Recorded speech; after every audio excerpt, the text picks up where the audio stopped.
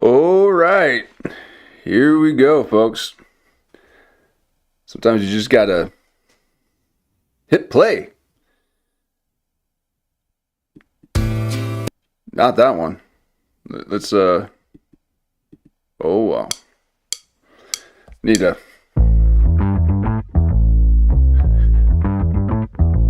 get into it. Here we go. Yeah, I'm so fresh like the morning. Welcome to the show. Like they yawning. Every time they see me, they in G-Shock. Homie, this is too far. Homie, I feel too alive. You can see me like oh a luminati. Man, you can see me people. like a luminati. But I'm shining so bright, so bright. Don't come and try to share some of this light, no. Give me a beat and I control it like a maestro. Ladies on a mission, they be trying to get me wiped up. Shawty, wait a minute, can't tell if I like ya. Gotta make sure you know how to shake it like a bartender. Team with me and they all winners. And you know we ballin' all winter, all summer. Jewelry around my neck is lightning, but I'm all thunder. 104. Keep coming with it. Keep coming with it. Keep coming with it. Place your bets on us. Get your money and flip it, yeah. Keep coming with it. It's an intro, folks. Keep coming Watch with out. You won't be seeing much of these anymore. Get your money and flip it. YouTube's doing away with intros and outros. The vibe's too strong. If you don't know how to move, then we moving on. Ain't no way rhythmic feet up in this place. If you can't catch the feeling, then get out the way. I've been reeling and Oh, that timer set up. It might be a little early. But I'm really out of space. All these women aliens, super foreign, so exotic. Hop in the Mercedes Benz, and I got them question like ice pouring the bub. It's overflowing on us. You drop it, then pick it up. I think I'm falling in love, but shawty, this isn't what you probably thinking it was. It's a vibe out, cooling it for the weekend and such. You gon' find out once you come on and bring me that up. Checking the settings. Checking the settings. Keep coming with it. Keep coming with it. Place your bets on us. Get your money and flip it, yeah. Keep coming with it. We'll trim all this. Keep coming with it. I can see why YouTube doesn't want intros. Place your bets on us. Get your money and flip it. Oh, hello, folks. Welcome to the show. Wow, we have got a lot to cover. Okay, I've updated things and enhanced my settings so that I can offer you a better quality product. It was just getting a little too pixelated, a little too digital. So hopefully we can get the quality up there, and maybe this would be the episode, the stream, to do it. Okay, because I was in the settings again. Whew. So you can get stuck in the settings. So thank you for joining us. Oh man, let's just get right to it. There's just so much that's out there. Okay. And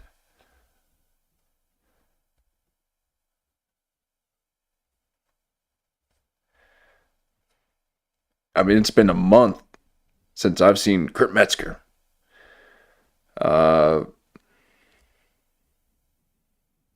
And thank you very much, Metzger, for the nod. I'm absolutely terrified that you commented. Please don't think that this means we will not cover you. We will continue to cover you. But we allow for some breathing room. Allow the traffic to go to the source. We're not here for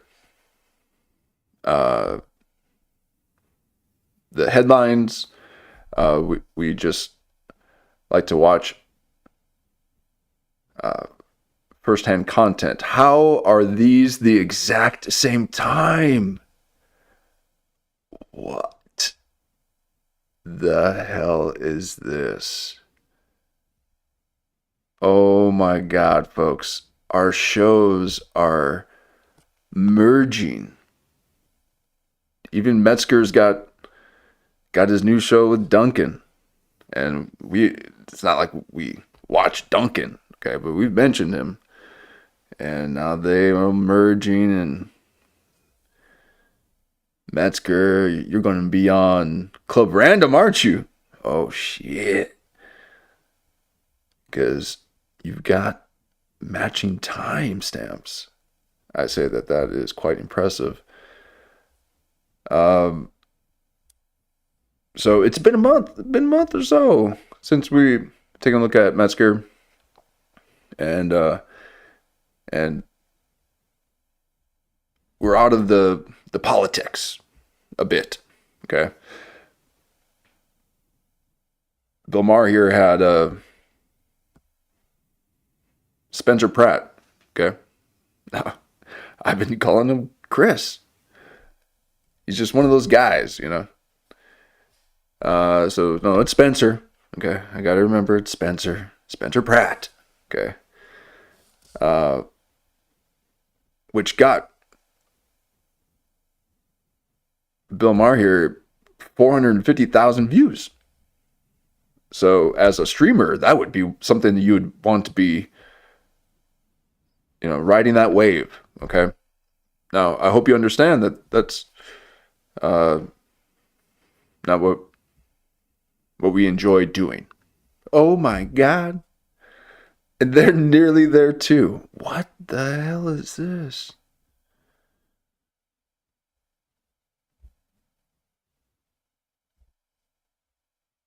Why do they have the same timestamp? Oh my God. That must be the number, huh? So yeah, it's Spencer Pratt on. Got 450,000 views. Lot has happened. I've even thought, oh, it wouldn't be. Maybe we could take a look at that video, especially knowing what we know now about what's been said about the election. Maybe take a look back. But then Lisa Kudrow showed up, and at some point,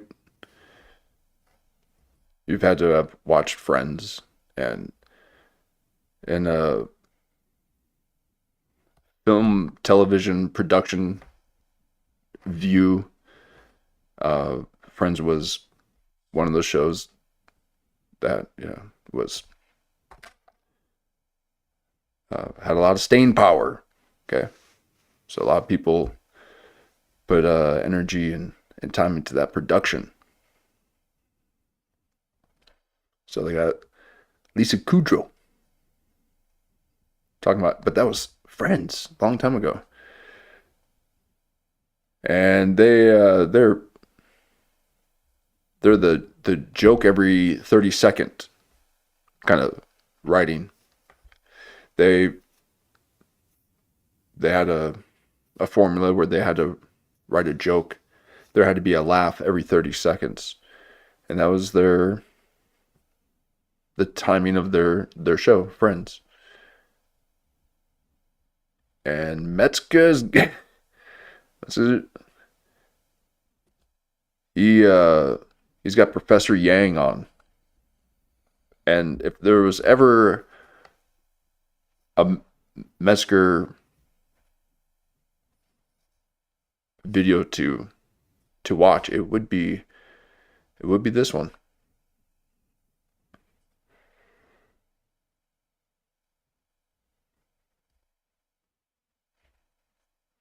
But it's been so long since I've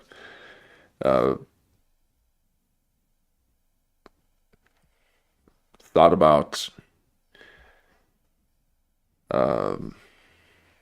Jehovah Witnesses and the GATE program, which I can't escape. GATE. Okay. GATE is in every part of my YouTube algorithm. I can't get away from seeing gateway projects, or not gateway, the child gate program. They're all talking about it like it's MK Ultra or something. So been a while since I've been in that MK Ultra stream. And it's been kind of, they got their Mystery Boy show. So,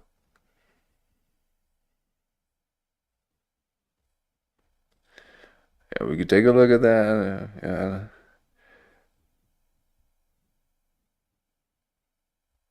Like, what are they going to talk about? And what are they going to talk about? Oh, man. I'm not interested in this at all. Like this comedy, or these I Soder, man, Soder. Uh, he's good. I mean, he seems like he can.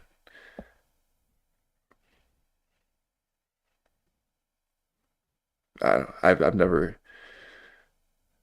Anyway, so there's this too. Oh my god, folks, yeah. Sometimes it's just hard to even want to watch this stuff. But this looks great.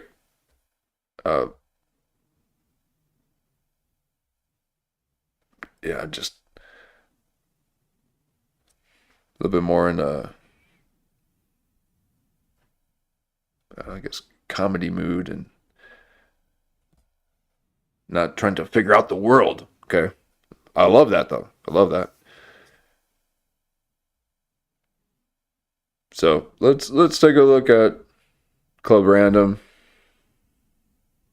This is going to be, kind of a softball pitch. They're just hanging out. I'm not gonna have to do a lot of thinking. I just can't. I can't get into a bunch of mental matrices right now. Okay, maybe tomorrow. But this is what it's been like all day, folks. I have, you know,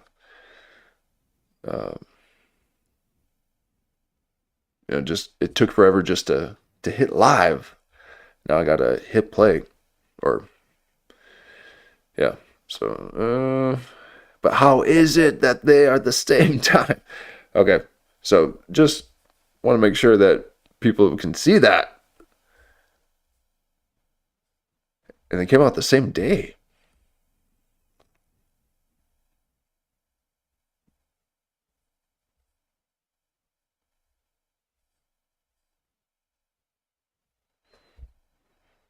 Interesting.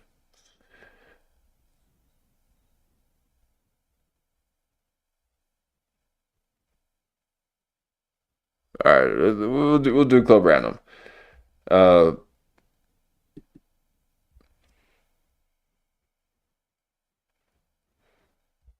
Maybe, and we'll check out uh, Metzger tomorrow when I'm ready to map the world.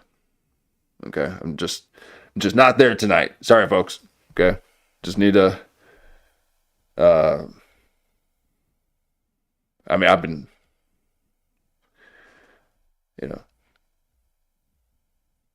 watching streams and catching up on movies, just trying to relax and not have to figure out the world. People are talking all sorts of,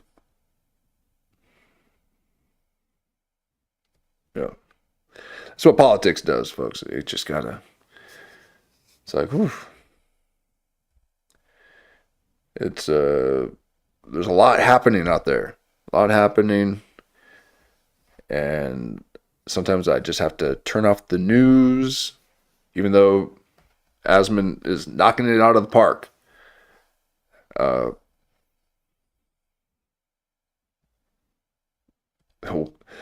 Wild stuff out there. And I'm not a gamer. Okay. He's basically like my news. Okay. That's my morning coffee. And this is my just time to relax. Oh, Bill Maher. But sometimes he just wears on me. Oh, Bill Maher. I've been really enjoying the show. Surprisingly, it in ways that we enjoy it. But outside of this insane lamp, the cheapest IKEA Amazon purchase you could find, it's just that lampshade is just barely hanging on top of the bulb. He insists on covering his drinks in a promo. Okay, it's not even. This isn't just you with Lisa Kudrow. Okay, you are just doing a promo and you're covering your drink. So it's these details that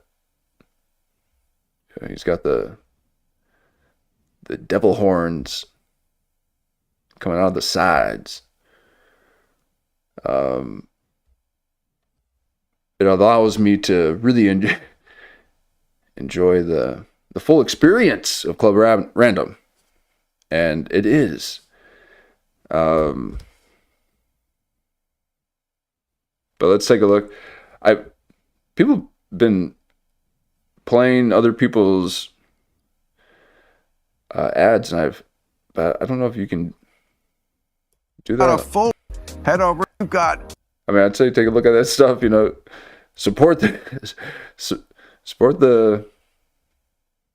millionaires. No, we're about the millions, folks. Let's not be anti-millionaires.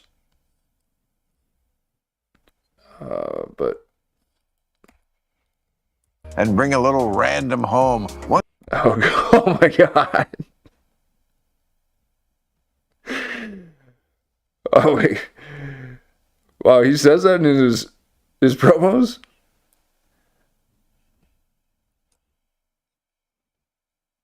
Pesty bringing a random home?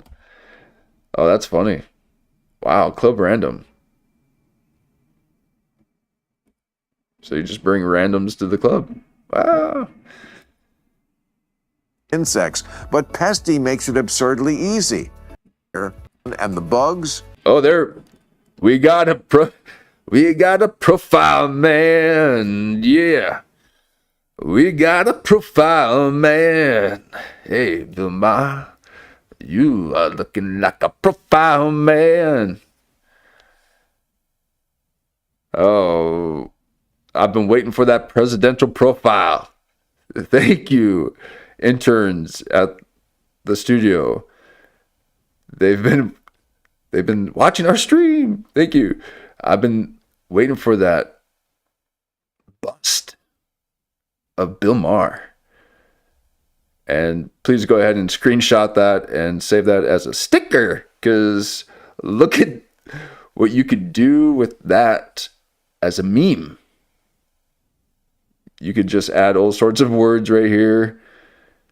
He could just be saying all sorts of things.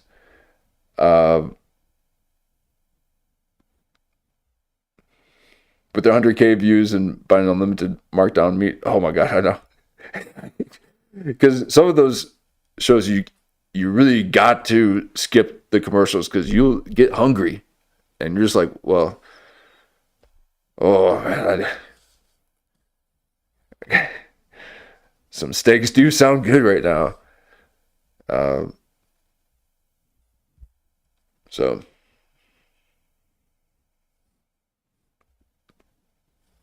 it must be food in this like upper mid market of podcast, because something like Soder is just selling shit. Okay, he ain't selling shit. But Bill Maher with his bust. The Bill bust. Presidential profile. We need to create a stamp of that, okay? He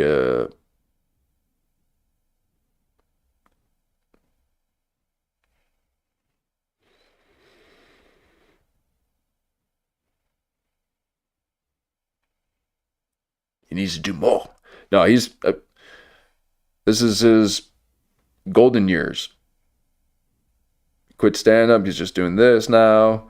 He can really put the energy into it. Gone. 100% bug free or your money back. That's the All right, here we go.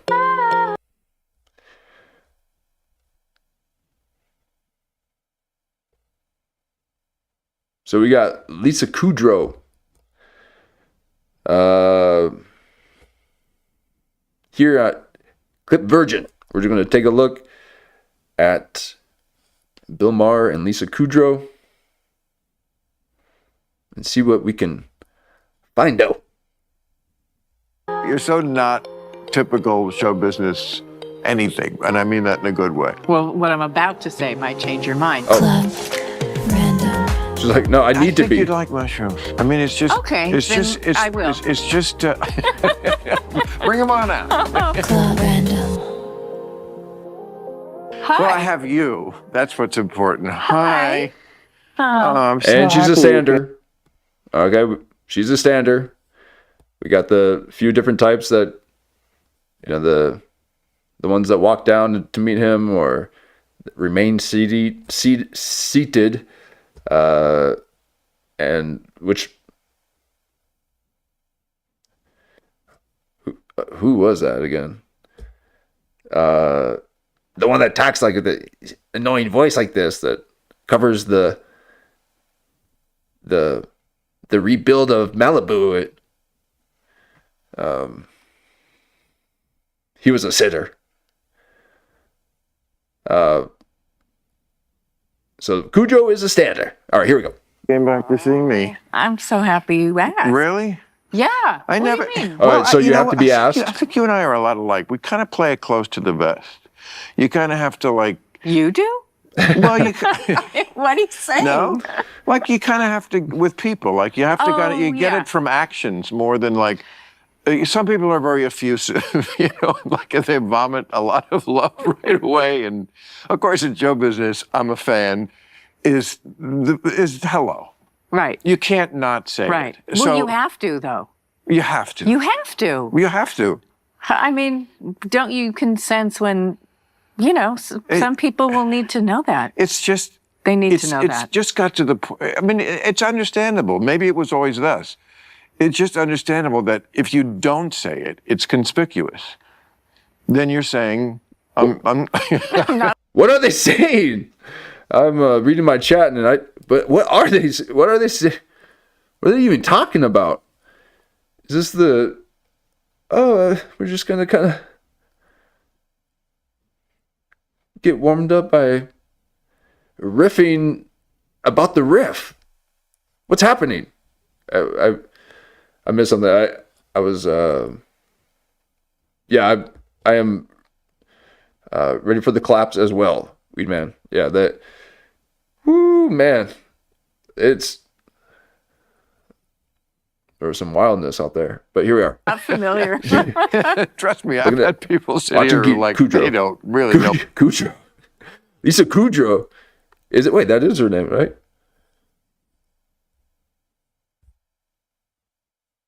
Is that how you? Wow, that's how you say it, Kudrow. Get your ass over here, Kudrow. Lisa Kudrow. Know what I do for a living. No. Oh, Who? Like, I'm not no, gonna I don't say mean names, names. but is there any like musicians or Yes. like well, just like not everybody watches your show. Younger. Not everybody watches your show. right? You know? That's true. You know, we all have our own. Some people are only watching ESPN or only Yes.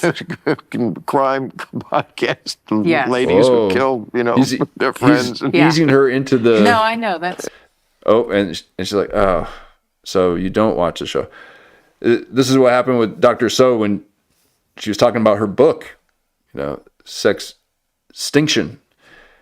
And she's like, you know, you read it, right? Or she's like, well, thanks for reading it. And he's like, yeah, it's topical. Okay.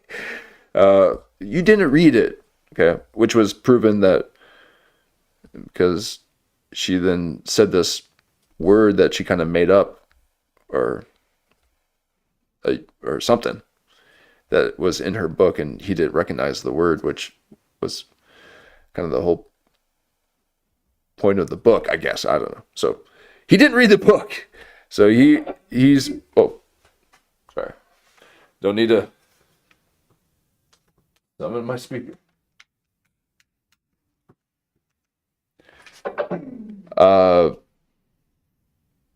So he's letting her down easy. I don't watch the show. Not too many people watch the show.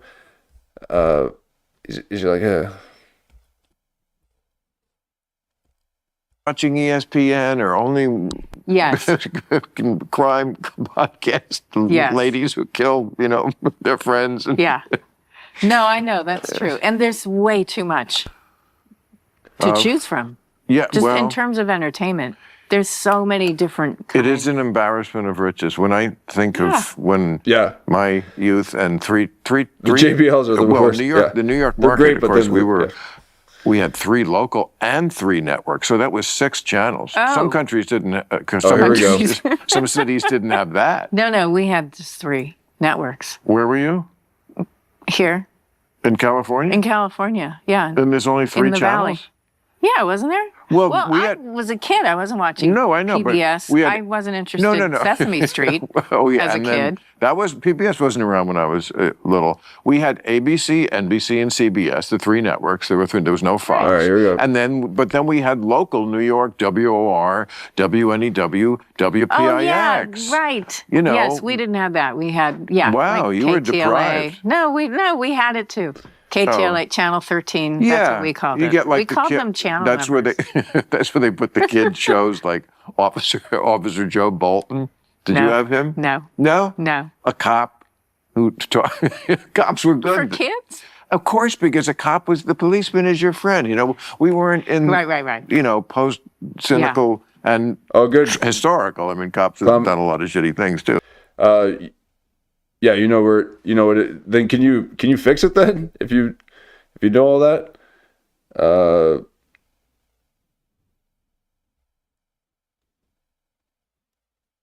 Clown Man there?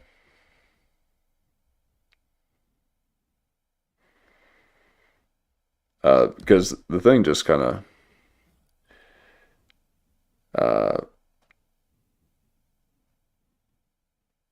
yeah, there's also a thing with the volume and yeah. So it's not. We're not making that up. No. But There's yeah, good but- and bad. yeah, they're good. Most of them, I'm sure, are, good. and we sure don't want to live. So is Bill Maher just talking about how? What are you talking about?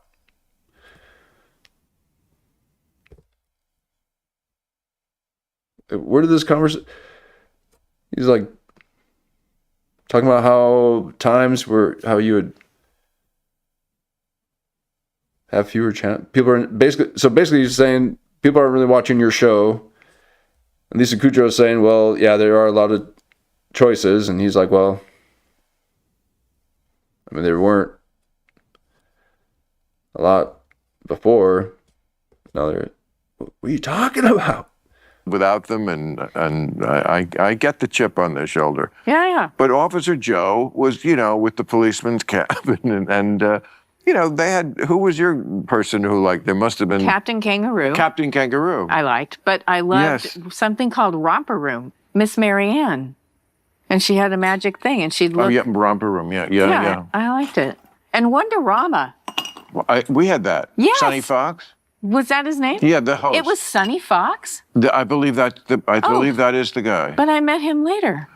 Sonny Fox. Yeah. I thought Sonny Fox owned Toys R Us. It could, Okay, it I could don't be a know. different Sonny Fox. No, but he was Or friends maybe I'm with... just making that up. No, you know? I met him through Howard and Betty Fast. You know Howard Fast? No. who's The that? writer? No. He wrote Spartacus. and Spartacus. No. He wrote No, he so didn't. many. Dalton Oh. Trumbo wrote Spartacus. No, that because that was a big the blacklist. Howard Fast. Howard Fast was blacklisted. And he wrote Spartacus? Yeah. Why do I think Dalton Trumbo, who was blacklisted, wrote Spartacus? You got him confused with Howard Fast, who was Well, blacklisted also. Okay, Dalton Trumbo. Oh, Yeah.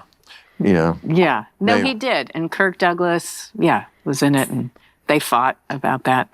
Well, whoever wrote it did a fucking awesome job.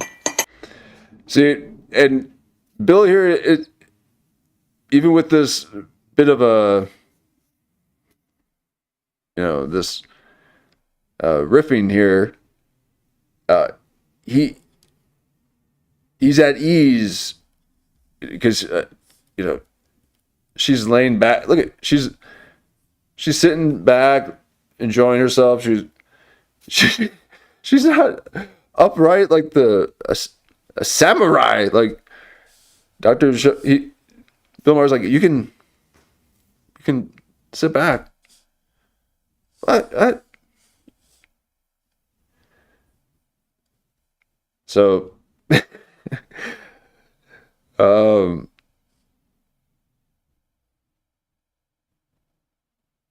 but Bill Maher, he's like, he's still,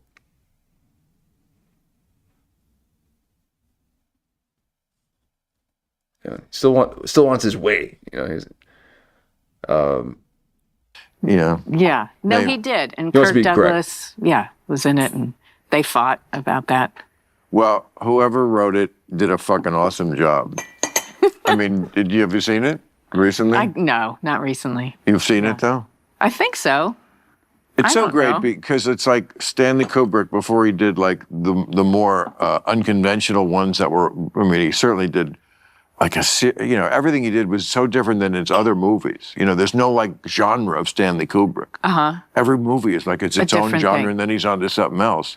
But like that was 1960, and it's great to see that master of like the far out when he just said, "Okay, this is a studio picture, and I'm just going to make an awesome studio." I didn't know he directed it. I had no clue. Stanley Spartacus? Kubrick. Yeah. Uh-oh. What are we talking about? Maybe I don't know.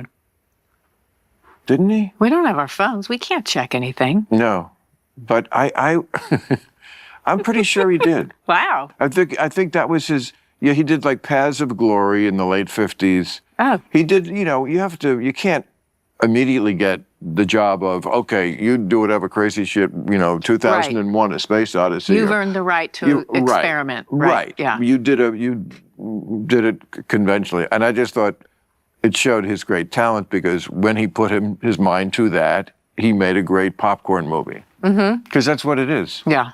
It's a real lump in the throat. I am Spartacus. Yeah. I know that part. yeah. She's like, I know things, Bill. Okay, I don't have to constantly prove it to you. He's like, I know it. You don't. No, I get it.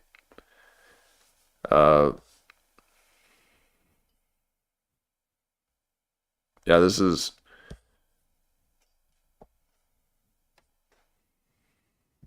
They're going to be constantly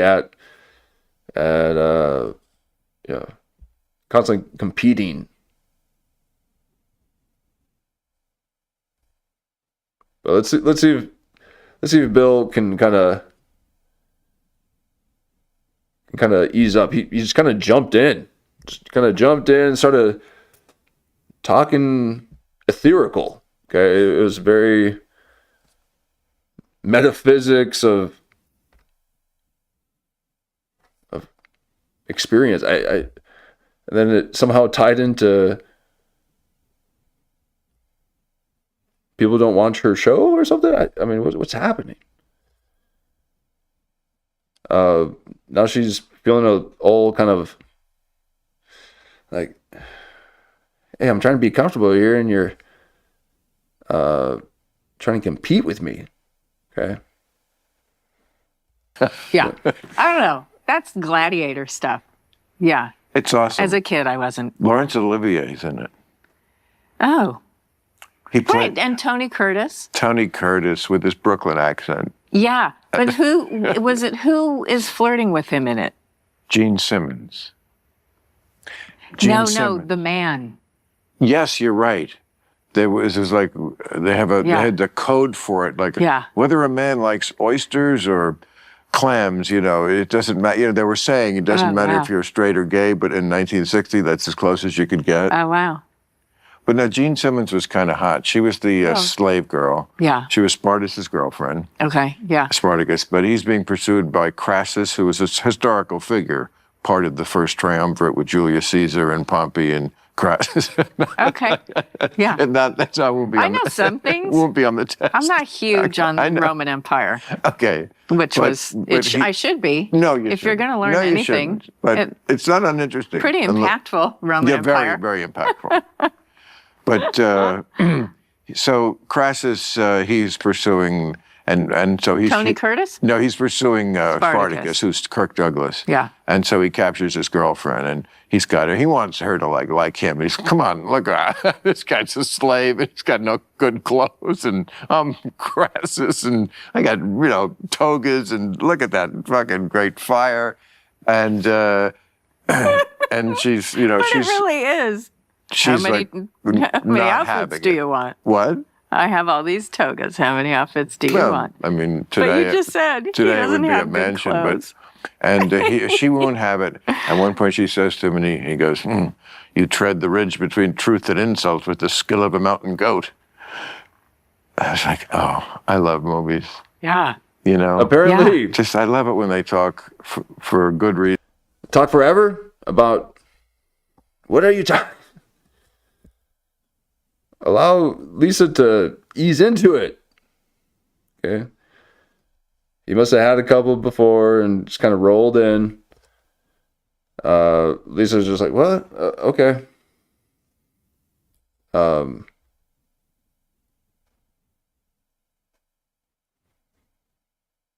Reason not like we talk, because Right. you ever read a transcript of anything you've said off the cuff? Oh, yeah. So bad. Well, Right. sometimes, yeah. Sometimes. Well, there's She's like, well, not for me. Okay. So she's like, oh, but yours are? Okay, talk more about that. Bill Maher. She's like, oh, do share. so bad. Well, Right. sometimes, yeah. Sometimes. Well, there's just a lot not of you. Yes, me. Off the cuff. Of course, No, you're because quick. We're quick, but what I'm saying is we lard our conversation with all this conversational spackle, these ers. That's what you just did. Yes. That's what your whole intro was. That's what my whole intro was. Oh man, I had to ease into it.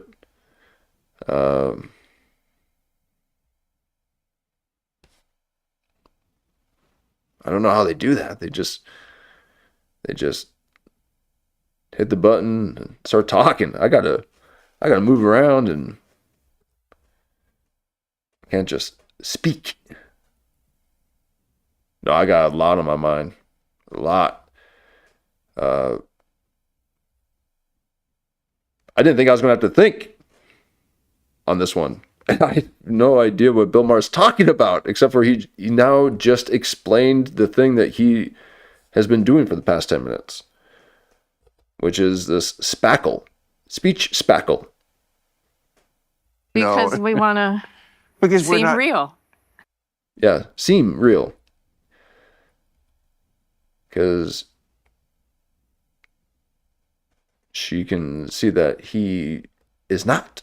No, it's because we weren't raised in Britain where they would, they used to they didn't say like. I know when I do read how many likes and I means and That's what I mean. But it's then okay.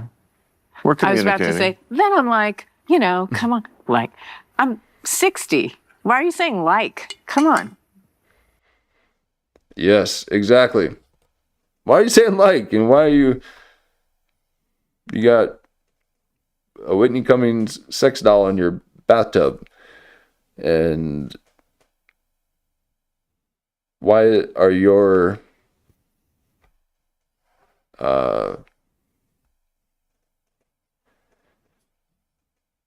what do they call it? The closed captions. Why are they bad? This is Kudrow can sense that something,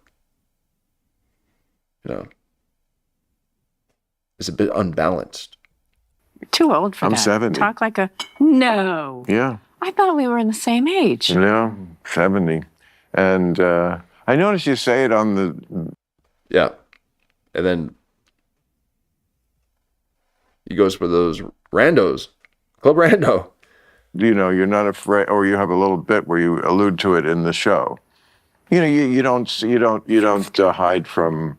60. Oh yeah, well, I not to whispered. bury the lead, but I told you when you were here before. I'm the biggest fan of that series. Oh. I was so beyond delighted and shocked. I didn't hear anything about it till it was on, Oh, and I saw okay. it listed. I was looking. I was like, I'll watch these again. And it was like, oh, there's a third season. Yeah. They kind of kept it quiet there.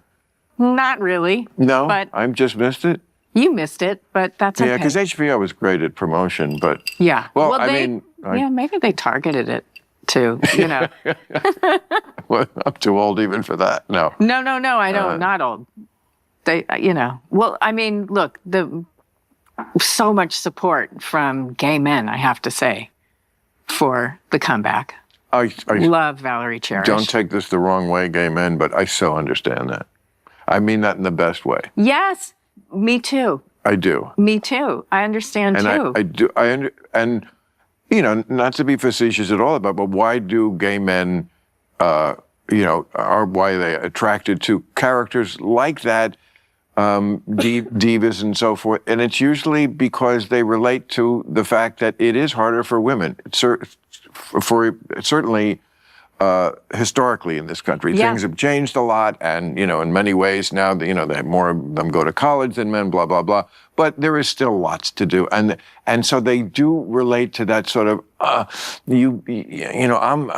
not on top, but I'm going to get onto the top, and you have to pluck and spirit. get along to go along, right? So there are compromises, and someone's not going to be nice, and you have to just having a bad day, I guess. You have to alter reality just a little bit because Lisa's really good at that. She's really good at just like, okay, that's that thing that just happened, and I'm just going to acknowledge it and walk away, or just be okay. Yeah, that acceptance of, but completely outside of it. Be part of it, Lisa. You must be part of the experience. Quit observing everything. I got the Bill Maher bust at the tip of my lips. Bill Maher did a presidential profile in his promo. And it needs to be saved as a sticker. Here we go. But it doesn't serve you. honestly, that character itself Yeah. should be in the Smithsonian with with Archie Bunker. Really, I'm not kidding. And Fonzie's jacket, and it so captures an era, and Yeah. and just something in the culture. I can't put my finger on it. I don't have to, because I know it's there. Yeah. And it's just, it's this combination of, somewhat bravado, but when she needs to be like that, you just love that courage that comes up, because otherwise her instinct is always to get along, and to like make people like, and of course maybe it's me having spent a decade as an actor, I know the desperation of actors, but you kind of like you do it in such a way that it's the desperation that we all feel, Yeah. that we relate to. But- it's just genius. But the fact that you don't take it personally or feel threatened or like that's fantastic. Thanks. Threatened. Well, there are a lot of, I think, I don't want to say it the wrong way, but Say it. there are a lot of straight men who just feel bad for her and can't bear it and can't watch it Wait. because she's being treated so horribly. First season. Oh, okay. So they're talking about her show. Sorry, I was not on that whole wave.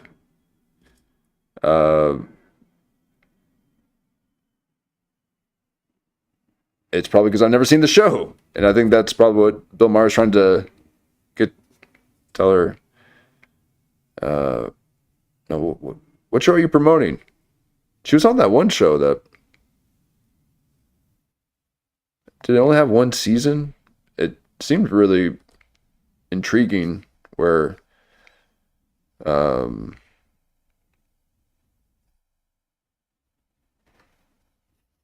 like bought a house and they but it burnt down or something. Other families involved.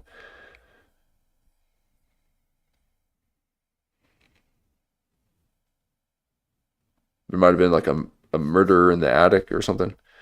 Some strange kind of show. It's like a 45-minute, 1-hour drama that she had done a couple of years ago. And I think it just had one season. Maybe two.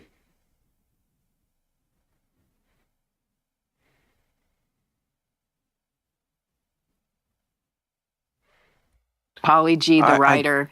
I got to say, that character was right on the edge of. Never made me think I'm not going to watch the show. I loved it too much, but like it was. I mean, I hope that actor is not like that in real life. He's not. Okay, He's also because the dad on Young Sheldon. Now he was. Oh, they okay. finished Young Sheldon. Okay. He's fine. Lance But he Barber. just- He's great. He was so terrible.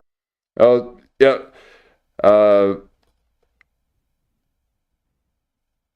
Appreciate it, Weedman, and the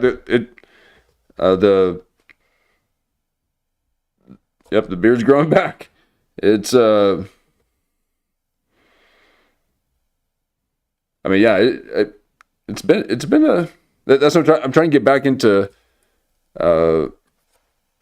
streaming regularly, and I think by doing them earlier, I'll be able to do them at some. I don't know. I'll figure it out. Summertime is just a little bit of a different schedule, but yeah, I got to keep it growing. So that's what I do. I shave it and just let it grow, and then when people start mistaking me for a homeless guy and they start kicking me out of stores, it's usually the time that I gotta shave it again. I'm one of you. I'm a consumer. Please let me purchase. Now, I've foregone my consumerism. Okay, creationism. We must be producers and editors and oh god. No, let's make things. I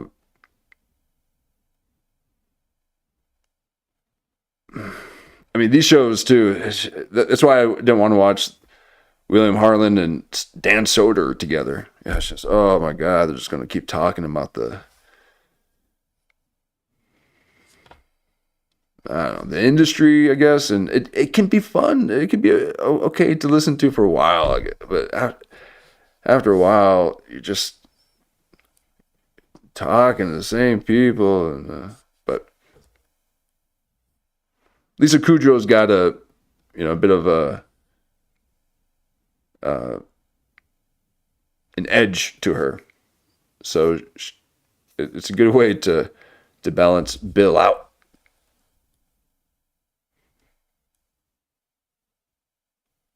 But it also has to do with the show that she's on that I still don't know the name of, okay, let alone the characters. Just, sorry, Lisa, I'm going to have to do it. Let's just talk about Friends, okay? She was in other things, right? She was in other things, for sure. Sorry.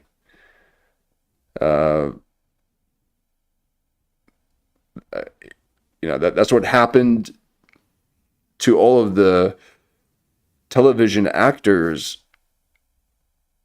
during that time. You're just so identified by a character or the show. It's hard to do other things outside of that. Now they're all doing, they do anything now. They sing in black and white on a Zoom call. For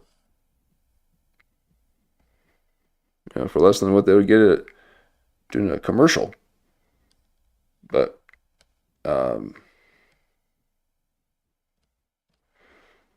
it's this or politics, So that's why I didn't watch the Spencer Pratt one, even though that's a $450K.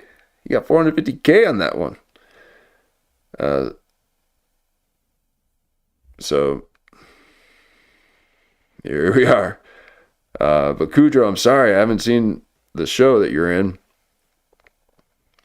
But there was a time that I enjoyed Friends. And while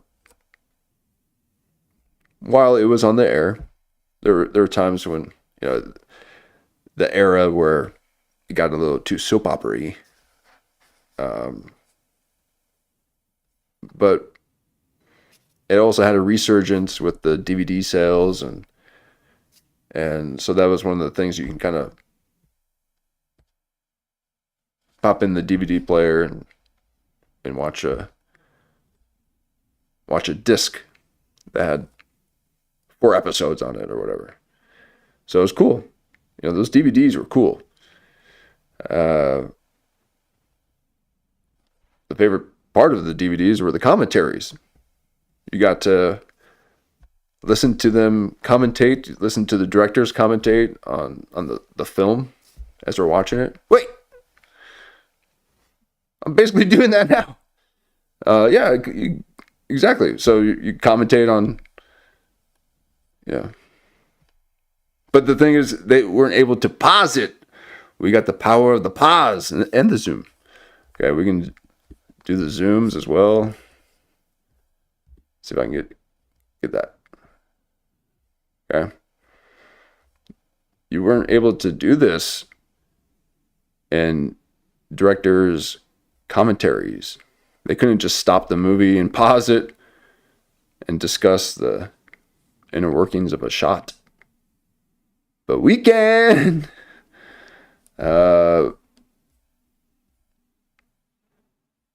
So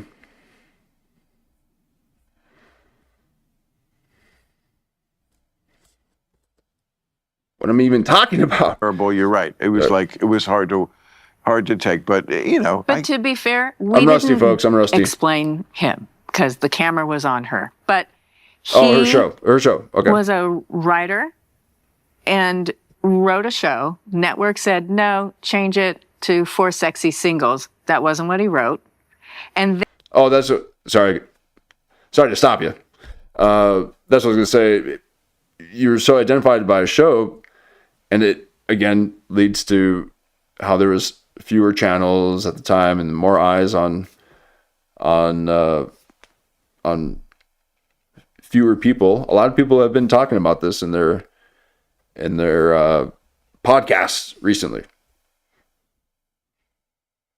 Harlan Williams talked about that and Jimmy Kennedy, how things, used to really catapult you to this, fame. But that occurred because there were very few ways of getting those kind of eyes on you. And in order to even be that, you had to be really good at something, or you had to know people. Okay.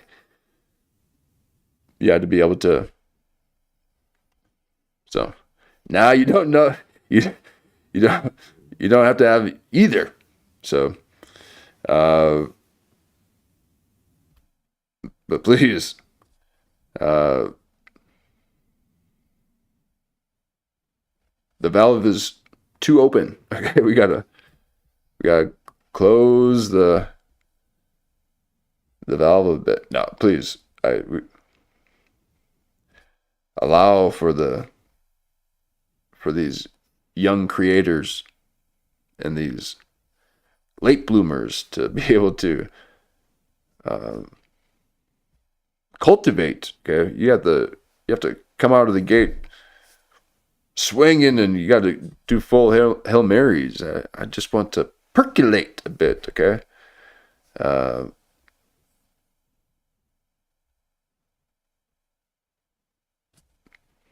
Because after seeing how streamers actually do their show, oh my goodness, I got a lot to work on. I didn't realize it is. They're on X and they're just watching all this stuff and like, wow, look at this. It's like, whoa.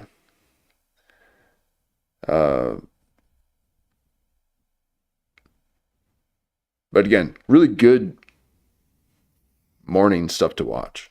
Okay. Then they said, and to hedge our bets, you got to keep that older one because we're doing a reality show and you're going to have reality cameras around. Yeah. Of course he's pissed.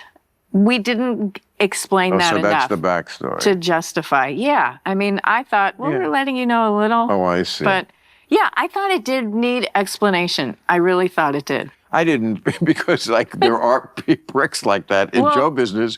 And thanks, Shaq. Glad to be back. Is also true.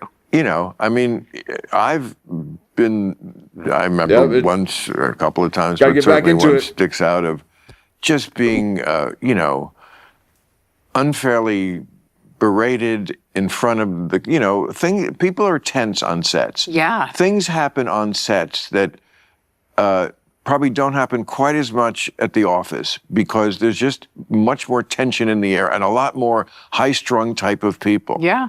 And no, as if there's so much at stake. Right? Isn't that how it is? Of course. It's like, we don't have time for this. We're going to die if we don't. What? Get a better joke. I don't know. Yeah, the egos are outrageous. But also the money's outrageous. Yes. Yeah. Okay. And Reedman brought up a good point. Oh, it's Lisa Kudrow, the one from Friends. Yeah, Phoebe. Yes, I just, but you're right. I shouldn't just assume. Okay, I shouldn't just assume that you guys know or recognize Phoebe from Friends. And but yes, Phoebe, and you have to really put the accent on the right spot. And I can't seem to do it because I like to call it Phoebe. No,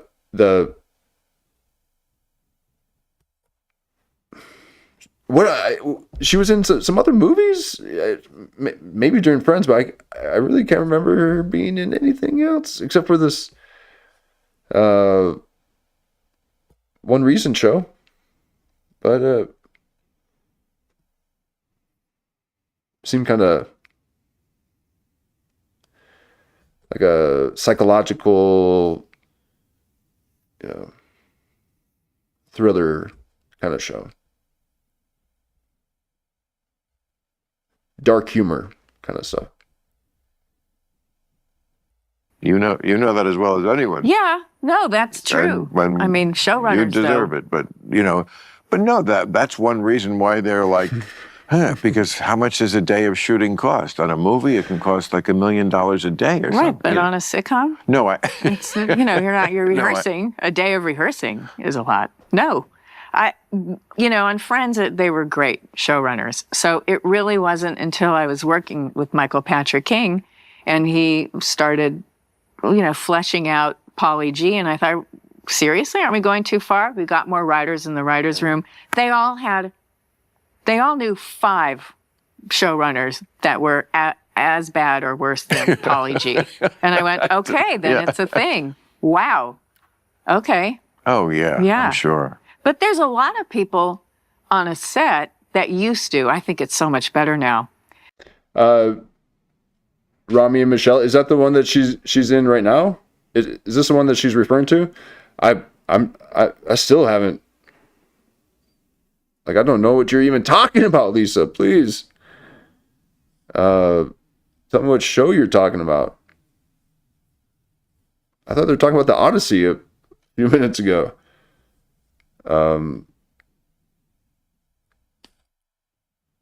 Just talk about Friends.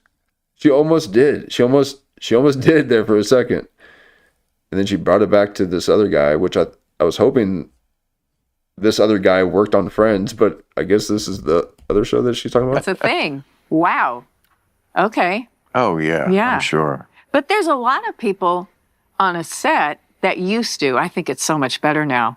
Take it out on the people they can take it out on. If Oh, wait, sorry. I thought I backed it up, but here. far, we got more writers in the writers' room. Out Pauly G, and I thought, seriously, aren't we going too far? We got more writers in the writers' room. They all knew 5 showrunners that were as bad or worse than Pauly G. And I went, okay, then it's a thing. Wow. Okay. Oh, yeah, Yeah. I'm sure. But there's a lot of people on a set that used to. I think it's so much better now. Take it out on the people they can take it out on if you're not number 1 or 2 or... This thing I just alluded to, Yeah. that is exactly what happened to me. Were you a guest star on something? I was a regular on a sitcom.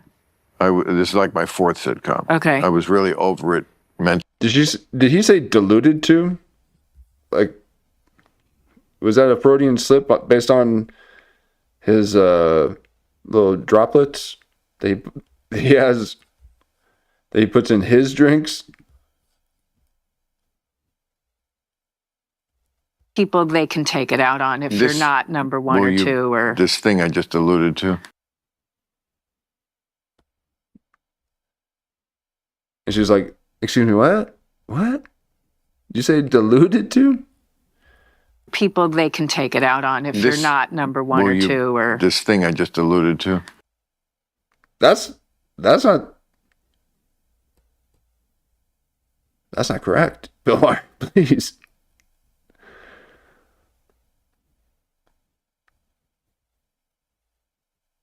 What are you putting in the drinks? The gin. Yeah. That is exactly what happened to me. Were you a guest star on something? I was a regular on a sitcom. This is like my 4th sitcom. Okay. I was really over it mentally, and it was like my sitcom career, thank God, was... Oh my God, yeah. Ooh, Clown Man, yeah. I wonder if Lisa Kudrow will talk about Matthew Perry. Okay. Matthew Perry's death was something. I mean, we've gone through it actually a few months back, many moons ago, and the connection with Batman, and same thing with Val Kilmer, and him being in basically like a back rooms of with that artist Cho, who did all the Facebook murals and got paid by stock and became like a multi-millionaire. He was with Val Kilmer a few days before Val Kilmer died, or was pronounced dead. And they were in some padded room where you had to scrunch down to get into the door to get in. And it was white padded room with a window. And they were sitting down. Even the floors were padded. And he had a Batman mask. It was all splattered. And there's been a very deep connection with Batman, art, and Epstein. So, it seems like there might be some type of vigilante work. Maybe these people are getting, these are paid assassins, and they carry out these bounties, and this is the way that they signal. They give them a piece of Batman art, like a painting out of the remains. I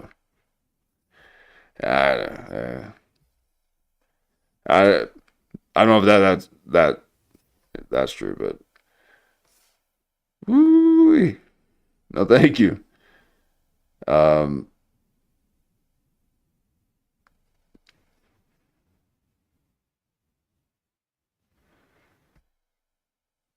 I don't know. Maybe he just likes Batman. But it doesn't seem good. But the Matthew Perry thing on his Instagram had all this Batman stuff. Okay, videos of Batman being shown on his screen in his home and all it. And it was filmed,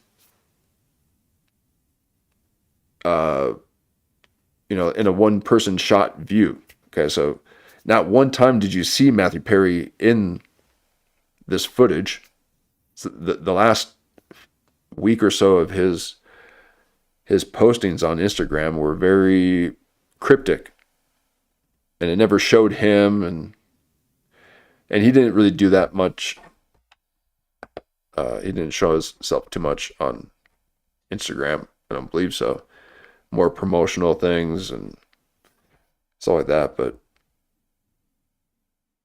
someone else could have easily just been filming it, allegedly, and done all that, and that was just a way to signal that they completed the task. Okay, because there was photos of Matthew Perry in the hot tub from somebody back in the bushes. Okay, it wasn't like someone part of the party. It was like a long lens, scouting photo that I'm too familiar with. The old eagle eye. And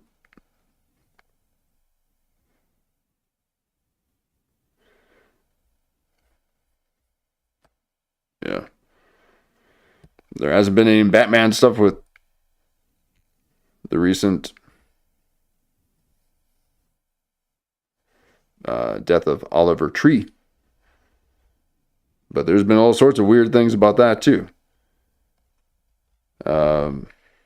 So what happened to Matthew Perry? Now, does Lisa Kudrow even think about it? Much like David Spade is just very much connected to Chris Farley's memory, and almost non-apologetically so. It doesn't seem like that's something that he, shies away from. It's something that it seems like he's proud of doing, which is great. But just that tie,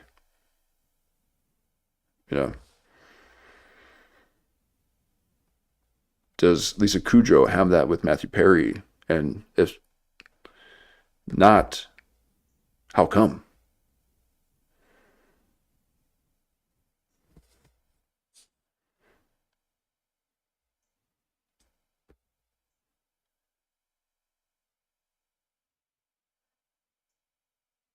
Yeah, it it just keeps going, you know.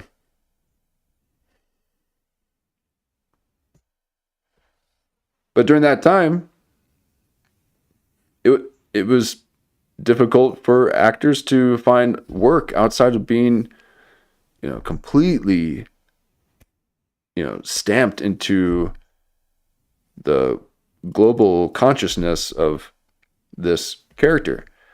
But now that that's been diluted, okay, thank you, Bill Maher. That impression doesn't last as long. So,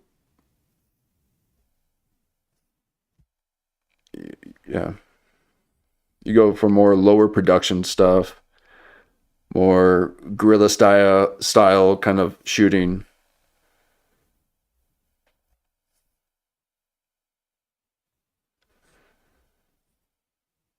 Bunch of slop. I need some big productions. Now, it's gotten so expensive, right? I mean,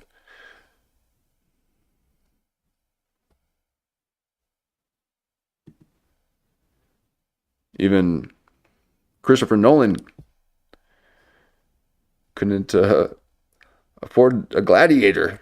Oh man, what kind of psychological warfare is Elliot Page going through? This is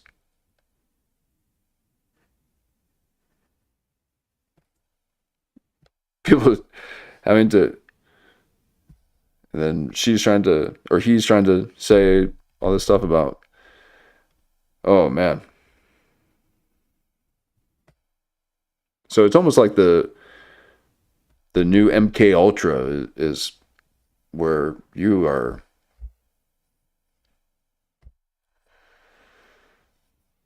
Yeah. I don't know, it's too intense. That's too. I don't even want to say it. Don't even want to say it.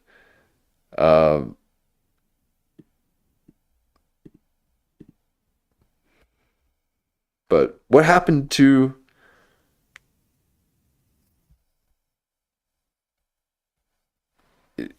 Joker?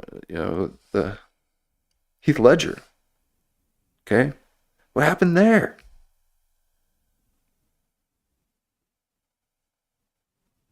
Is Christopher Nolan trying to really like do stuff to people?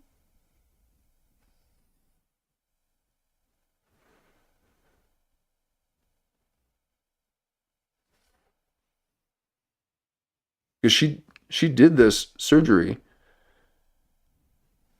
He did this transition surgery after Inception, after she was on the film of Inception. So, and she's mentioned before that during an interview of the movie, before the transition, she said that the movie was really crazy and intense, and she had to go live out on a farm for a while and to recalibrate or something. I was like, what? Anyway, Lisa Kudrow, tell us about Matthew Perry. Okay, the Batman shit is crazy.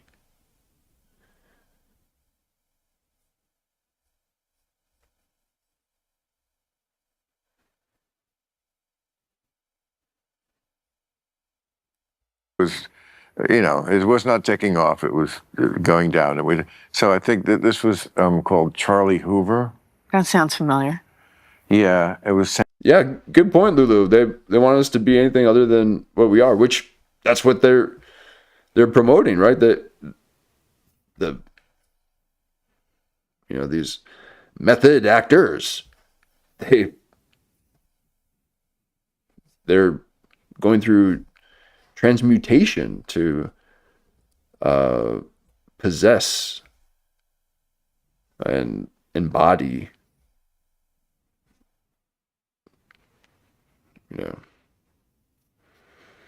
this light energy, magnetism.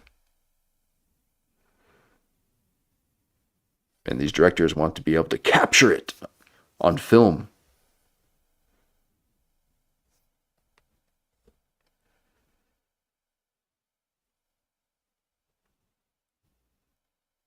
Ain't never gonna happen. No, I've got a. Oh, folks. Oh, the phenomenon, huh? You guys know about the phenomenon? The whole human phenomenon? Okay.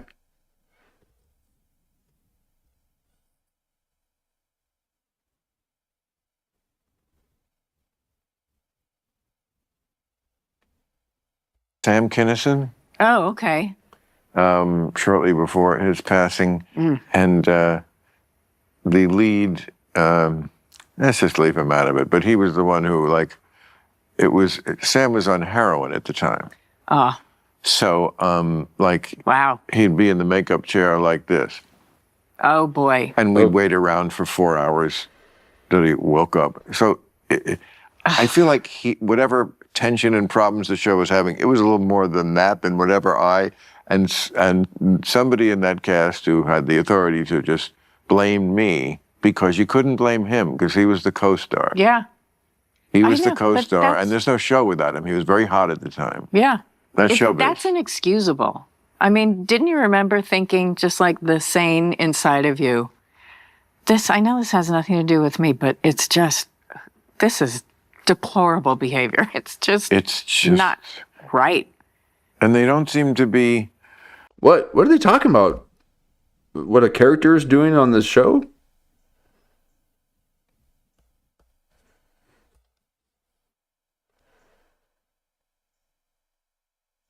What?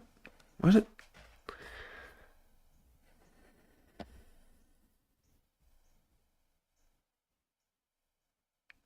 I have no idea what they're talking about. Self-aware of it, man. Certainly not at the time.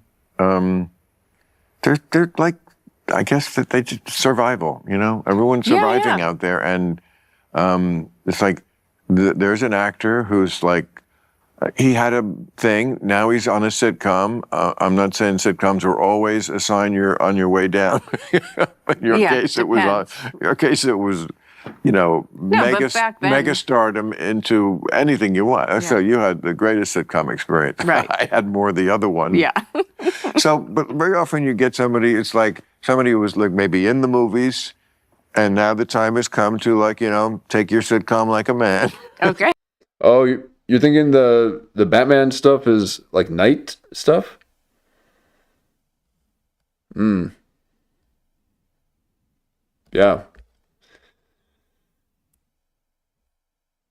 Yeah. Yeah, so there's like justice with it. So they're justified in doing it. But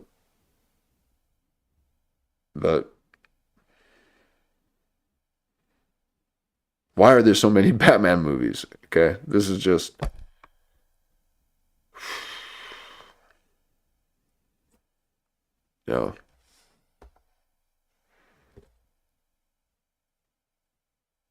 I went to a theater for the first time in a long time.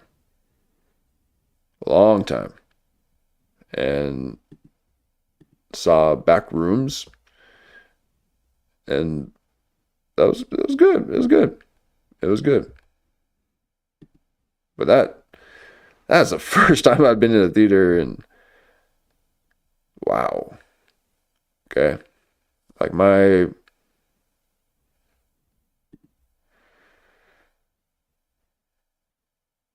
I I would say since Iron Man. Okay. Once all the I never saw any of those superhero movies. Uh, and people were still going to the movie theater during the beginning part of that time, and they seemed to stop. Uh, yeah. So enough with the Batman and Superman shit.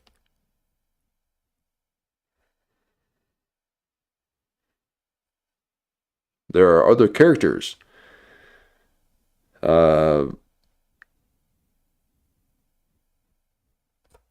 And that's why, yeah, it's like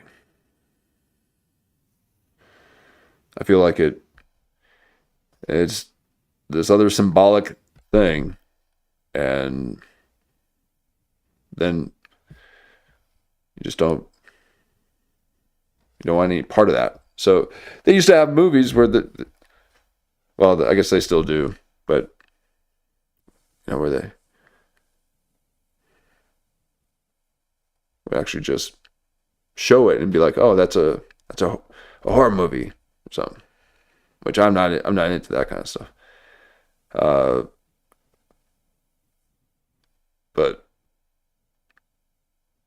yeah, they still do it now. But I wouldn't know. I haven't seen a movie since the DVDs.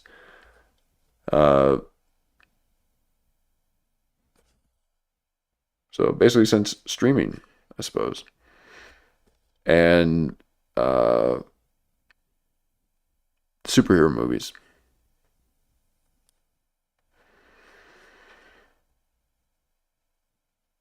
But Backrooms was good. It was good. But yeah, apparently, everyone's talking about how much they hated Disclosure Day.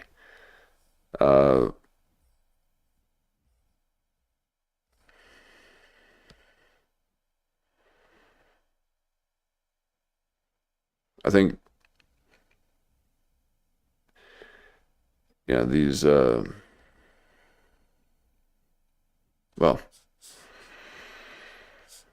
I don't know. It just doesn't have the impression. I don't think movies have that long-lasting impression on our psyche any longer.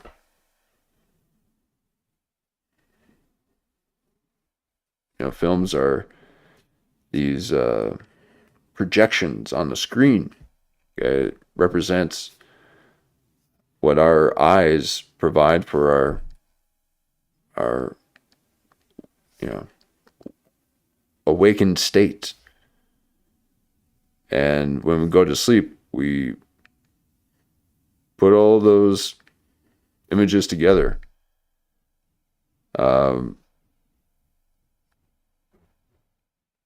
So there are more things that provide that light. So when you're looking at the sun and close your eyes, you can see that impression still in the back of your eye. But if you add more light to it,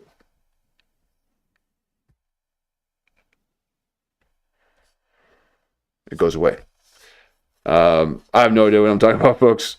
But movies suck now, so I'm not going to do them. This is way more fun.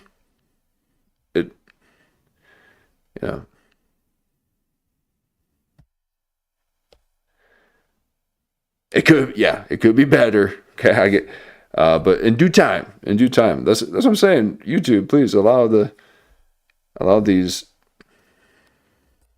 channels to experiment. Okay, I miss those experimenting days. I got locked into a format, but now that the beard's growing back, I'll be getting my Jebediah back. It's been so long. But here we are. Come on, Eric Stoltz. Just fucking get rid of your pride. And so you got a guy like that who's like, oh, okay, I gotta make this a. Yeah, and movies, do suck now. The movies have gone political too, so it's just, if you don't like this movie, then that means that you're this kind of person, and all. It's like, what? I remember people would just get a little bit agitated at Quentin Tarantino for showing a little bit too much violence in his films. There wasn't any, no one really cared about anything else. We cared about other things. Okay, so it shows that people have fewer and fewer things to be concerned about. Oh man.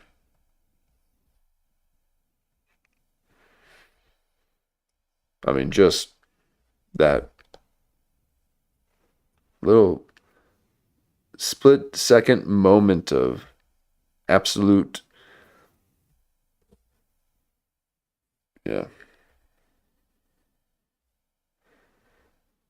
attention on everything, because there's nothing to attend.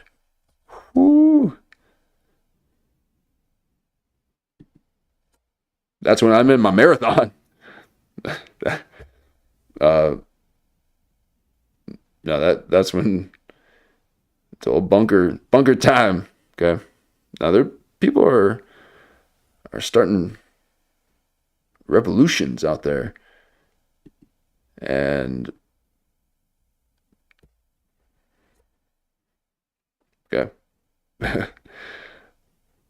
I used to watch 80s ski movies. Okay, those movies that they were always on the ski slopes, wearing the neon colors, and they're like, what's it like? Is it K9 or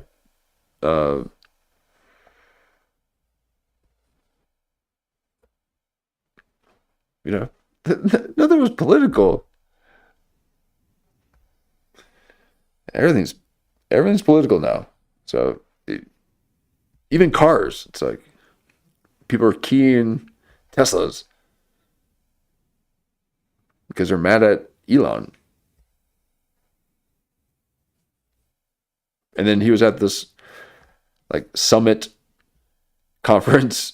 He teleconferenced in, and she's like, "Well, do you feel like you've learned your lesson? Do you feel like you won't be going after all those? Your Doge program won't be eliminating all those NGOs or whatever." So wild. I fell off this rung of movie stardom, right? Now I'm on this rung, TV. Like, people have made that into a big thing. Burt Reynolds had a hit show. And, Yes, there's a lot of violence. Yeah. Yep. Yeah, exactly. I mean, even the way, because Lou was saying, I noticed the violence in movies that the others pass over. Yeah, and that's how I am with like gore and that kind of stuff too. It's just like I'm not. It's not that I'm uncomfortable, but I just like a different kind of energy. If that's part of the movie, that's fine, but not like the. Anyway, so I'm not into that. But the what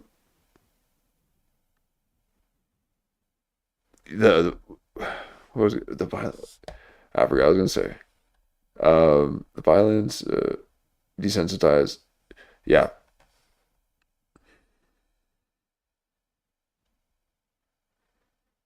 Yeah, I was gonna.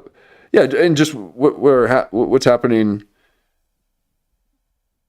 with all these mob, these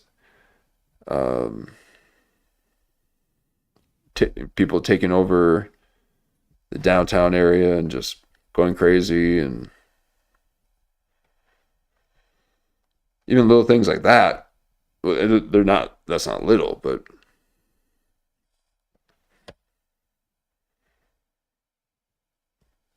it's just a different way to interact with the world.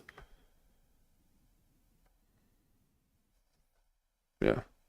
What happened to Reader's Digest to get all the updates?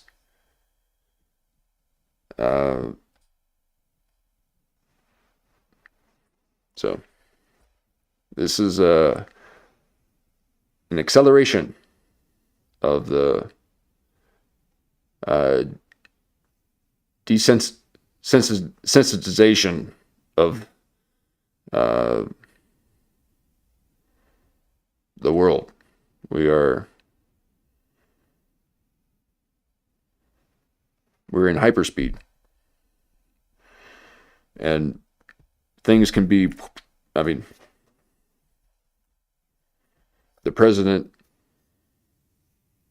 types something and it happens.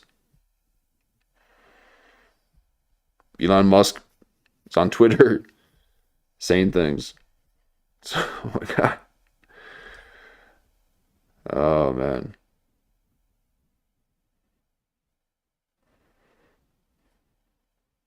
I just want to watch a show, folks. Okay, I just want to watch some entertainment. And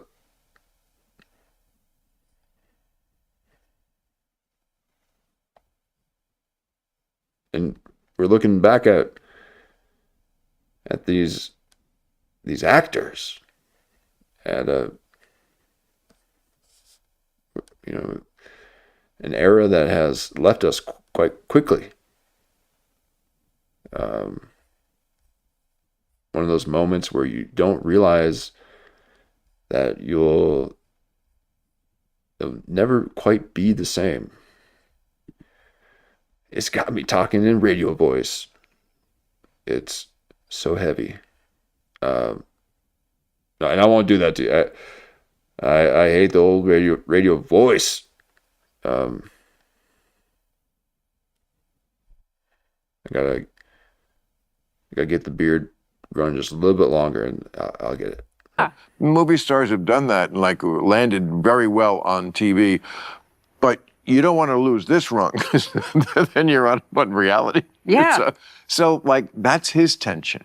Right, That's why but you're leaving out the other part of that tension, which is, I don't even want to fucking be here. And now I have to deal with overdose and, and this guy who's so much funnier than I am. Yeah, this wise-ass comedian. And look, I'm not saying I couldn't have said something that was inappropriate. Lord knows I never have since. But, yes, could I? But it wasn't. I think if it was anything, I would have remembered it. But I sure do remember getting my ass torn in front of the entire crew and, just the whole set. You know? And it's like, okay, and like I said, choose your analogies wisely, folks. Okay.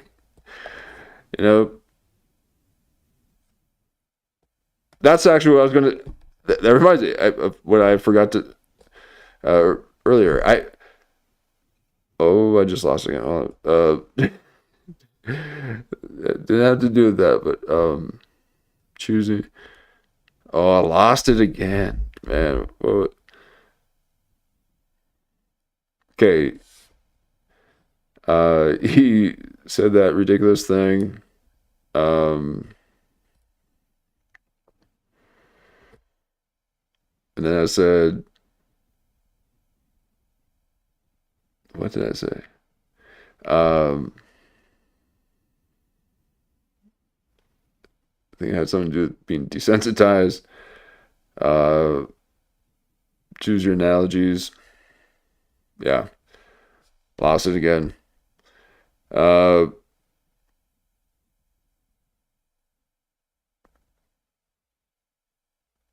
This show has really got me I'm in a wash. Okay. It's like I'm in the ocean, tumbling and in the wave. What did? Just start talking about Friends. Okay, sorry. Maybe it's because of that. Because I'm thinking that they're talking about Friends. Who are they?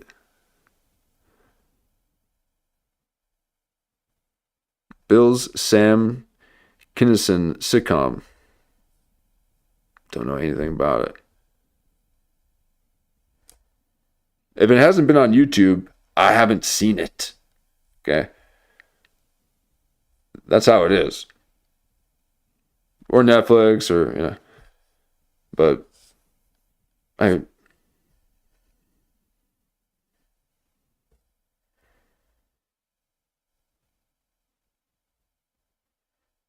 yeah. Oh, and all the other apps too.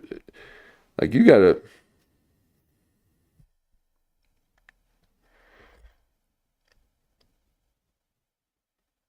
Like there's nothing out there that's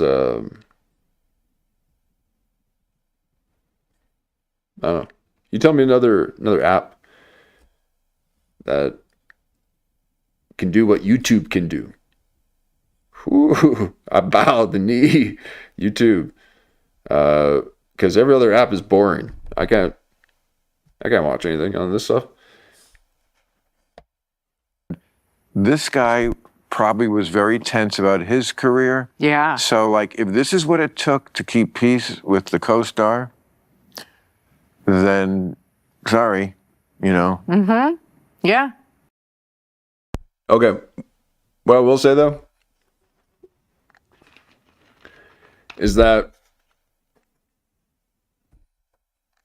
because there's not a lot of really good movie. There's good movies that are being made. Okay, I'm just not privy to them because that marketing, that means to market and campaign and all that through television, through the ad, the ad advertising agencies and yeah, you're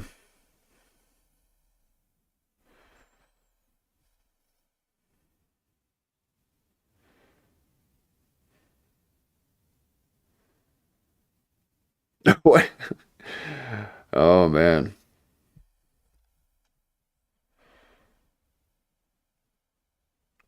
What was I even talking about? Oh boy.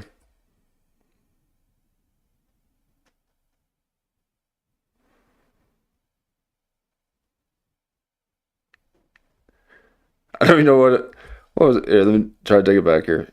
Something she said. then sorry, Mm-hmm. Yeah. No, yeah. show business No, is I think I had things approaching that. Not that bad because I was never enough of a threat, but a threat. Oh God. Self-deprecating. Please stop.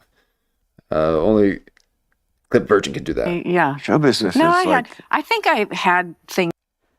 So let me see if I can get back on that train of thought. And like I said, this guy probably was very tense about his career. Yeah. So, like, if this is what it took to keep peace with the co-star, then sorry, Mm-hmm. Yeah. No, yeah. show business No, is I think I had things approaching that. Not that bad because I was never enough of a threat, but a threat on Friends. Who doesn't? Okay, and there it is on Friends, because we all just want to get back to start talking about Friends, please. Okay, it's okay. You should. Jimmy Kennedy still goes to campaign those little conferences for Scream 1 and 2. He wasn't invited to the third one.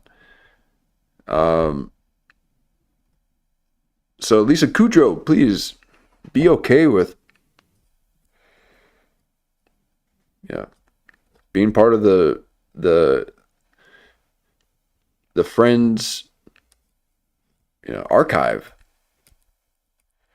Oh, there it is. The old presidential profile. Please do yourself a favor and save this screenshot and then create a sticker. You can just put whatever you want right there. He could say all sorts of things. Oh, you want to do it to kiss you? Oh, ooh. He's like, ooh. The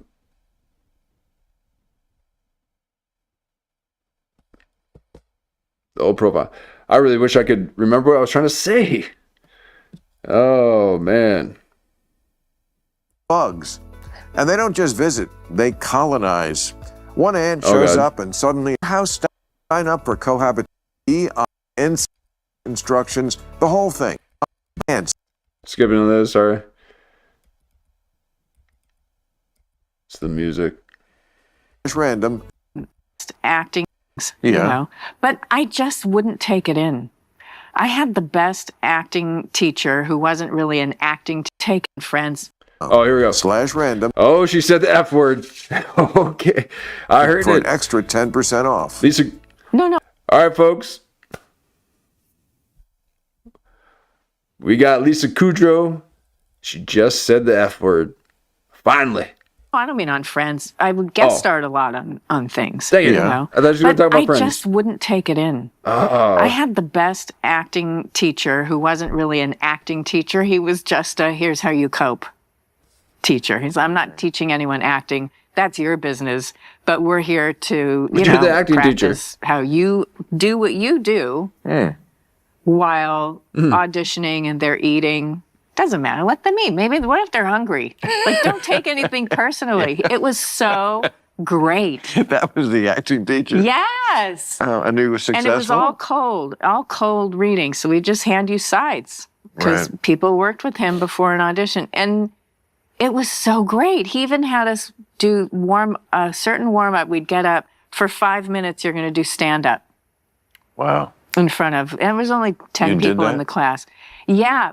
How'd it go? Well, you didn't plan it. You didn't write it. You just stood up and spoke. And wow, imagine that.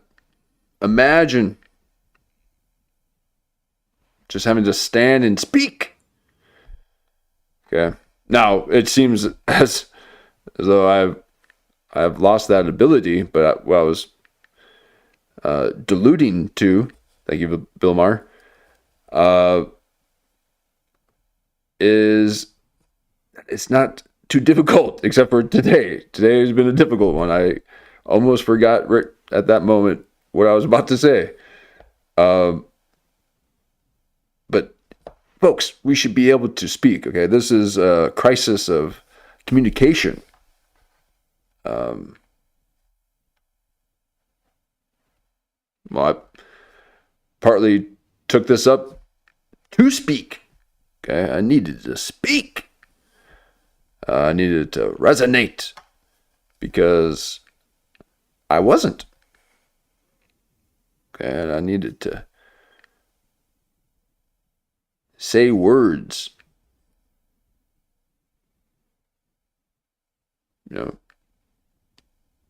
Human.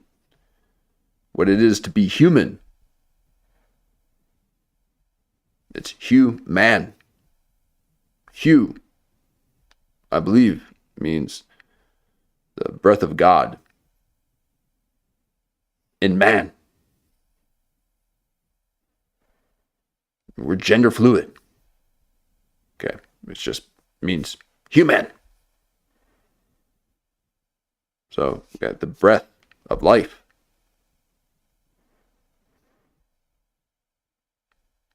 We're not cyborgs.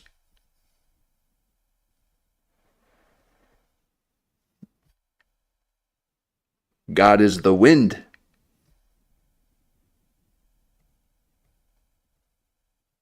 Moving along the waters. Now, I wax preacher occasionally because we got to fight against the principalities. Start talking about friends.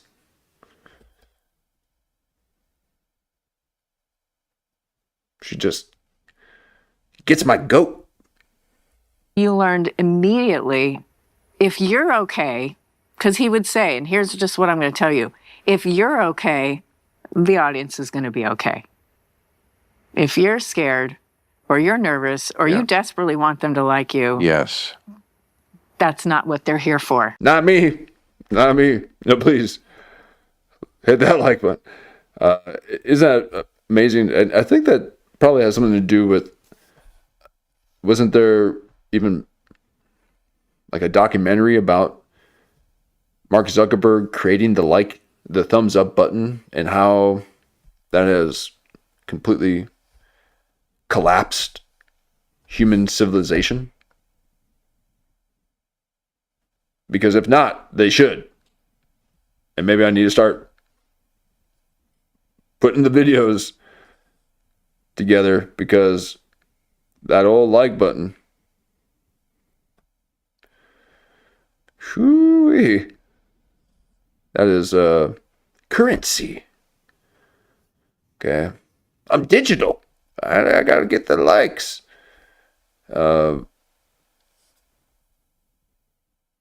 So, thank you, Mark Zuckerberg. Imagine if the iPhone was never made.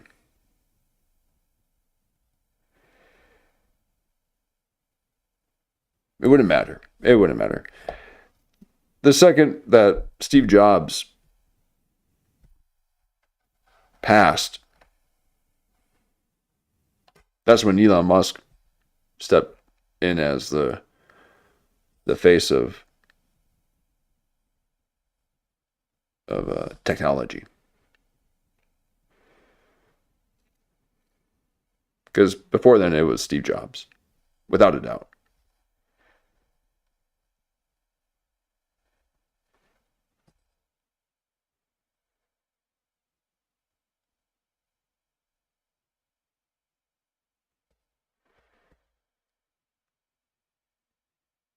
We are living in the world with the iPhone.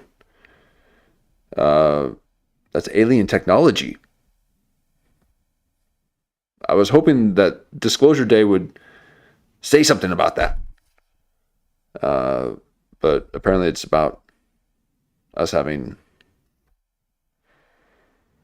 psychic abilities. You unlock them. Yeah, who didn't know that? Okay, you gotta tune the instrument. Then you can let them angels sing. Okay, no, I don't know much about that, but it does. Yeah.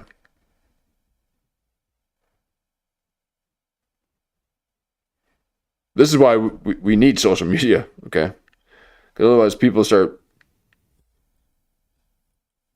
contemplating, physics and black holes and stuff. It's like,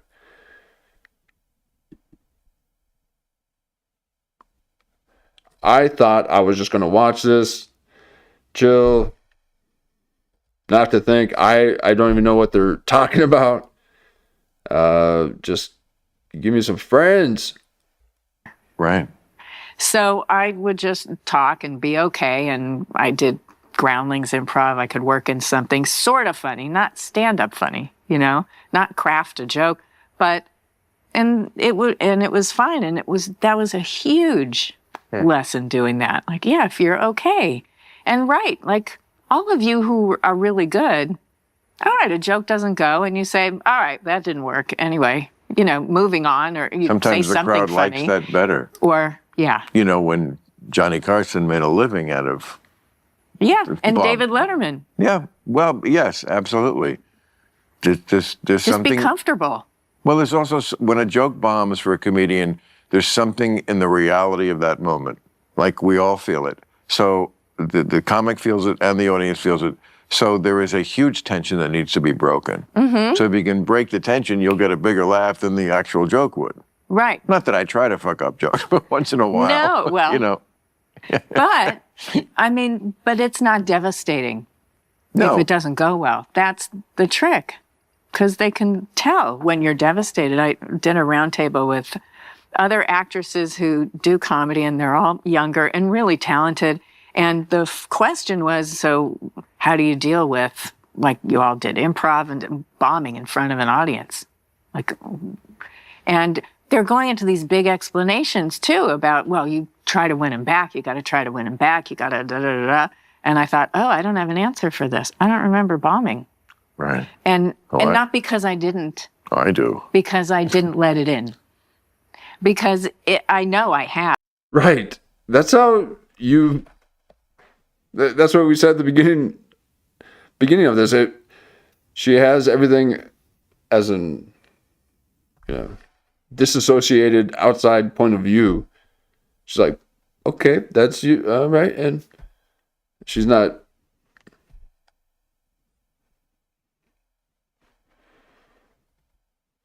Here now.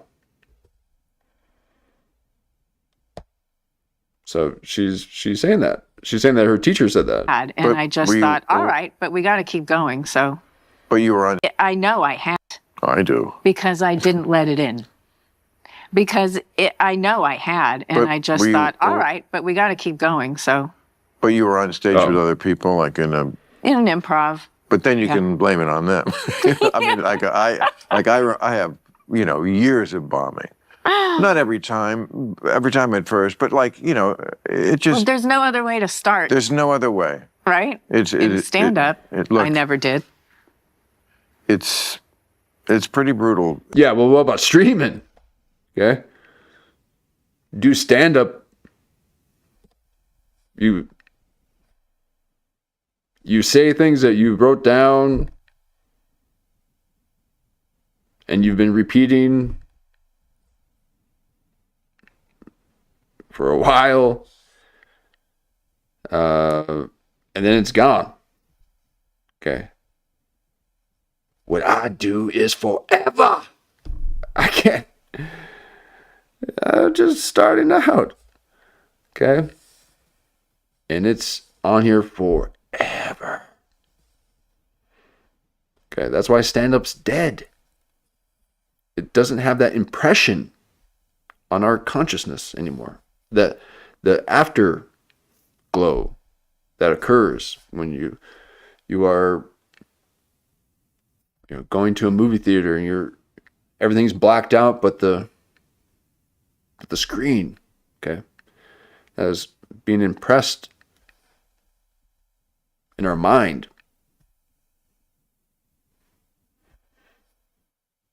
Well,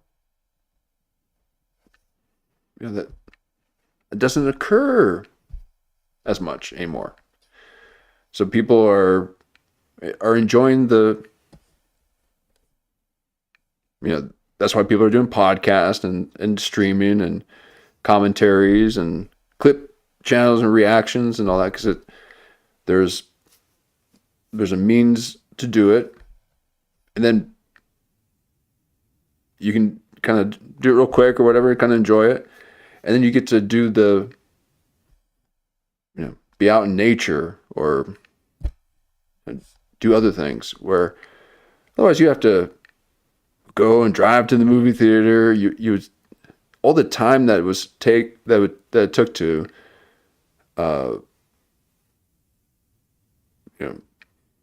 receive the artwork, to receive to consume it.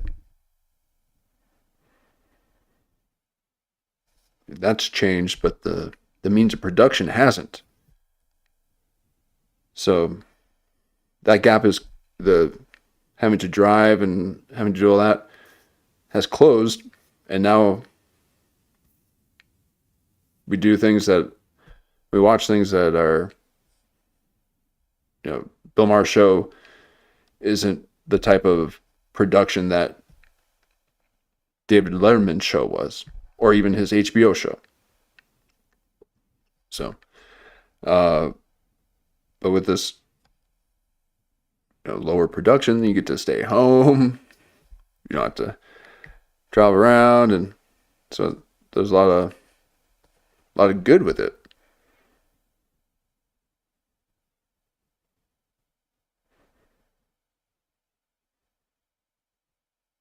But we keep, trying to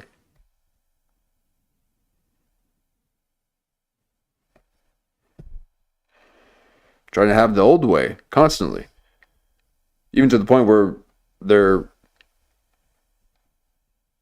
putting the same people in the films, they're redoing them and putting the same people, and so there's nothing new, nothing fresh. And it's because the whole infrastructure underneath it is collapsing. Because our means of consumption of that product that they've created a whole massive industry of, to be able to produce something and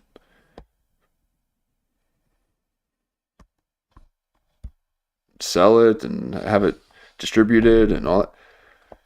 I mean,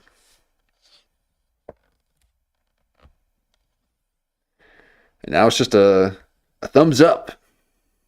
Okay. So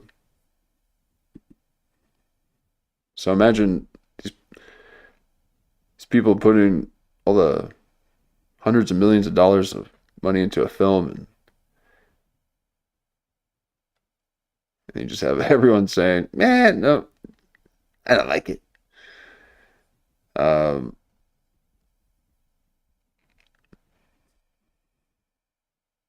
I love it. I love that I can be a social critic. I've always wanted to be. I always have been. And I'm very social. Okay. And it's not just Siskel and Ebert doing it. Everyone does it.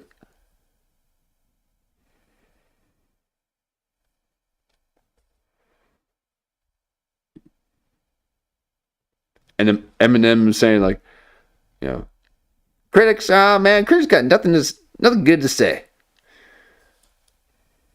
He only had a couple. Okay, we have everyone in the world can say something about us. So that's why there's no fame. There's no the movie actor. Okay. Oh, where's the George Clooney of today? Okay. Okay. It's gone. All that's gone.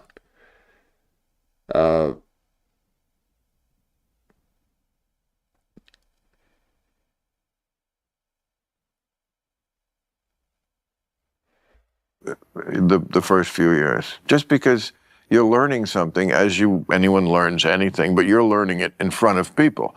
I can learn something on the computer, and no one's laughing when I don't get it right away or whatever. I go, here, there's no, you Right. just, that's the way you're graded every time on your progress in what matters so much to you is their, like, obvious disapproval because, you can't fake laughter. Right. You just did. I was just about to say, what a fake laugh. You just did. Oh man, his projections are just instant. He's like, To you is their, like, obvious disapproval because, you can't fake laughter. Right. People really don't. It's very involuntary. No, and you can tell courtesy And you, when you hear yes. like, yes, a courtesy laugh. Someone make a sound, you know, in the audience where they're just like, someone make a sound. It's really crying. Yeah. Yes, tell us about how it was on the Friends set. Okay. Sorry, Lisa, unless you're going to tell me about Matthew Perry and how mysterious that is, I need you to talk about Friends. I need it. Okay. I'm chasing the nostalgia. No, stay away from nostalgia. That's a trap. There's something great though about back to basics, okay, but not through nostalgia. That's just a way to manipulate you.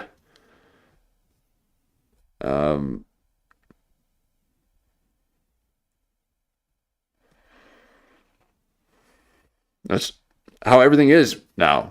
They all want it back to how it was. But that I was going to say. So you can now go back and watch these old movies that were done really well, and yes, they're not necessarily.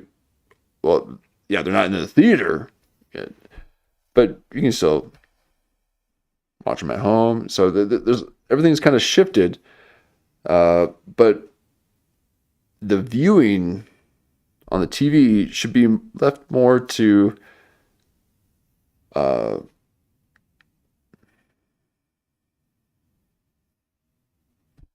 was going to say maybe watching the old stuff, because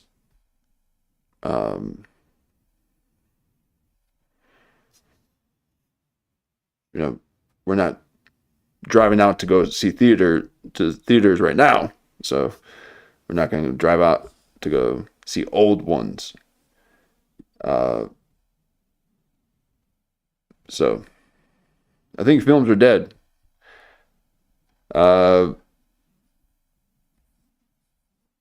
It's got to be.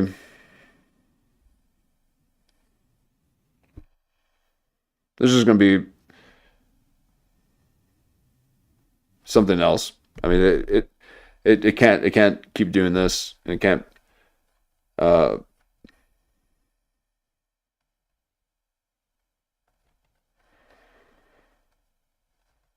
I think it has already shifted, and that's why you see so many people doing podcasts, which is crazy.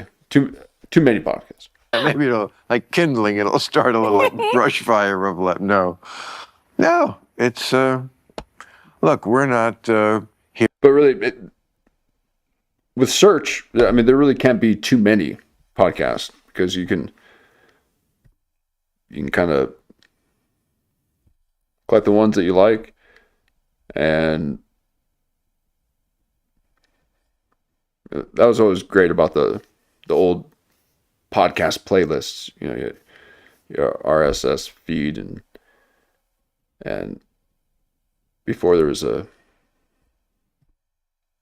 YouTube subscription page, that was basically it.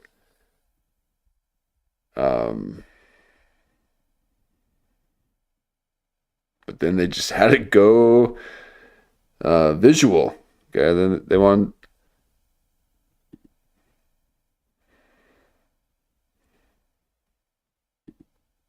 They want to show themselves talking.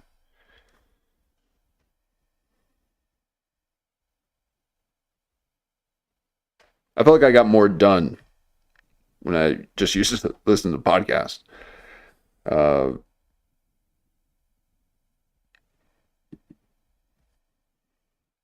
Because you can't listen to music too long. But like I don't like. I'm not a working to music kind of guy. I think that's a way to put you to sleep. Um,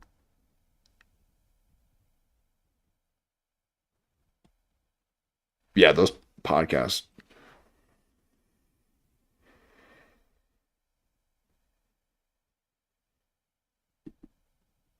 I got press play. Heroes in any way. Oh, We okay. are just traveling. No.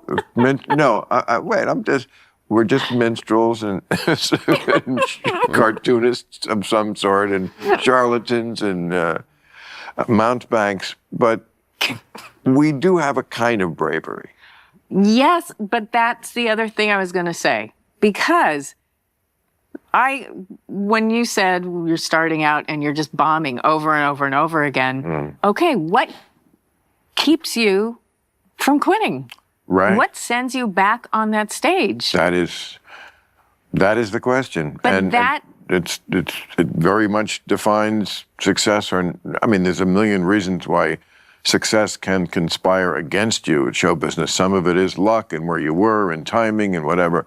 But that's a big one. If you are willing to go back into the ring after you get your dick knocked in the dirt, you have a good chance of getting somewhere, because it is knocking on a lot of doors, and it is a lot of patience and a lot of rejection. And, But you're also not expecting, you don't have a chip, because you're not expecting someone to say, I'm going to give you a regular spot here. When you're starting out, if you've got the right attitude, there's no entitlement. There's just, I'm working on it, and that's what I'm working toward. Where someone says, you're going to, that's true. I want you to come back. I want you. Yeah, no, that is completely true. Unfortunately, so humility, a certain level. That is not the attitude I did have. Really? Yes. You thought, like, what's wrong with everybody? Yeah. Did you really? Exactly. They're not laughing. Everyone's too stupid for what I do. You were one of those guys? Yes, I can't deny it. And that's partly the stupidity of youth, and also partly I wasn't always wrong. Okay, sometimes they were stupid, and sometimes it was a good joke. It's just Okay, but even if it was true, the last thing. Oh, that the disapproval look, like, oh, okay, ooh, wasn't always not wrong. going to touch that. Sometimes they were stupid, and sometimes it was a good joke. It's just, Okay, but even if it was true, the last thing you want to do is convey that to them. You just have to. Take it out on them. You can't, and I did. But that's what you would, yeah. Well, but everybody was, right? Well, when you're in your early, you weren't alone. No. Everybody did that. No, they didn't. Oh, they didn't? I was particularly bad at it. Oh. Many people just grinned all the way through it, as you should. I just was thick and brash or whatever. I don't know, but I made my life so much. Cornell, as if that's anything. But no, I just made my life more difficult than it would have otherwise been if I could just have,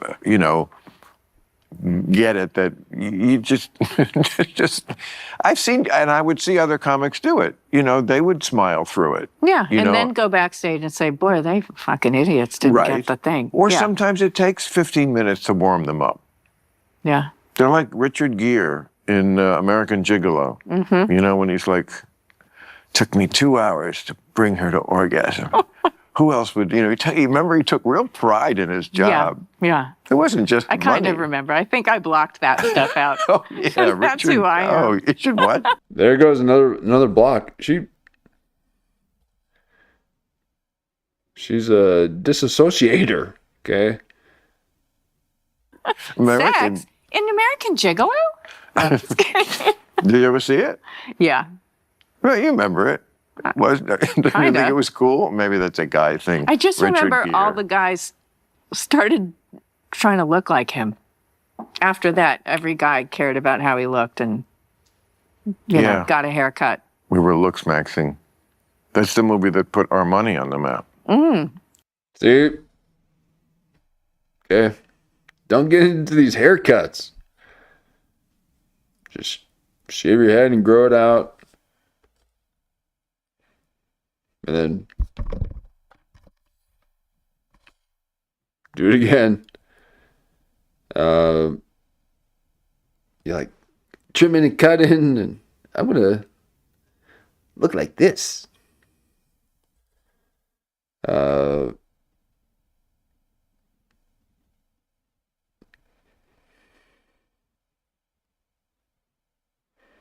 No, I do need to. Do, no, please. It,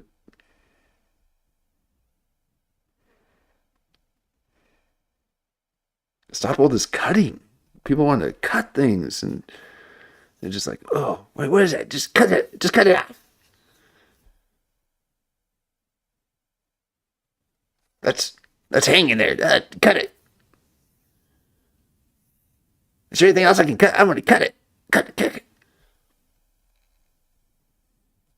Very sick.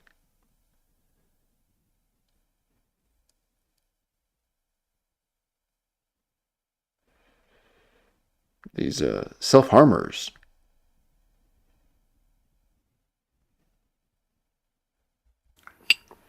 That was really? Yes. I'm going to have, okay, Nicorette. Yeah. I don't think you'll be upset. A Nicorette. You can have a heroin here if you want. Oh, so she's an ex-smoker. Or maybe she is a smoker and she's just doing this so she's not. Because she just looks like she should have a cigarette in her mouth, and she was just kind of laying like she was smoking. But maybe she hasn't done this. Like a lot of people will actually mimic smoking when they're talking. So I haven't seen that, but so maybe she kicked the habit, but she's doing that instead, or just needing some energy. God knows I need it. Okay. But I think I'm all turned around because even Lisa Kudrow was all turned around. She's like, wait, what was I saying? Oh, I remember. So I blame them. I'm like Bill Maher. It's everyone else's fault that you don't understand my humor.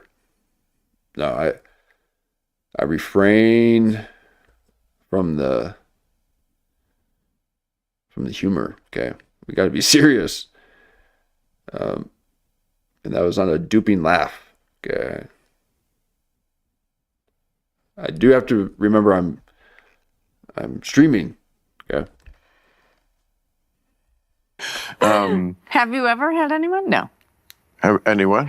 Do heroin? Here? Are you offering? No. No.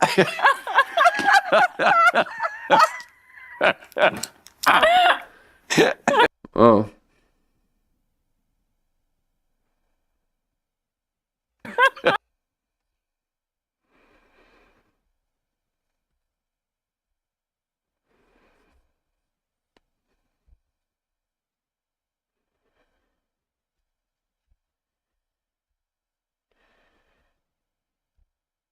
Do you think Kudrow has ever done heroin? She's got the real relaxed kind of feel. I did it. I smoked it once. I think my first year out here in 1983. Somebody had it. Somebody who turned out wound up doing a lot of heroin, and I don't think just smoking. But at the time, nothing happened. Oh, and maybe lucky. that's just smoking, but I like zero. But nothing happened the first time I smoked pot, and that's often the case with people. Right. The first time you smoke pot, it just doesn't. I don't know what that is, but No, nothing happened, and the next time, yeah, the worst thing that ever happened to me. Yeah. Wait, with what? Heroin or pot? And he's like, wait, what? Okay, so that's her like permanent position. Everyone's got a permanent position that they default to. Bill does the robin.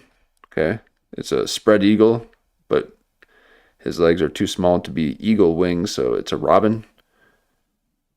And this is Kudrow's, where she's just like, yeah, exactly. And where she's like, yeah, yep. Can you believe it? I know.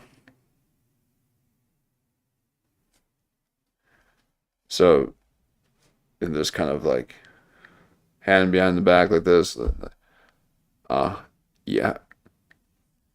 Uh, these were people who used telephones. Okay, they would always be in this position. She came from that era.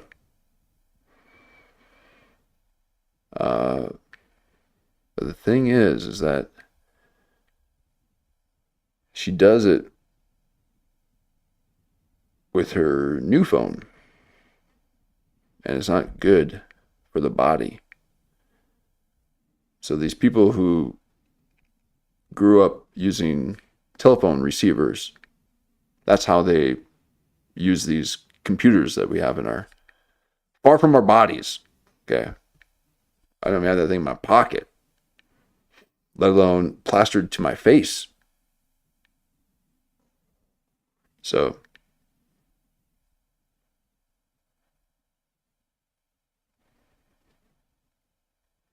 but she's got the. All right, so let's see if is this a heroin story or a weed story?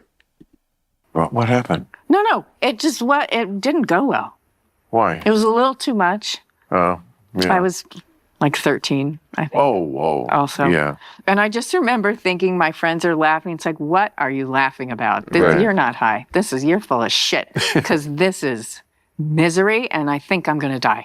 And you never did it again? Not till college. Yeah. And again, it's like nothing's happening. Take another bong hit and, okay. And then I were going out and I have two people holding me up and we're going through a door. And I just went with my boyfriend into his room and I was taking like a biopsych class because that's what it was called in the 80s. And Biopsych.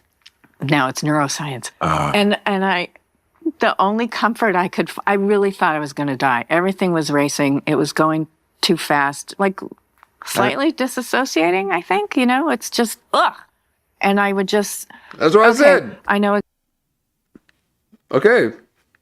She has this permanent kind of disassociated experience to everything. That's how she was, and that's how Phoebe was. Okay. I mean, casting back then was so good.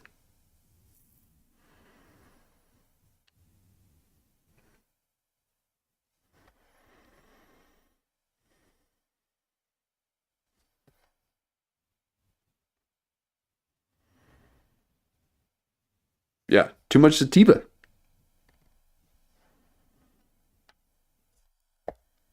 You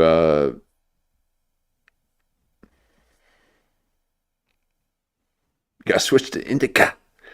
Get the couch lock. Sit your ass down. You should not be thinking, Lisa Kudrow.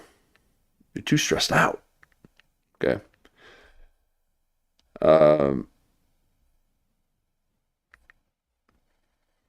So, all right. So she just confirmed that as a 13-year-old, she took a bit too much weed and had a really bad disassociated kind of, psychotic break. And she's never been able to come back.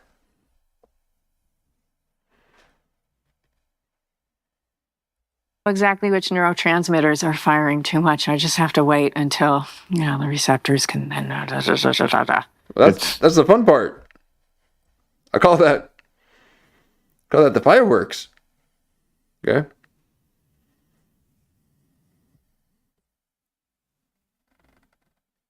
Those were Yeah. Seen the Static, the Mesh. Love that. It's the worst feeling in the world. Maybe not the worst. I was never tortured in Vietnam. I'm sure there are worse. But Right. in my life, my charmed life, then when a psychic drug has a hold of you like that, doing something you didn't think it would do, and I've told this story before, but I took speed, not speed like the drug, but they sold this stuff like fen-phen. Oh, You remember that? yeah. Like it was diet drugs. Yes. But it was some nut from South America, and it was speed. Yeah. Very speedy. Wow. And I did it with a pot brownie. She's like, yes. And you don't know how much pot is in a brownie. Oh, okay. And I thought, I got a lot of work to do. I'll take the speedy thing to give me energy, and I'll take the pot brownie to psychic. Yeah. I love writing on pot. Well, the combination, I was like, I didn't know what reality was. I couldn't move. Yeah. Like I felt Weed like if stories. I moved, I would die, like 1 inch. So I was frozen at my desk. I could see the phone, but I couldn't move. And I don't know if that. Okay, couch lock. So these boomers telling their weed stories. Oh, it was okay. I dare you to smoke what's out there now.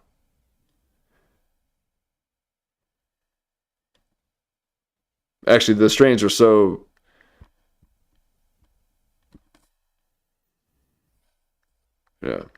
modified that it just hits you.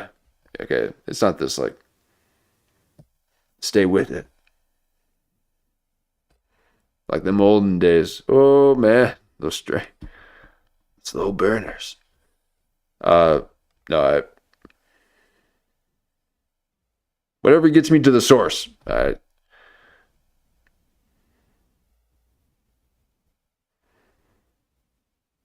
It don't matter. I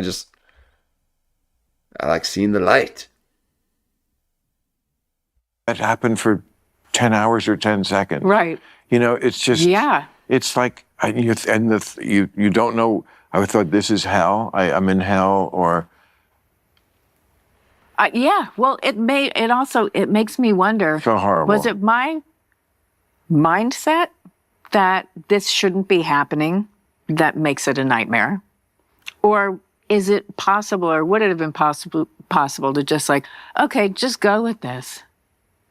And then it would have been, no, my heart was going. Exactly. There is no doing that. No. It's just, it takes you. It's sort of like the psychic version of food poisoning, because once again, you have no control. And it's a scary feeling that I don't know when this is going to end, my head with this crazy trip I'm on.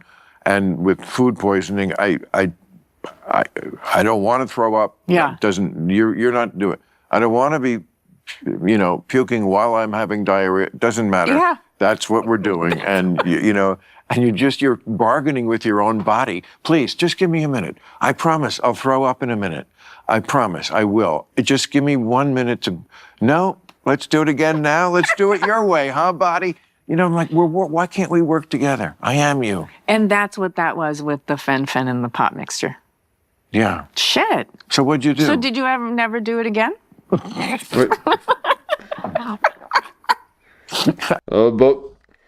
really good at throwing the ball in their court. I didn't know that. What I would do is never do that again. Oh, I certainly never did pot with fen-phen. Well, that's what I mean. Oh, yes. No. Or speed. Or no. Yeah. Or heroin. Yeah, dumb idea. Have you done mushrooms or those of course. things? And that's okay. Oh, great. That's what my husband says, yeah. I haven't done it in quite a while, but when we did it in late college, 20s, into my 30s, I think, not often, but it was just it's a laughter drug, complete laughter. You're just laughing your ass off at nothing. I know, but people do that with, and this is like the 70s when I was. You would never see me laugh. Oh my God. I hate laughing. I hate. The second you see me laughing, ooh, you better run. You know, like that's the only laugh I know. Okay.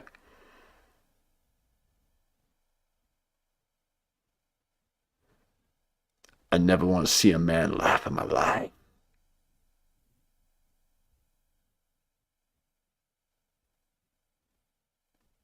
If you laugh, you're no man. You're a woman. Laugh, man. Okay? No man laughs.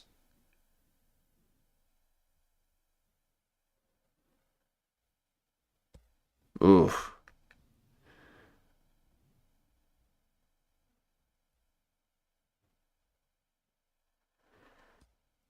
No, I need to get 13. I need to get a laugh. I need you to talk about friends. Lisa Kudrow. Just do it. Okay? Just talk about your time on Friends. I need to hear the stories. I love the DVD commentaries. I became a commentary so I could commentate of the people in the old shows I used to watch. I was inspired by your commentaries. Speak. It would drive me absolutely crazy if these people were commentating like I am. I will find my rhythm, okay? And this is not being self-deprecating. I've had to hear. This is why people hire the clippers out. Okay, you don't want to be clipping your own stuff. You see too much. It's like, oh my God. Oh man. That's really what has slowed down a lot of the streaming. Is right when I started getting into clipping again, it's like, oh, the old editing dungeon. No, I like it.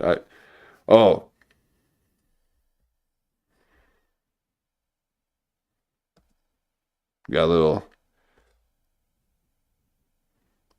I still forget occasionally that I'm even doing a show. That I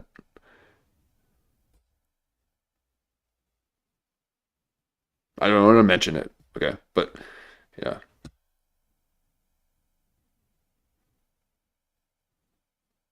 All right, I'll just play it. Never mind. I'm not gonna. Got too high. Sorry. That was not the heavy stuff that it is now. Rusty, folks. I'm rusty. So- Mushrooms? No. The pot in like the 70s was not as Strong. strong. That, yeah. And the fact that it had that effect on me made me never go near any kind of psychedelic thing. Really? Terrified me. I mean, I think you'd like mushrooms. I mean, it's just Okay, It's then just. It's, I will. It's just. Bring them on out. Oh, here? Yeah, Oh my the God, I don't gold know. diggers are here. I guess it's a good idea. No, but The gold digger. bring them on out, girls. The whole tray of mushrooms. I mean, when I did it in college, I remember the first time, and we didn't know what we were doing. We put it in like a tuna fish sandwich. It was disgusting. And then, yeah, I know. But they were the actual stems. It wasn't like a pill. It was mushrooms. Right. Okay? No, Like I it was know. this dried, horrible tasting root. And I saw them You know, because other people were doing that. and Yeah. you'd eat the caps, and I don't know, whatever it was. It was fun. It was really fun. But what I think is Drug stories, folks. Drug stories. Now, until you start telling me about the Smurfs, that you're having a shared hallucination with, you know,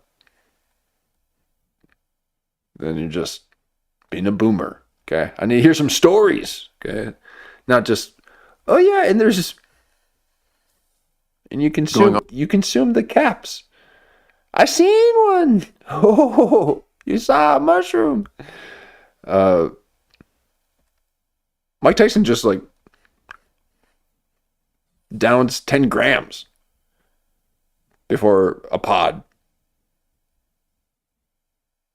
Got the nastiest cotton mouth.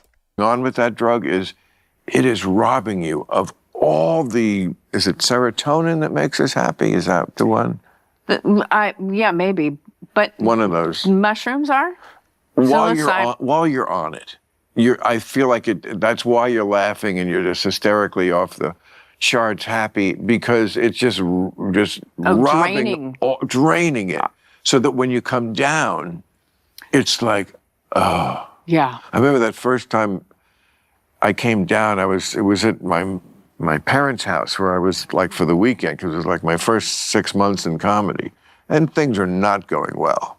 I'm just, First 6 months. Yeah. We've already talked about the beginning, how bad that can be. Yes. Yeah. And I wasn't even up to the bad part. I was pre-bad. It was just horrible.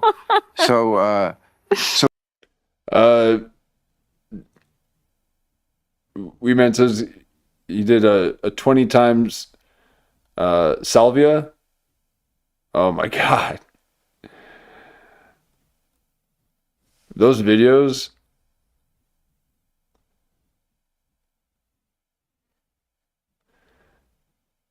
Just people spinning out, just like.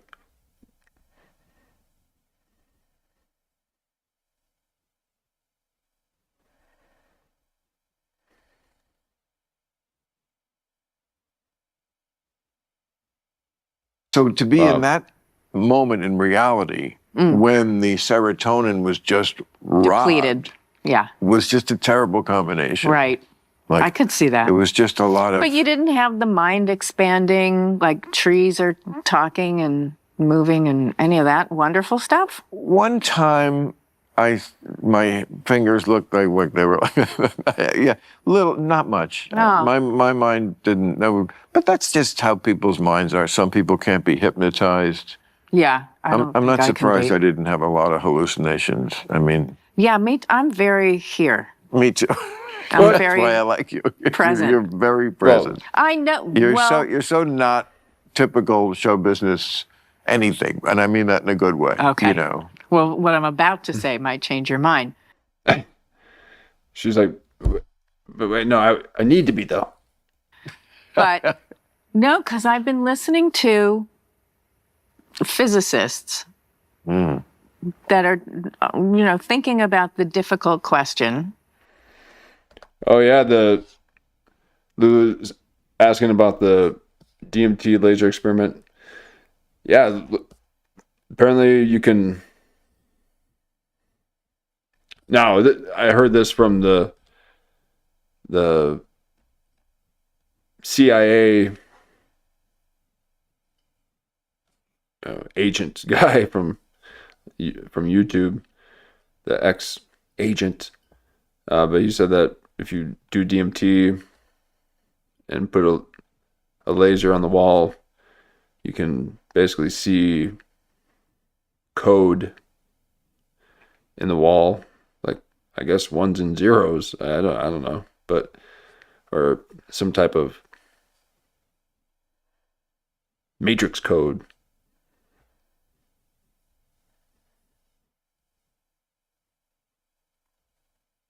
Basically, you can like see into the wall.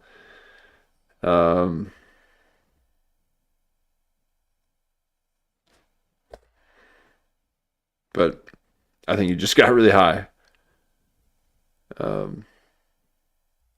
Of consciousness. And difficult physicists.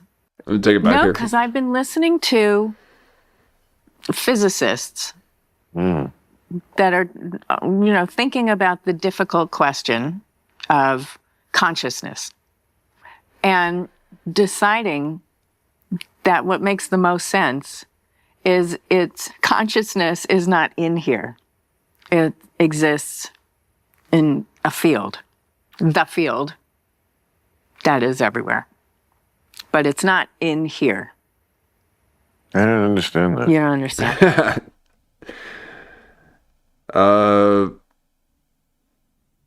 Bill Maher's ego will not let him see reality.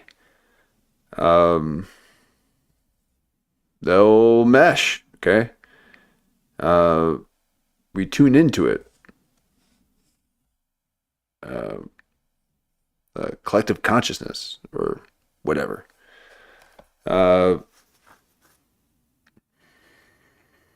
You get to pick up on thoughts and ideas and have these mental impressions, and that's when coincidental moments happen where you're thinking of a word and then someone says it. You know, and they're having a separate conversation.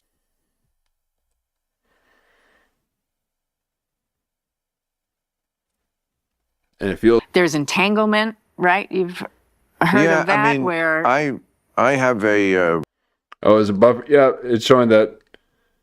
Okay, looks like we're back. Oh, sorry, talking a little too much of the ethereal world. Okay, that happens. Okay, that's what that has happened several times, folks. Okay, this is yet another time.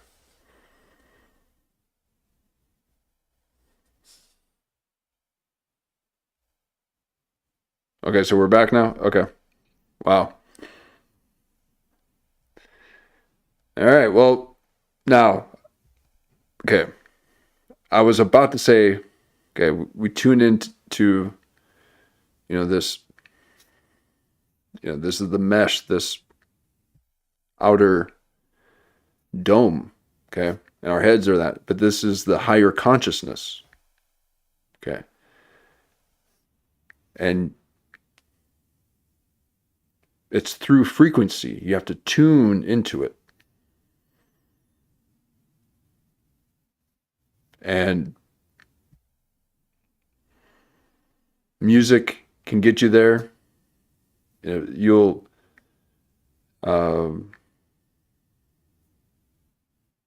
feel it leave your body.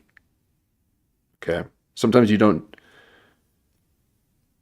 know that you're locked in until it leaves.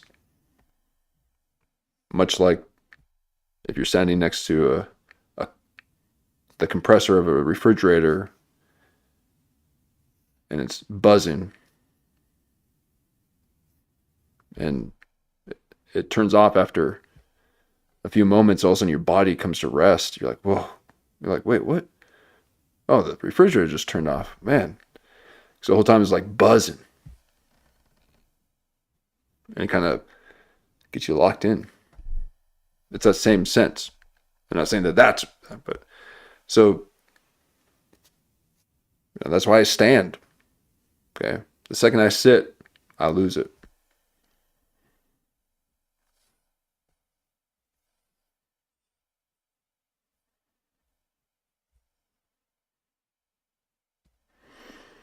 And laughing gets you there. And extreme anger can get you there as well. So I like the laughing part. But I've gotten there many ways.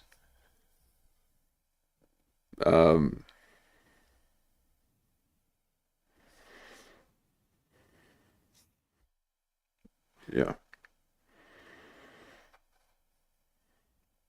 Fighting.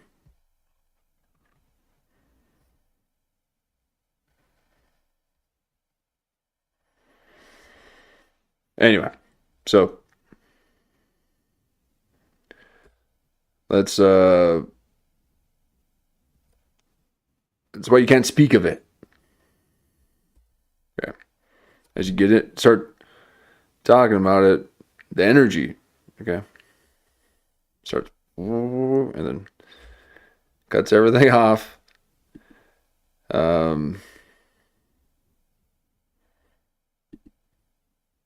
mean, for the people who I don't know who run out there. Okay, I run occasionally. I like to run. A lot of times after I come back from run, and during this time, I'm not listening to music. I'm just out there breathing the whole time. So it's basically, just the very few moments of our lives where there's a concentrated time to breathe. And so you're breathing and you're basically just rushing oxygen into your system, into your blood. And much like scraping your feet on carpet can give you static electricity, and you can shock someone wearing your onesies, pajamas. Breathing like that can charge your body, and that can help tune you in to this thing that Lisa Kudrow is trying to talk about.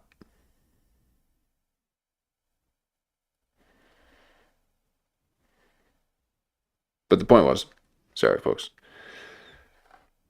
if you go and try to use your phone afterwards, there's been times after going running, I try to use my phone and it's lagging, it's not, signal's not reaching, you're just like, well, what's going on? And then finally, when there's a sense of like frustration, first of all, but like having my my body catch up to me, because after you go running, and then you have to have time for you to be back in your body. Then that's usually when I can send a message. I don't know if that's happened to anyone else. It's happened to me a few times, and I chalked it up to coincidence. That's just coincidence. But then it happened a couple other times, and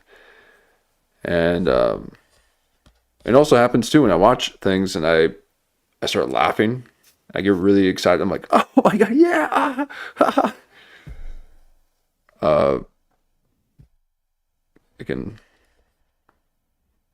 It like disrupts the signal. Okay, so our brain generates these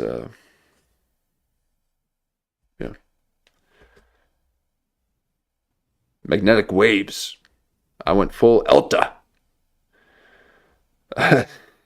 That's delta and something else combined. No, I'm a beta. I'm a beta wavelength. Just a beta boy. No. What's the good one? Delta? The trilateral agreement. You think it would be alpha, but I don't know. That might just be but anyway, even Apple's iPods, they're coming out with patents on how to just read your mind based on your thought, and also you can just do this to like change the volume. That numbing effect that Bluetooth has on people's face. They're like, well,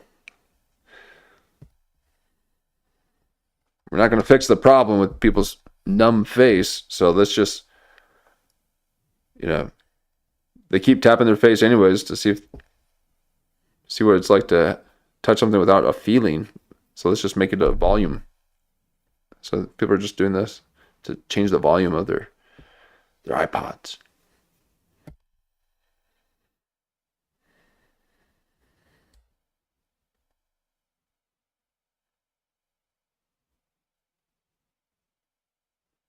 I mean, if you get a chip in your brain, they're going to shut you off.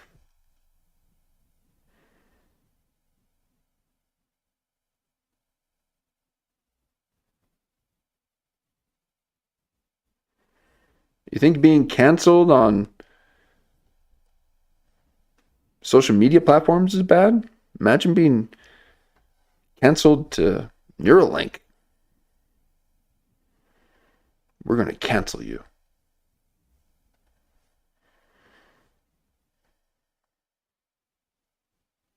But everyone's going to have to get a Neuralink in order to enter in their studio apartment that Elon Musk made for them.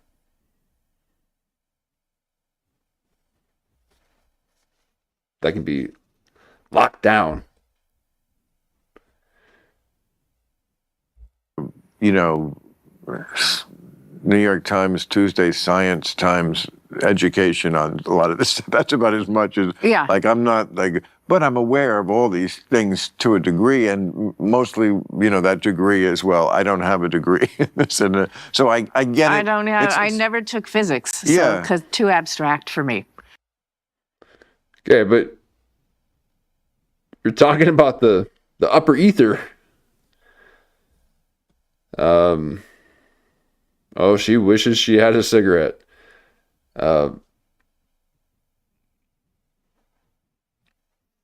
Yeah, and make sure the things that you're doing give you that healing effect. Okay, that recovery almost. It's this.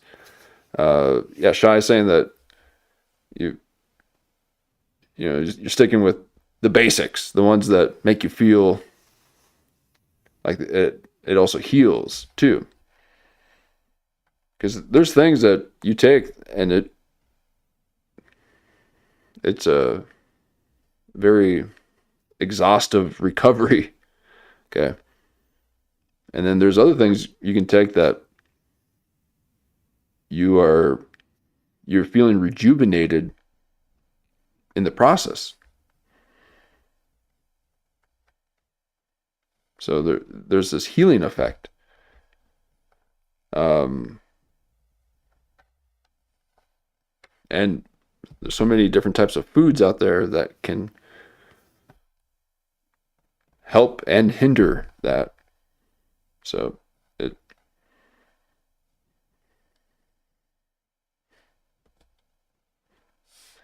wild stuff. Gotta turn the volume up. Yeah, it's one of those I kind of get it. Kind of get it. I kind of get it. Anyway, there are things that we can't explain. Lots and there's so much going. Quantum physics. Yeah, can't explain it. A lot of it, and then things that we experience that we can't explain. What happened? Like weird. Not really a coincidence. It's more. The phenomena. I was just talking about that earlier. And we just experienced a bit of it. Oh God, she's getting into the Oprah Book Club secret stuff. Okay, I'm not talking about no secret. Okay, this is human consciousness.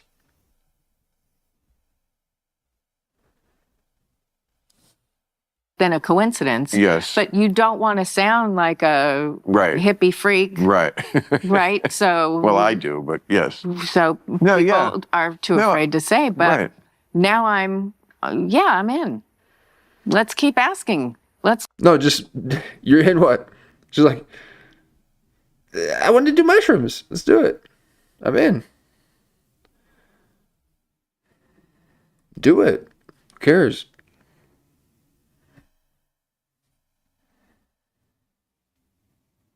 Look into it. Well, I'm a big fan, certainly in the general, of we don't know much. Certainly that's always been my argument that I've made with people about medical matters. A lot of them think I'm too on the maybe left. I don't know, right? Whatever. How whatever is there a side? Well, like the far left is like, vaccines are the greatest thing in the world. But we don't know. I'm not an anti-vaxxer, but at all, and never was. Right. But that becomes a political thing. And it shouldn't. No. It should not. But it is forced upon us through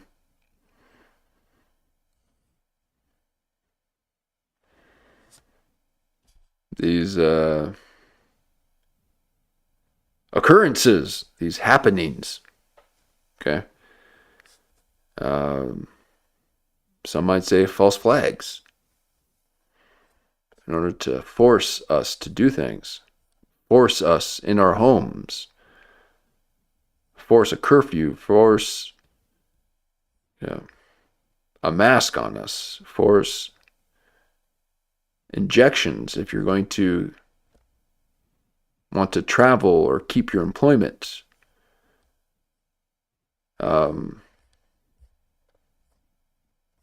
I believe a lot of these actors had to, they were forced to get the jab and wear the mask. And imagine wearing the mask for all those hours on set, being on set and just breathing that in all the time.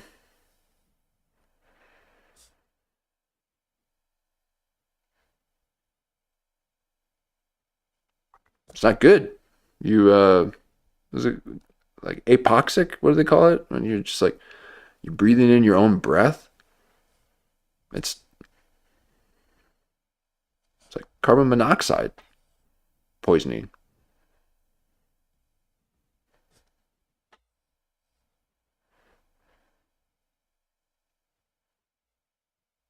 Is what I was saying the last time too. They're telling us that everything that is healthy for us is dangerous for us. They're trying to limit it. So they want to limit our air. They want to limit our water, limit the sun. All the things that heal us. And then give us poison and say that this will help. So, No, but I'm It's just not. saying people go to those polls. I know. I Yeah. know. It makes me nervous to say everything Yeah. becomes you're taking a political side when no, I was just talking about, But I mean, I don't know. My consciousness, I do feel like is all in here. I mean, I feel like I'm let's get back to that. influenced by things out there, but okay, there I'm going to could say be something and cut you off, I guess. no. No, please do that.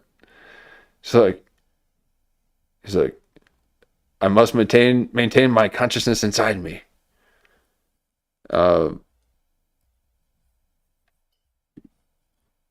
All right, so yet again another challenge.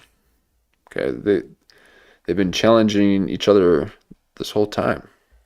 Because you like writing while smoking, right? Or being altered in Yes, some way. yes, exactly. Right. So a lot of neuroscientists, I'll say a lot. Here we go. But neuroscientists are saying the brain is a great filter, especially this front part. And it's filtering all the information you can't use to exist here. That's why I keep mine covered. No one's going to be seeing my prefrontal cortex. Okay, that's for me and me only. Everyone wants to show their forehead.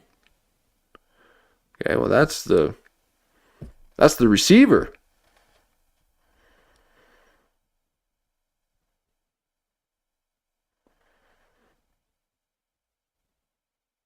I got this thing in lockdown. So there's a lot going on inside. I mean, for example, inside. If your brain had to be aware of No, it's basically so I don't have to hear other people's stuff. It's like, I only want to hear my own voices. No, folks, I don't hear voices. Ever since I shaved, I'll get those voices back once I get my wizard beard.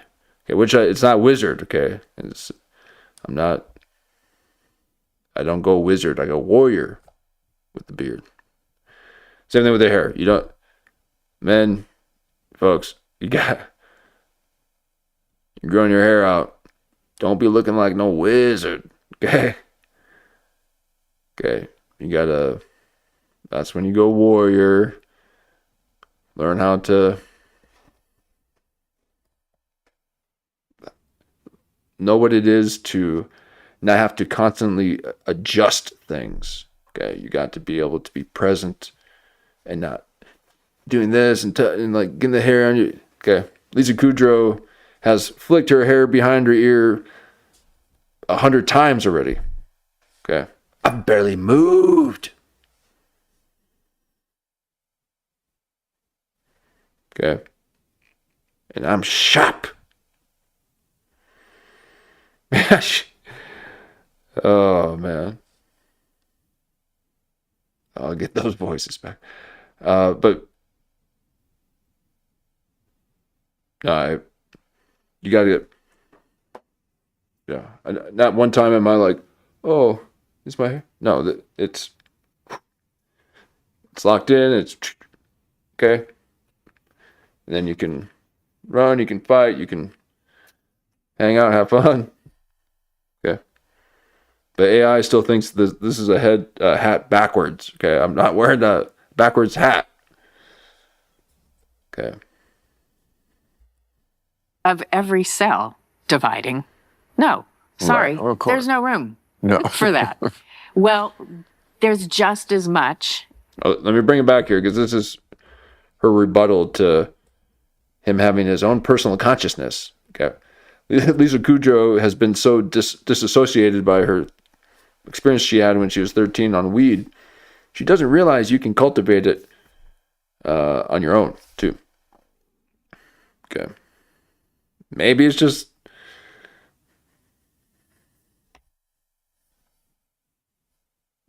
a guy thing. I don't know. She thinks that you can't have your own. No, she's completely removed herself from the felt experience of now, and is always looking at things like, oh, okay, yeah. Oh, yeah, that's okay. No, thank you, but okay. So you've been removed from that center.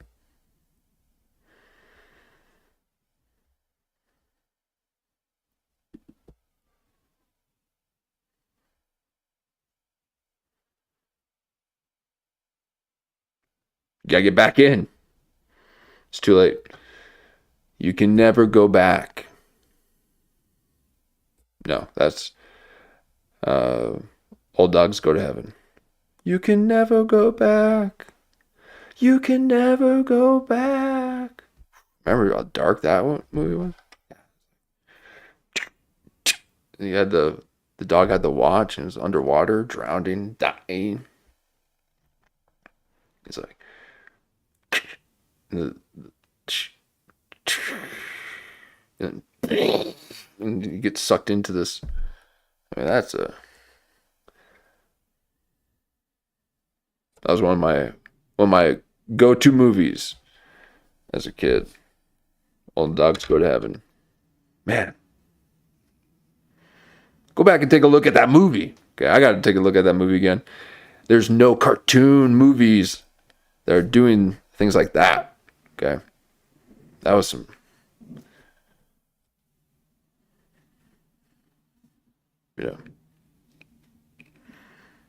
Some adult content. I mean, people think Toy Story 4 was heavy when they're all approaching the eating machine or whatever. Okay. Every one of my cartoon movies, there was death in it.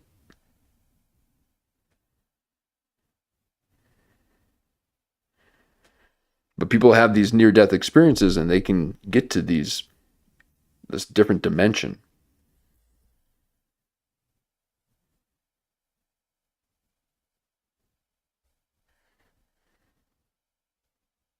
Talk to the machine elves. Had to be aware of every cell dividing. No, sorry, Right, of course. there's no room No. for that. Well, Oh, this is the filtering thing. Okay, so your mind can't know everything that's happening within your own system. So it has to put limiters. So our brain basically puts these limiters like a faucet, turn a faucet, so that we don't take in all of this information that is happening throughout not only our organic system, but the things that are around us and the systems that are in play. That's why there are studies. CIA said that you got to keep people off of weed because it breaks their programming. You see beyond the veil, and you're like, oh wait, why am I doing this same thing over and over for someone else when I could just do it for myself, and then I wouldn't even need to then do all that, and then I could just make my own, and why am I? Okay. You create your own system.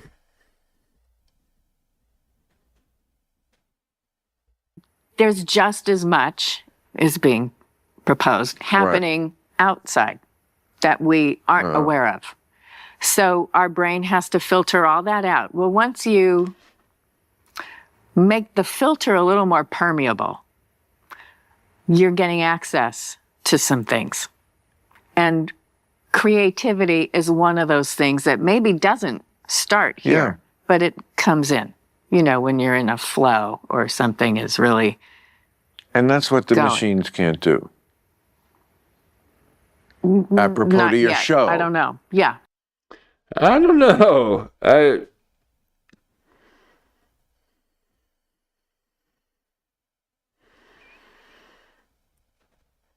They have their own version of it.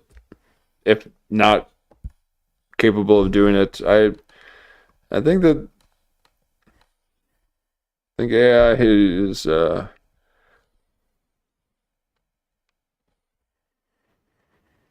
gonna be a lot to it. It's like saying, you know,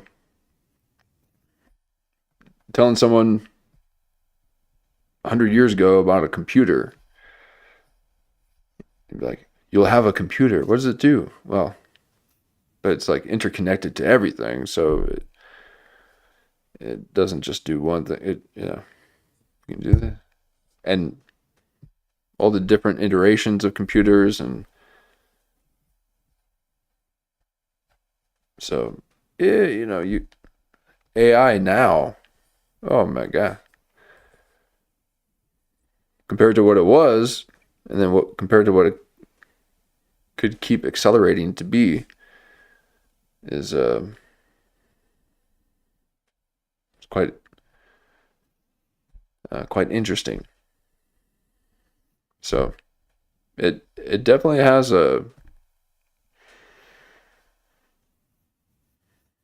it doesn't need a flow state because it has access to all of the information already. So the algorithm is the limiters within the collective consciousness to extract just the limited thing that we want from it. And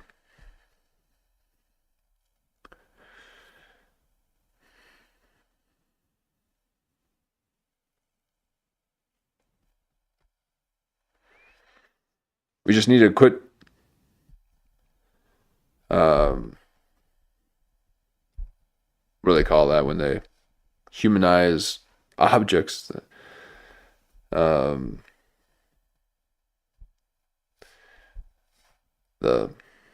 morph, the morphitize or whatever they call it. We need to not think of machines as humans and computers as brains. It's built on those models, but it operates on all their different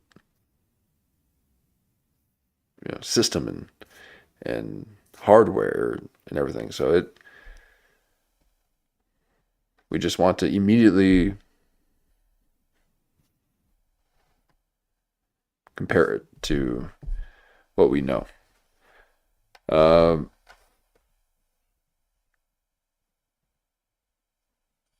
But just keep helping me make those thumbnails.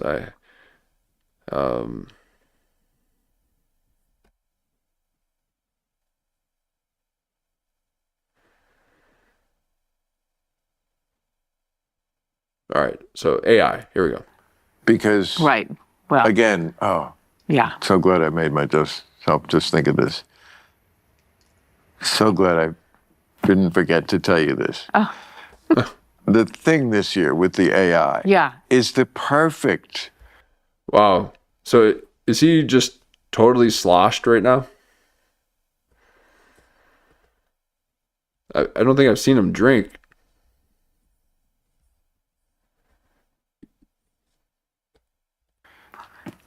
Act 3 subject for this moment Right. at this time. You're so right on the money. Yeah. with Michael that. Patrick As King, have to it's give him credit. Genius. Here's what we can do. And of course, it's given the rate that AI is moving, it's like probably like 2 weeks ahead of reality. I mean, we were so afraid that by the time it came out, we would be, that's insane. Nothing like that would ever happen. Talk Yeah. about being at the head of the parade. You are.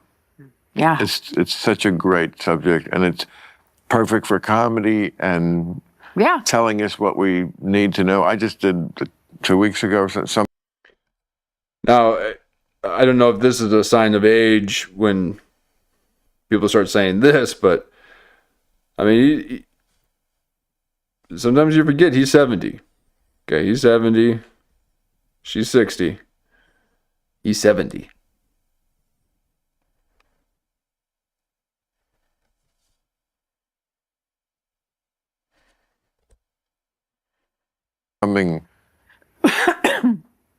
I cut this from the final version, but I was going to say that I was going to do this whole thing without any jokes in it, which I've never done in 23 years. What whole thing? Always put this it was about AI. Oh. Just to, and I didn't do that, Right. but just to make the point that I consider this Lisa needs a so cigarette. far and above the most important issue than anything else. I mean, yes, there's Trump and nukes and that, but it's actually AI. That is, Colonel Pepper in the kitchen with the doorknob or whatever that show is where you clue. Oh, clearly. Whatever, that's I don't know what he's talking about. What I'm saying is, I'm just going to nod. That's who the murderer is. Right. It's AI. Yeah, okay.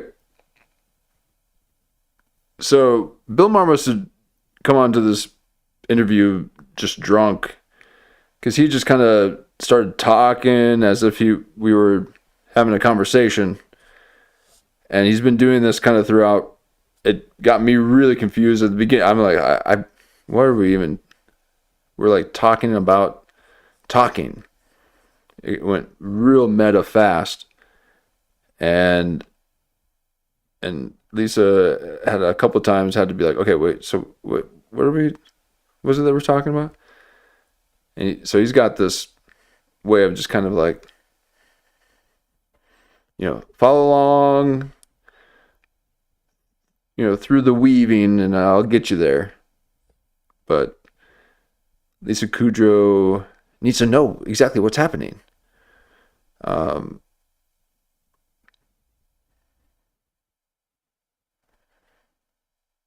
Let a man weave, Kudrow.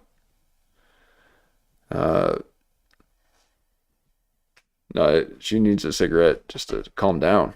But I'm more to me- scared of it than anything, and think it's more dire than anything. Yeah, maybe. But to me, the reason it's not just AI.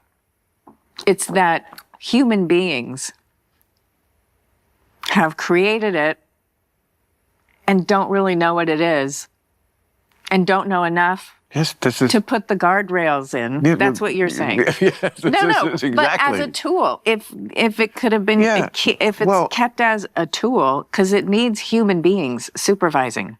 No, it'll probably in some years, a few years from now, cure me of some terrible disease I otherwise would have.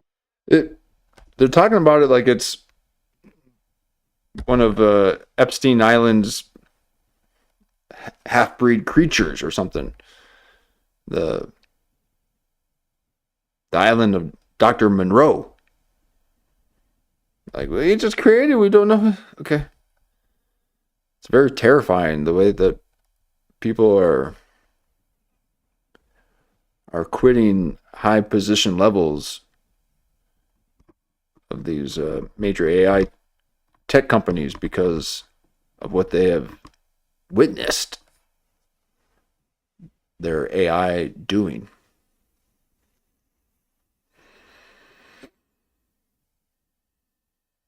And for whatever reason, and some of those reasons are very good, okay, like those thumbnails, okay, people are just wanting to get that AI. And there's something very destructive with this because it's quite literal. Like Kudrow.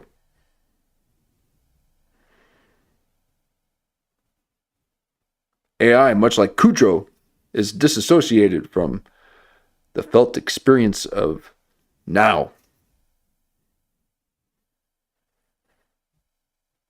And everything is literal. So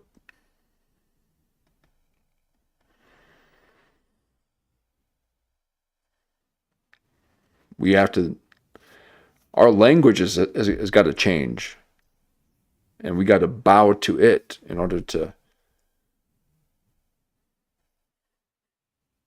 cultivate it. It's like to a child, we got to feed it and take care of it when we are the superior.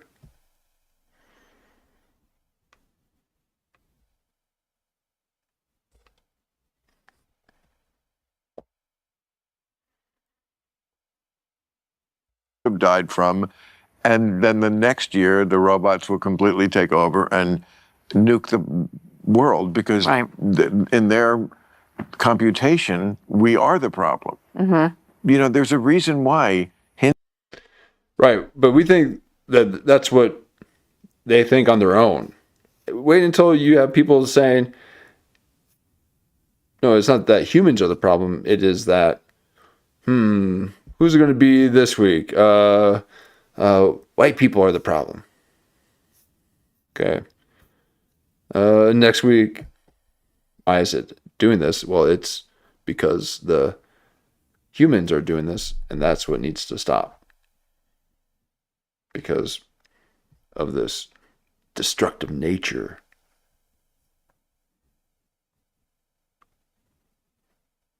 That is supposed to subside a bit when you get to watch sports ball events.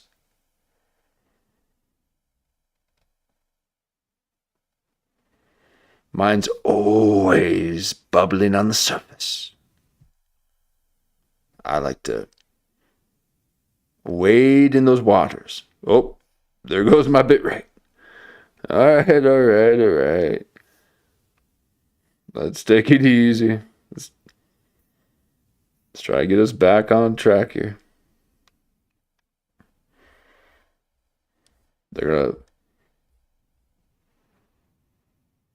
My signal's getting all messed up. Oh boy. There we go. All right. I'm just saying. It's always on the surface. Oh, man. Please, technology, keep up with our consciousness, okay? You should work better as we start ascending.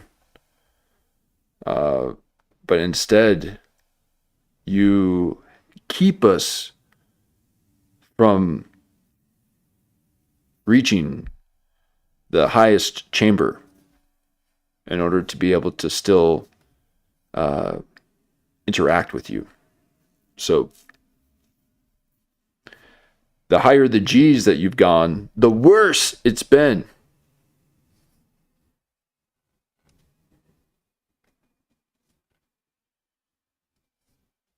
So maybe we need 4G back.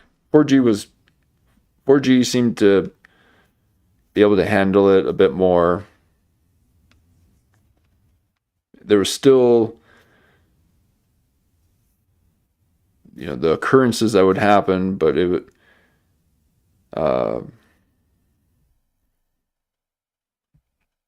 within the signal, but not like 5G. 5G, everything just gets all digital, and back in the analog days of TV, you take a look at these old interviews back before digital television, and you will see ripples in the video anytime someone has a very strong thought about something. Okay, like if they were asked a question that person didn't like, or that person had this visual image of something very horrible, it will go, it will make the screen wave. All right, so now my screen, see,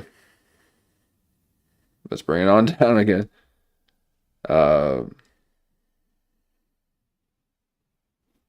So 5G, what it does is it freezes and gets all pixelated. Okay, we're back.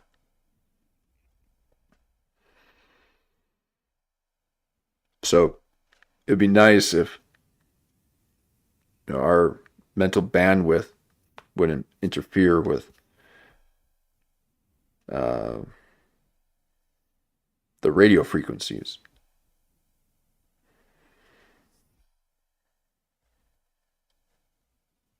Duncan, the godfather of AI, Right, said there was no. a 10 to 20% chance of an extinction. Right. That's possible. And Musk has said, this shit scares me to hell. I know. Well, what are you going to do? I know. What are you going to do? No, because the genie's out of the bottle. Right. Well, at least we should be talking about that. It's interesting, someone was just saying today somewhere about this, and the thought was the only thing that's going to stop AI from taking over is more AI. Okay. And that is the nuclear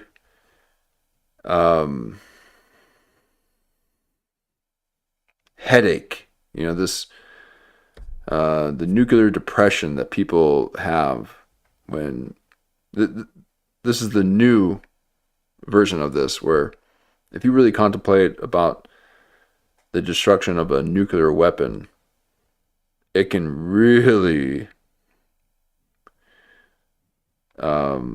send you to some some dark places. Okay, you're thinking about, no, one should think about their own death at times. And you think about what happens after you die. You know, that can calm your spirits a bit. But people get into this a bit of a depression when they think about nuclear bombs and war. A lot of people have talked about this. I believe even I heard Stanley Kubrick discuss this in an interview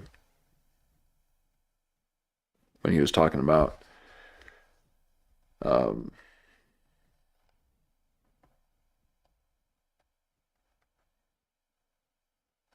wherever that film is, or the I believe it was Space Odyssey, but with the scene with the Doctor Strangelove. So, you know, you think about that, and the thing that only can save us is that, you know, if you have if you have more of them, or whoever has the most, so then everyone has to have it. And if everyone has one, then yeah. So it's what firearms are. It's a version of that. And so AI is becoming this thing that perpetuates itself.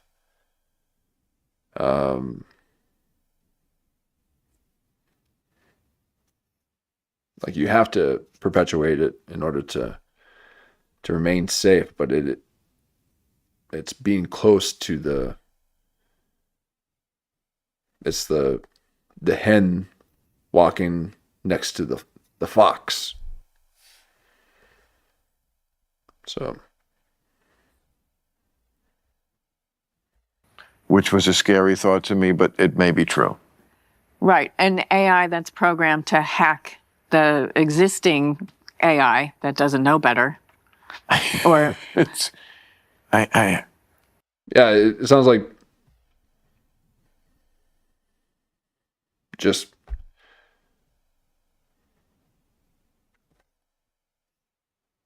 how people are. Okay, there's going to be people that own the businesses, and there's going to be people that work the businesses. There's going to be people who manage money, and there's going to be people who manage people. There you go. It's basically human. Okay, I thought we need to stop comparing this to human stuff, but it's all human. yeah. Yeah, I don't know. Yeah, yeah, I don't know. Well, luckily we just stayed with But it's a so sitcom's written by AI. It's so you know. it's such a great premise. And then by the end of it, they've scanned her, and she's like, "No, I docu-signed that," as if it's not a legal document. That doesn't count. But I also love the thing with the. Okay, so she's talking about a show that she's on. Man, why do they have to be so elusive and so aloof? Just tell me what you're talking. Like, okay, so you're on. Just promote your show without kind of saying it without saying it. So she's on a show about. The show is about a show that's written with AI. And this is, again, what happens with these bubbles, okay, where all the content is meta. People in the industry are not getting other experiences, and much like comedians doing jokes about airplanes or the airport because they're always traveling, actors are now writing stuff. So they write what they know. And it's all about being on set.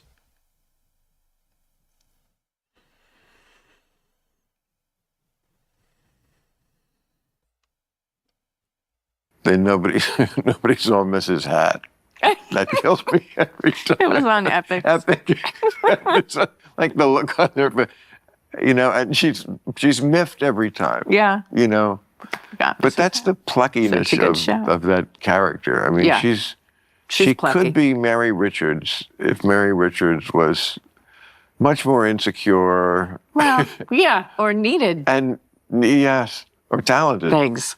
I mean, she's Yeah, I don't know how talented Valerie is, but she does know. well, she keeps doing shows. She knows serviceable sitcoms for sure. That she knows Well, very well. But I mean, I take her as much more successful than that because they always mention all the shows, and right, that's true. It's And like- she won an Emmy for the yeah, gritty single camera. in real life, I mean, there are people like that who the audience just likes.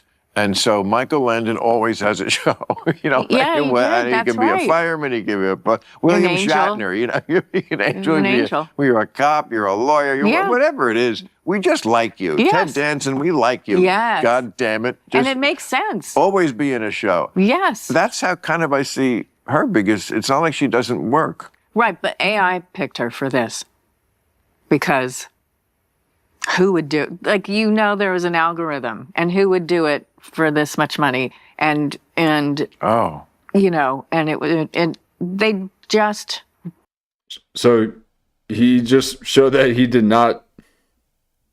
He has not seen the show. He's like, oh, that's how it happened. She's like, yeah, that's the main plot. by the end of it, they don't want a great funny show. They No. just want a serviceable show. Yeah. No, please have a good, funny show. See, this is what Lisa Kudrow, the struggle of Kudrow. When you're on a show like Friends, it's hard to get past that, okay? That impression lasted because of the times that we were in at that time, okay? But you can't get that kind of lasting impression, or it's hard to.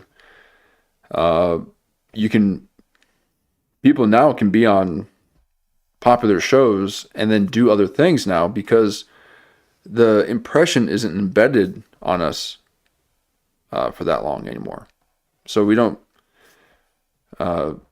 see you as that character. Okay, we see a bunch of other people. And this is what I've been trying to say this whole stream. Okay, the one thing I forgot. So that the embedding of an actor being a character on a TV show is not as impressionable anymore.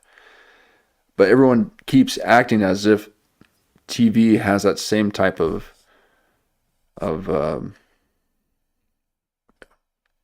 power. Okay, it doesn't. And because with that exposure, that is good, it's also bad. Okay, just like AI. Okay, but the negative aspect of having all the views at the time, or having quite a lot, meant that it was very difficult to get out of people's psyche. Okay, it's hard for them to see them in anything else. So no need to worry about that any longer. Okay, you can be on. I mean, actors never did commercials. Okay, that was left for the TV people, and even TV people would do the big ones, or and then the movie stars would go to Japan, do a commercial in Japan or some other country, a perfume ad or a watch. And now, yeah, it's even beyond the actors doing commercials now. They're just on Instagram. So there's not even commercials for them. I mean, not even TV show. Just do your own thing. People still want to have a production, so they do a podcast.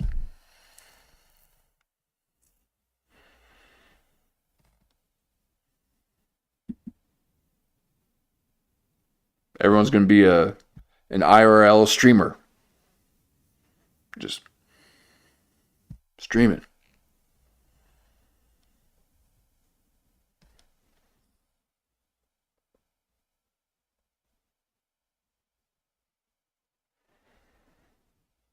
Yeah, at this point, Lou says, I don't think that anything has ever made it on television that wasn't a psyop. Yeah.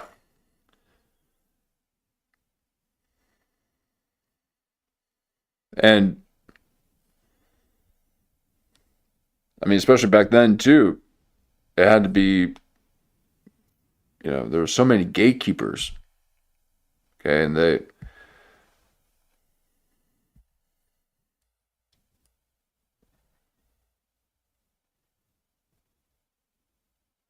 also the production too, and how it employed so many people, but it took you out of your own life, out of your home, so you had to go out and do all this. You had to,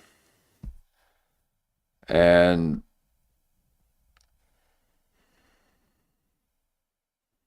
because of all that outward energy that people were putting out, they had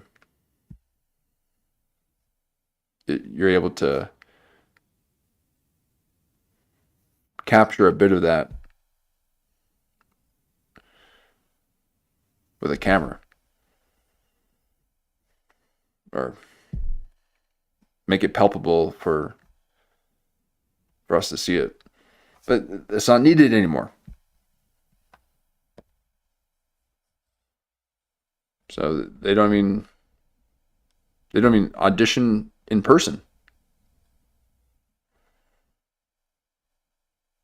It's basically like North Korea, okay, or like parts of Russia where you think it's this big building that it's full, and you walk in and it's completely empty, and you're just like, what?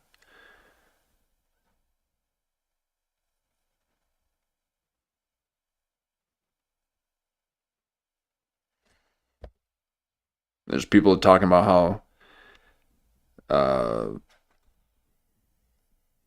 all the movie studio lots, all the sound studios are just empty. All those buildings are empty. Very few productions. There's been a shift. Okay. One of those shifts was the digital camera. The infinite amount of takes that people can have now.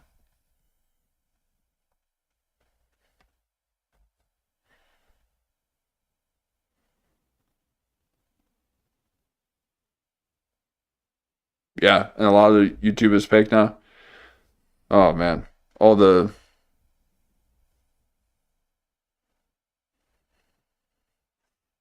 and that's not even just the AI slop, but just the psyop slop, as far as being fake.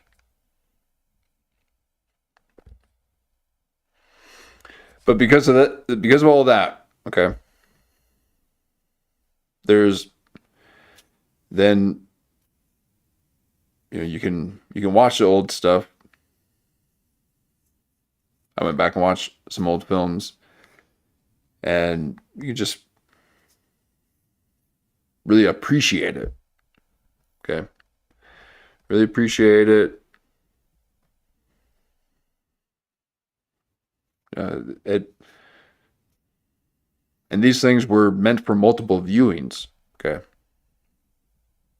A lot of the stuff now, a lot of this YouTube stuff, it's not necessarily meant for multiple viewings, just meant for, it's just like a newspaper. You don't really read yesterday's news. So a lot of this streaming and reaction content, which get a lot of eyes, a lot of eyes, they're discussing politics in the news. So it's too quick for me. Okay. I gotta get my speaking cadence in the Adderall frequency. Okay.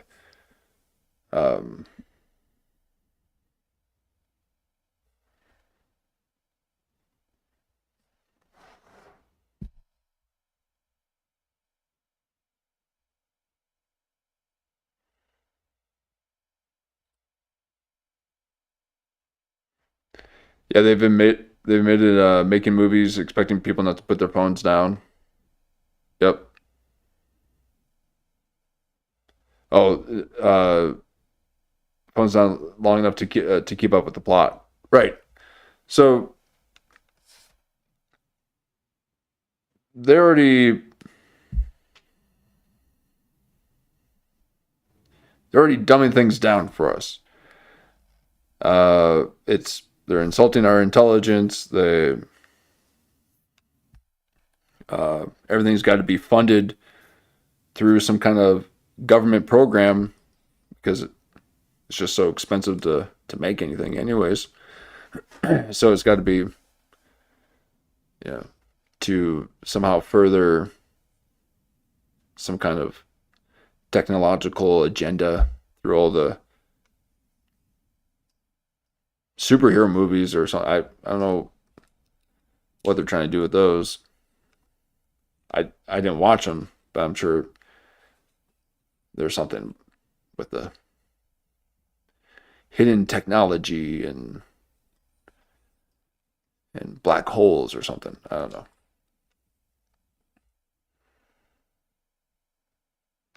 But now they're dumbing the scripts down so that it's all context. So they're just constantly repeating the plot line and having to repeat the character's name all the time.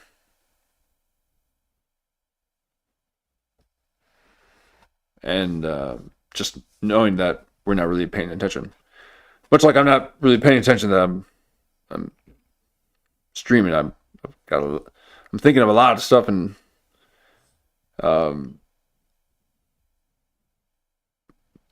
my mind is putting filters on it, not filters, but limiters, because I can't say everything.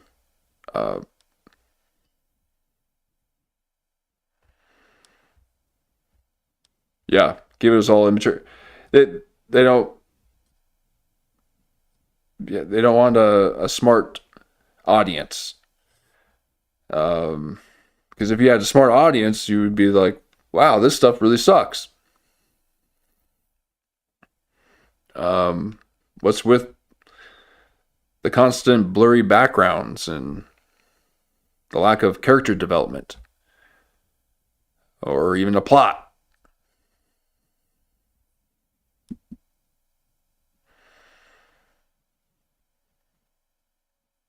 And I think a lot of it,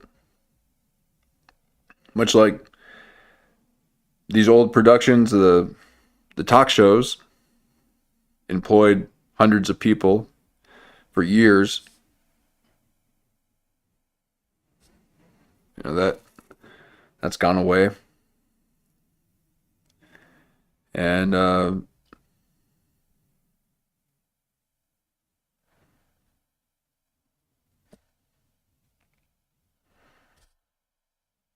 so too, whatever I was talking about. I have no idea what I was talking about. Something about lack of plot lines or something. But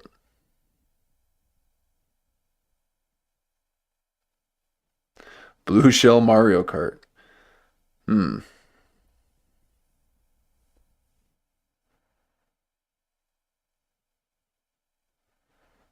Now,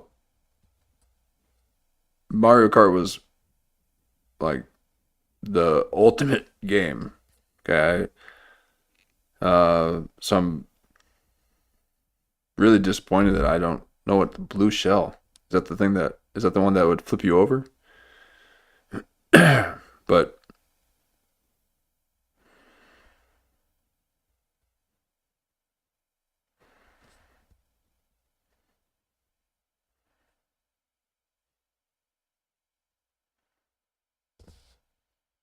I like me some Mario Kart. That people he'll Oh yeah, no character development. Yeah. Yeah. I remember. say that Andrew Scott plays the head of the network, and he'll just say, "We don't need it to be great. We just need it to be." Oh, it hunts down. Okay. The blue shell does that. Ooh, look at. See, she's got this real like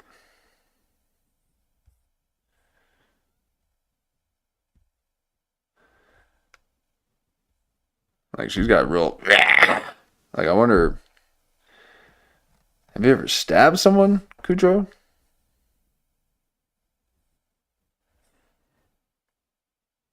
And you got the look of rage.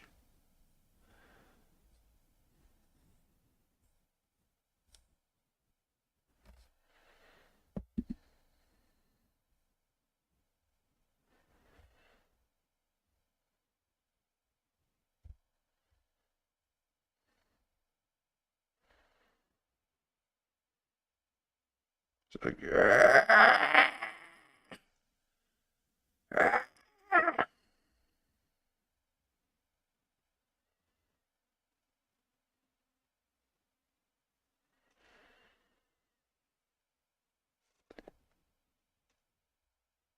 yeah, getting old. And it's why, you should never sleep on your side. Okay. No, she's got a bullseye there. So that's a straight up like the Jack Nicholson, Leonardo DiCaprio, psycho eyebrow raise. You raise both your eyebrows because you're impaling someone.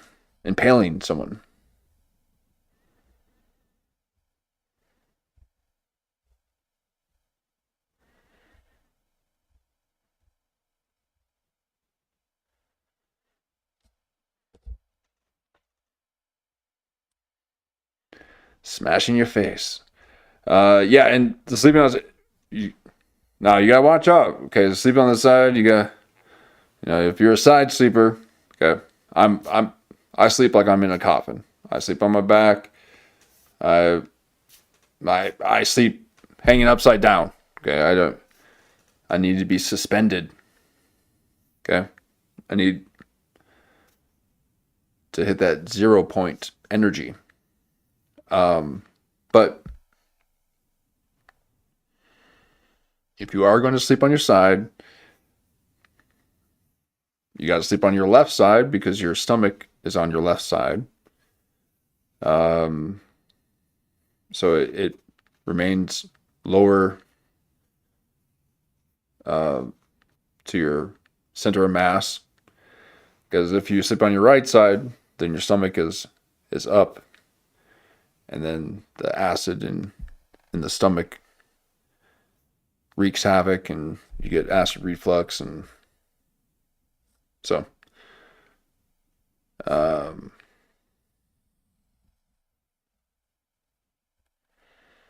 but hard surfaces, okay, we're not meant to be sleeping on pillows. Your body needs something to push against.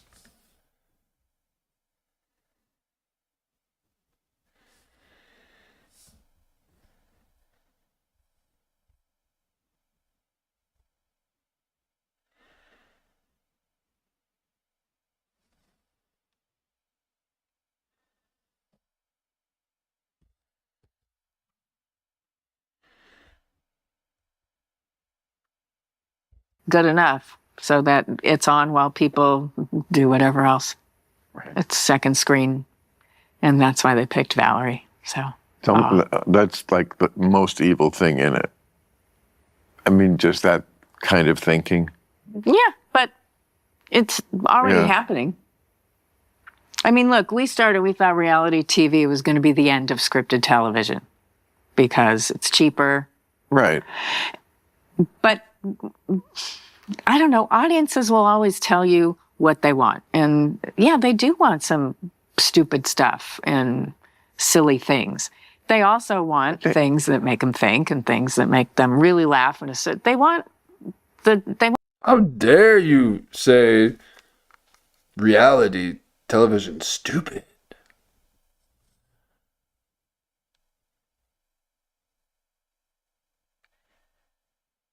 No, it is pretty dumb. Pretty dumb stuff.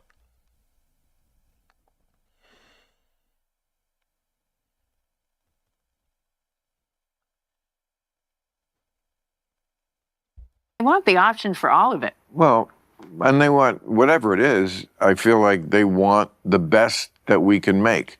Maybe They want that's that why. too, but not every night. No, not every night. Do you think, like The Crown, people would want The Crown every night? Or, no, but, or your show every single night. I am so like, oh God, I got to think about, that's scary shit. You've got to have variety. I'm so behind on The Crown. You never watched it? No, it's kind of a chick show, isn't it? No, I know. I'm kidding. No. No, that one's not. It really isn't. Oh, I can like a good chick show, but yeah, but now who knows if it's what you're learning? so you're not going to do the character ever. Who knows if that's what you're learning? So is she alluding to? Thank you, Bill Maher. Is she implying that there's hidden agendas behind the scripts? Again, no. You said this is you got very final about this is final, right? Yeah. Just feels right. A trilogy. It feels full circle. Yeah. We started at what we thought would be almost an extinction event, and now here's the next one. Yeah. For entertainment, not for what you're talking about. Because, it might be. But, so it just feels, and now it's a trilogy. That's it's a piece. A thing that got fired turned into, a 3-part story. Yeah, and it merits it makes sense for a trilogy. Like Godfather 3, I like it, it's entertaining, but what's wrong with it is that the arc of that story ends at the end of 2. Michael Corleone goes from, that's not my family, Kay. I don't know who these fucking gangsters are, but that ain't me. They're talking about to Godfather? killing his own brother. Spoiler alert. That's the trilogy? That's the trilogy that she's... I thought she was talking about some show. Spoiler alert. So That's hilarious. once you've gone through that cycle, you're done. Yeah. And then I think they knew it. Oh, They were just making a gangster movie. Is he comparing the trilogy of Godfather to her 3 seasons of a TV show? What? He killed Which was his own good. brother in 2? At the end of 2, At the end of 2, right. Shit. Yeah, that's right. What movies do you watch? Look, if it's on A Few Good Men, I can't not watch it. Yeah, great I don't movie. know. You're right. I can't help it. No, I know. Everyone's great. Everyone's great. Jack Nicholson. And that's the thing, too. All of them had to be great in order to get there. Well, I guess, there's bad movies that were made, but yeah,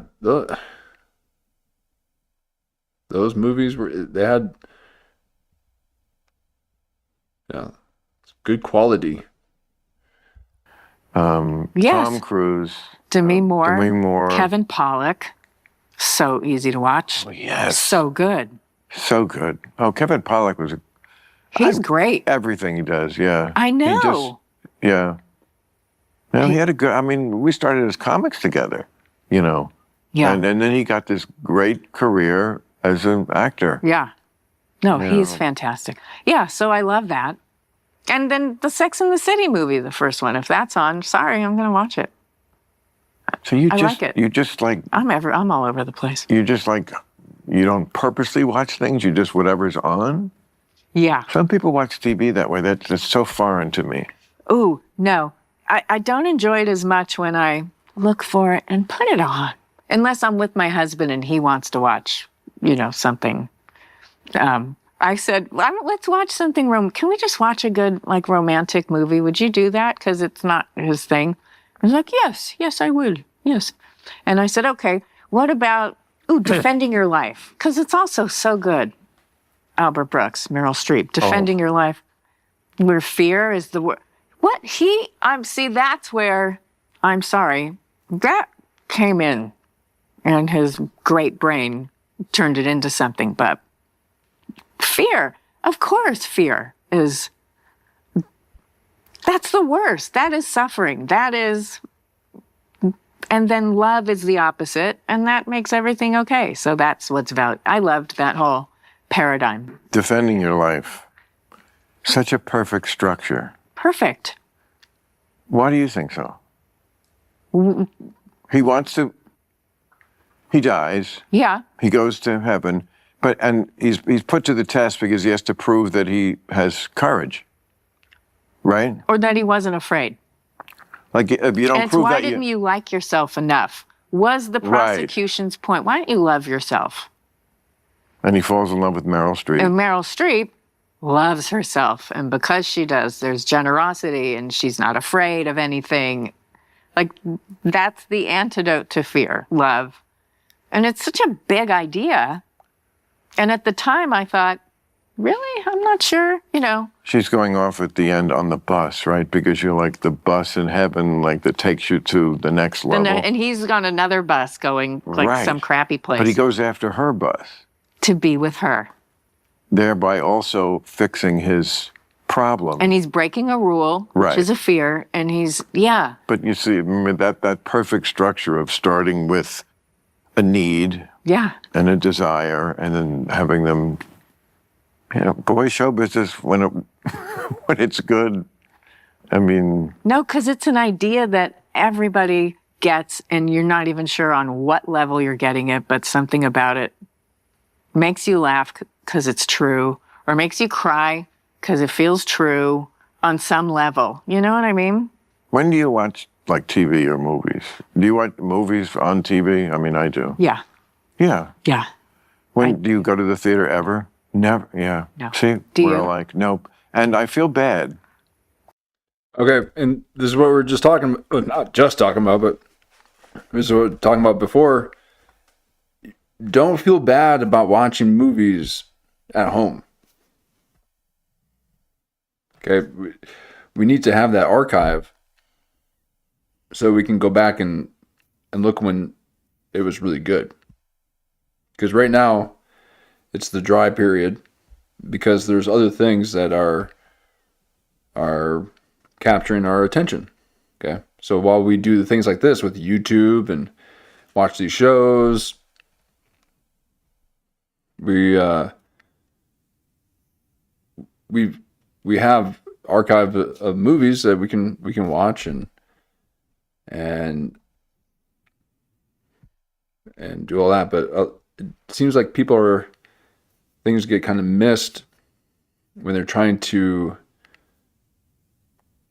recreate those times, trying to make these big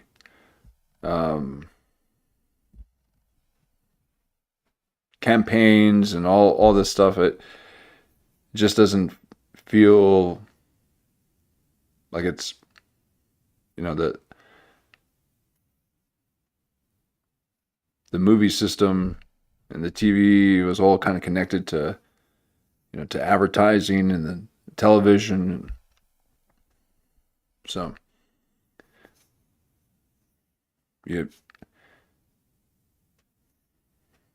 our way of knowing and being up to date on stuff is It's just not the same. So, excuse me. I'm not calling. I used to know the information line at the theater. I used to have it on speed dial.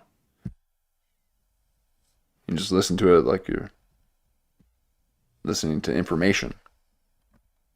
411.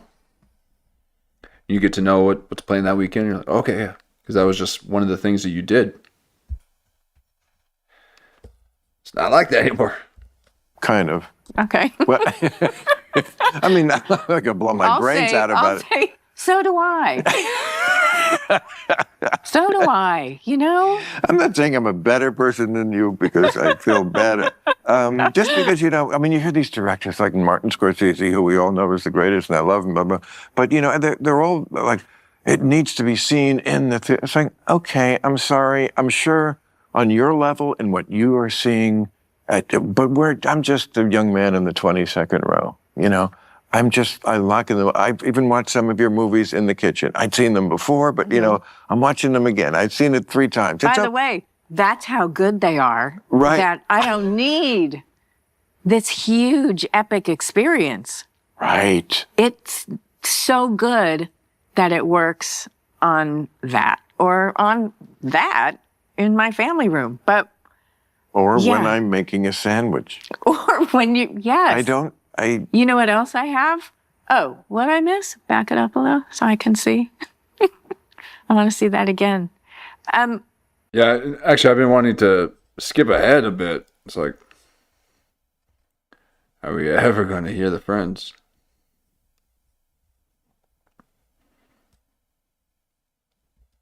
Because I got the power to do it. I can pause you. I won't zoom in too much, okay? And hear other people laughing. I don't either. Or, you know, crying. I don't either. And sometimes Laughing. I don't. Community to know. See that again. And I don't need to be in a community to know whether it's funny and hear other people laughing. Oh, how can you say that, Phoebe? You know that laughter is infectious.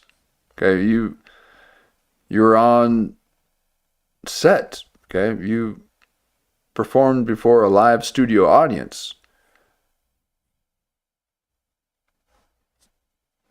Okay, you know that it does something. Okay, they came up with terms for the people who would tap into it, and they said, they're on. Okay, you're when you got to perform, you got to do it. You're on. Okay, you can't just second guess yourself. Okay, so you're in that flow state. That's just stream of consciousness with your actions, but then you got to use someone else's words. Not me.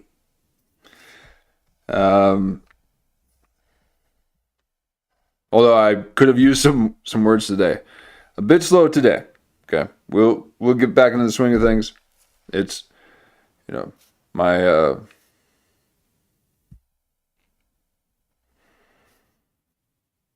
my summers they're long days. Which are great. But it does kind of clear my mind a bit, maybe a little bit too much. But I kind of had to tame down the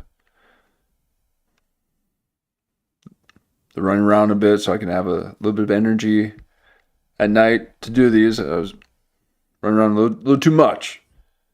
But occasionally I'll be doing that. But we'll get back into our flow state, okay? And I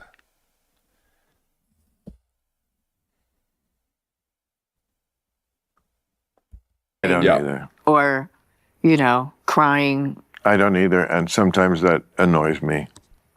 You thought that was funny? I know, and Or you didn't think that was funny? you thought that was funny, and I missed the next line, which I bet was actually funnier. Yeah, I've been the only guy laughing in a theater. I think I have that memory a few times in my life. I laugh at the small stuff, like that muttering. That's right after the joke. Blah, blah, blah, blah, blah. I laugh at this. I laugh at that. I don't need people to be laughing around me to know something's funny. Just talk about Friends. Joke makes me laugh also. So, like Lucy and Ethel, on I Love Lucy, what made me laugh? Oh. Ethel going, oh, what? Oh, okay. Oh, just like it felt like they were really there. And, oh, what? And do Phoebe. Okay, make us laugh. Okay, we want that feeling too. Yeah, she has a lot of distress and terror.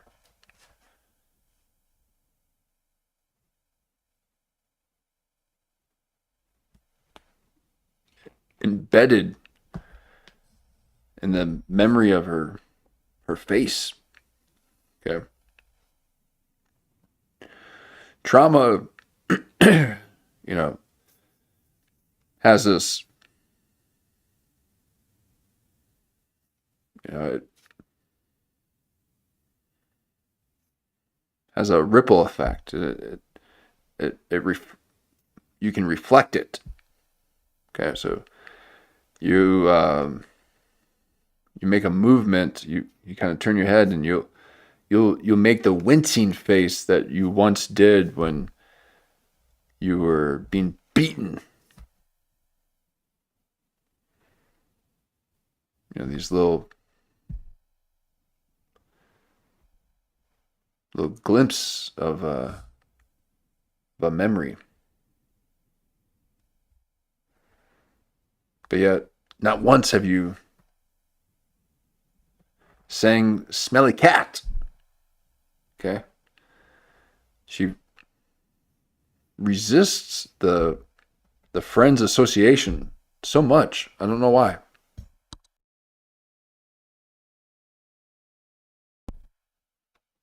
This is what I was saying earlier. David Spade doesn't do this with Chris Farley. Okay, that association he keeps close. I hope it's not because he had something to do with it. But Lisa Kudrow is not being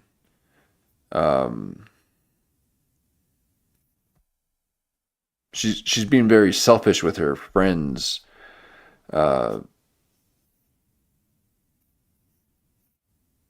Knowledge. Okay. I want to hear about the Friends. Dance for me, puppet. You're just a puppet.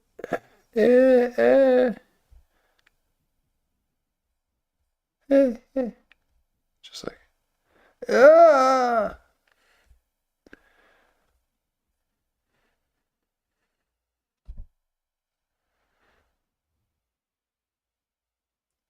What happened to Matthew Perry?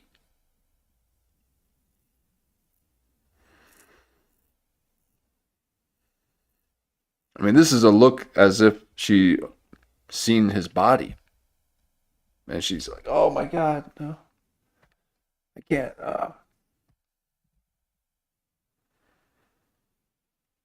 Like being so upset about seeing it.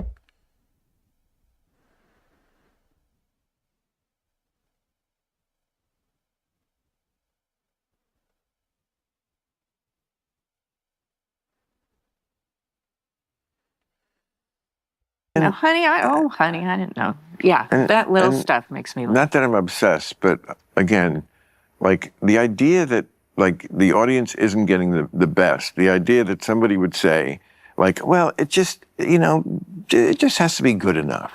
It just, I really feel like as flawed as some of the stuff was in the past for various reasons, some of it, we don't want to get into the political, but I feel like the writers of McHale's Navy really did their best to, the writers of the Wild Wild West and Star Trek and like everything I liked. Star Trek was something. Beverly Hillbillies. I feel like, a bunch of guys got in a room and were like, oh, people like our show and let's make this the funniest episode ever. And, so, Yeah. It offends me that anyone would have that idea that with AI or whatever, just so good. I have never phoned it in. I don't think I would, and I've seen people phone it in, but Yeah. 33. Well, I'm just going like, I probably have. Yeah. No. But You're all that. What's the Talk movie about it. with where you're you're with the rapper? oh my God. Come on. What is that? That one? Marcy X. I love Marcy X. How? Marcy X. How? I said that was on fucking cable. I've never seen it. It's great. It's great. Are you kidding? I'm not. I didn't even have to do press for it. I just remember. That's how much it was like, yeah, I guess It's this didn't really work. funny. I'm stoned now, so I can't remember what. Okay, you don't have to. That's okay. What you tell me, you did it. Remind me. Yes. What's the plot? Yes, tell us about stuff that you're doing, okay? Instead of all this backwash of consciousness clutter. It's like, I gotta talk about what I'm doing, what I've been doing lately. Oh.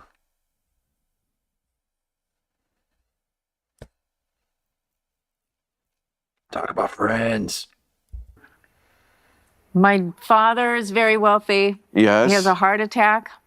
Does he die? No, I don't know. You inherit something? And I inherit a failing record label. And Damon Wayans, who's failing record fantastic, label, right. Yeah, And is the star rapper. Star rapper. And I'm this like rich Jap from yes. New York. It's great. It's great. I'm telling you. Nobody ever told you that? Nobody saw it? No, You know what? never. I didn't. I was not aware of it until it just popped up. Every movie comes. If you flip through the 50 movies. And okay, so he probably just watched it before the interview. Movie channels. Okay, maybe you were stoned when it came up. No, when it Do you came think- up, I said, I've never seen that. What is this? You were in it. I was like, oh, I'm definitely going to watch this. I was not disappointed. Honestly. Wow. And Damon Wayans. Yeah, I feel like I'd actually seen a scene with her doing something like that too. I remember thinking, oh, she's in it, okay, and then I immediately turned it off because I can only see her as Phoebe. Yes, very funny. He's the whole great. fucking thing is funny. He it's a is great. Well, I think, yeah. Who directed it? Who wrote it? Richard Benjamin directed it. Richard Benjamin. He directed it. Oh. And Tell the kids who Richard Benjamin is. Richard Benjamin, Yeah, they Heartbreak don't know. Kid. He was in everything. Wait, Well, and what's he the had big well, one? Well, he was married to Paula Prentice. Well, yeah. And they had a show when I was a kid, He and She. He and She. Was so yeah. awesome. Yeah. And only No, not one. Heartbreak Kid. What was he? Oh. Not Heartbreak Kid. No. God. The one. Portnoy's Complaint? Or, Yes, that. Yeah. Well, he had a fine career as an actor. And but he was also. Catch-22? No. Catch-22 is Mike Nichols. No, he didn't direct it.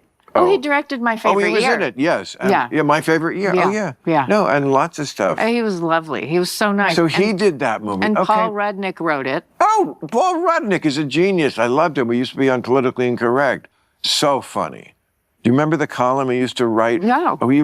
There was a movie magazine back when we had magazines, and he wrote a column called If You Ask Me, and it was, he's a gay man. It was from this woman, Libby, something, and it was just her view of of reviewing movies. It really was so funny if you're looking for something from the past. Yeah. But so what a pedigree for that movie. You, I know, that's Paul why I Rudnick, did and it. Richard Benjamin? Right. Oh, so why are you surprised it's good? It's so good. Surprised because it barely got a release. I wasn't required to do press. What does it have to do with good? What? What does it have to do with good? Well, it didn't. Sometimes it good felt fraught the whole time. I'm anyway. sure it was. Yeah, it was Aren't movies pretty usually? rough. No, I mean, I did some independent films that were not at all. That were great. Those were easy. Easy? Would you, Should I say easy? if they said, we're doing the next season of, what, women where there's been a murder shows. Oh, Snoop, one of those lady Snoop shows. Yeah, Not Mrs. Hat. not No, Mrs. Hat. No, like Big Little Lies. I think, like Yeah. A-listers like you who are involved with a, oh, please. No, I'm saying, but would you do a show like that? Yeah. I mean, it you depends would? on who. Yeah, why not? Oh, that would be great.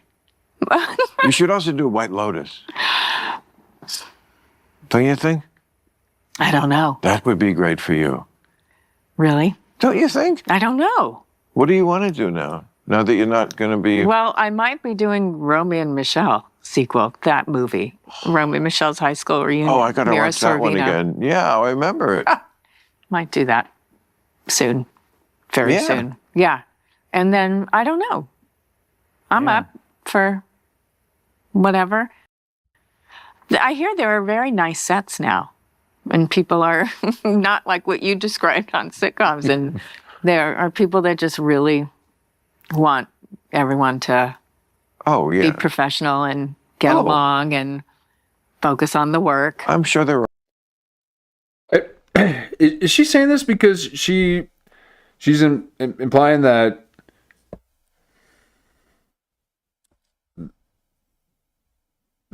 he doesn't treat his people well on his set? On the way she's saying it, it's almost like, I heard that sets are good now. Or is she saying it because that's how Friends wasn't like that? Why's she saying it like that? There are people that just really want everyone to be professional and get along and focus on the work. I'm sure there always were, but way less in the past, No, but there were people that felt like, no, it's fine. When everything goes smoothly, the movie's terrible. I just went, that doesn't make any sense. So I think everyone could be decent to each other too, and it could be okay. I just remember. Okay, so then, all right, so that right there, she's been saying that a few times now. So who hasn't been, and that she's not saying? And is she implying that Bill Maher's like that on his set?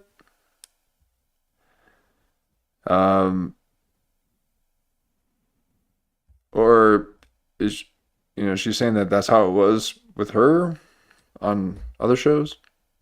Hearing about how awesome dailies were when I was like doing movies, my The movies. dailies are, yeah. Everyone was like so jazzed about to just see that, and it's like, Would you go? Did you ever go see dailies?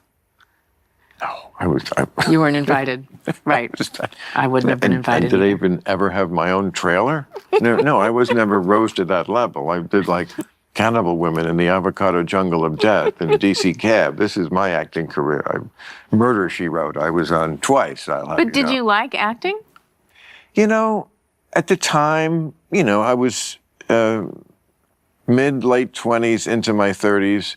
Yeah, I did. There's a satisfaction in nailing your close-up that is a real high. Yeah. And I'm sure people like yourself who do it way better than me and have had an awesome long career, that high is worth chasing way more than it was for me to chase it. And it was never really my destiny anyway. Acting, you're a character, and I'm better at being exactly who I am. And acting is sort of the reverse of that. Right. It's very hard just to be exactly who you are with someone else writing the words for you, especially. That's hard. But I think Yeah. the reverse. I think it's harder to be, Someone else? The way, I mean, Oh, I love being someone else. of course, that's why you're good at that. Well, Yeah, Lulu, you're right. At the very least, the Ross and Rachel relationship fits perfectly into the overall continuous TV psyop from the beginning. Yeah. So, yeah, there's, well, you gotta give them that story, but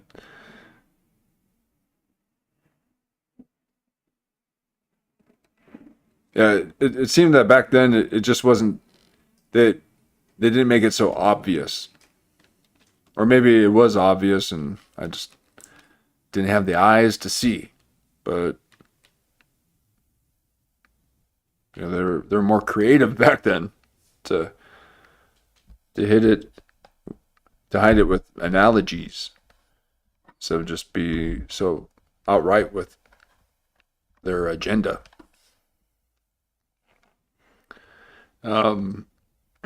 Yeah, I really think that's why a lot of the stuff is bad now. It's just it people's attention span has shortened, so they can't really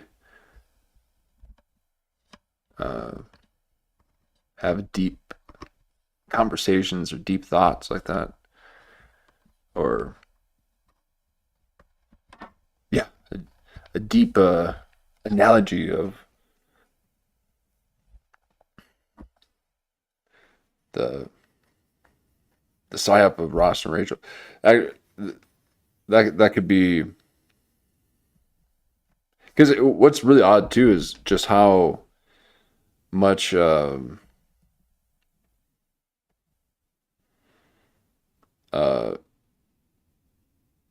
Rachel, whatever, uh,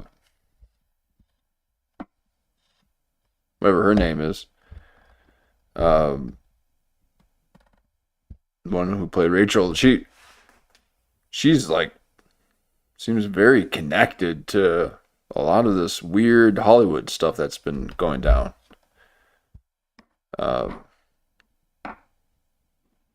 Yes, thank you, Jennifer Aniston. Uh,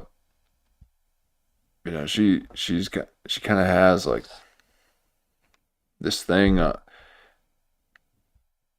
kind of hanging over Adam Sandler. He seems very nervous around her. Like they've had some pizza parties together or something, and she's always talking about pizza to Ellen. So I think that there was some really strange things with Jennifer Aniston.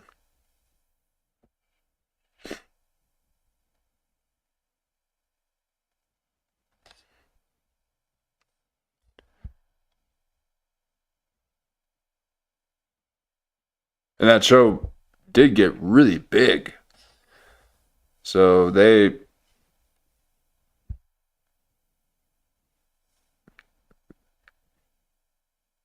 probably had some strange MK Ultra process happening.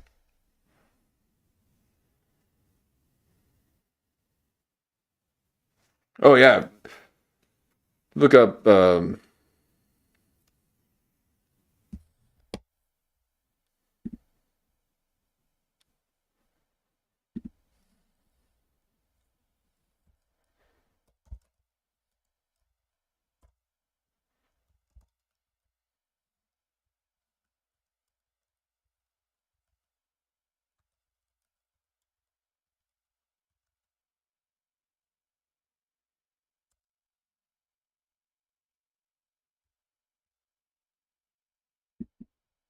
these circles of friends that you guys have. You told a story about going and having pizza at the Clooney's in Lake Como. Yeah, that's all an Aniston.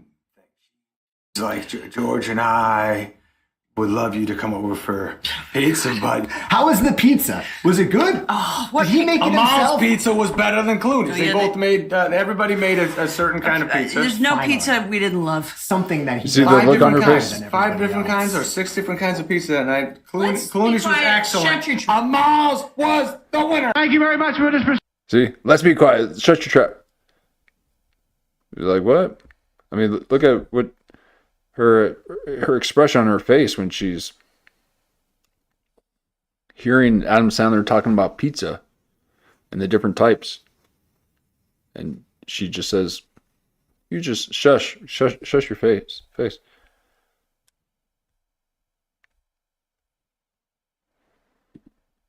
take that back again. Watch it.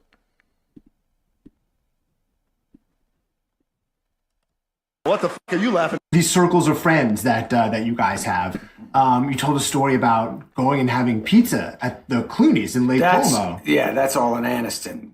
Oh, It's like George and I would love you to come over for pizza, but How was the pizza? Was it good? Oh, what Did he make it Amal's himself? pizza was better than Clooney's. They Yeah, both made, everybody made a certain kind of pizza. There's no Finally. pizza we didn't love. Something that he does 5 different better kinds. than 5 everybody different else. kinds or 6 different kinds of pizza that night. Let's be Clooney's was quiet. excellent.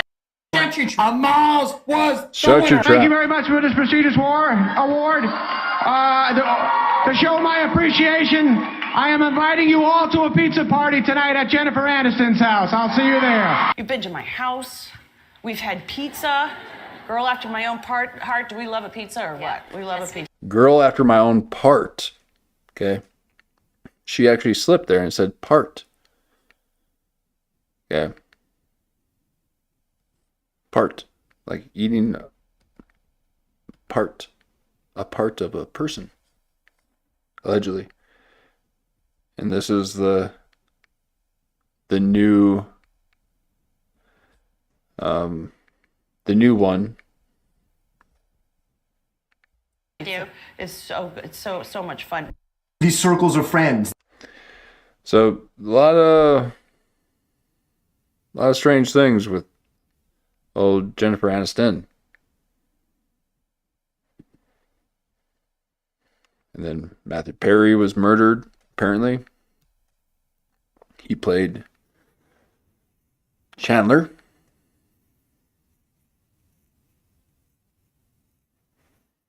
And Joey.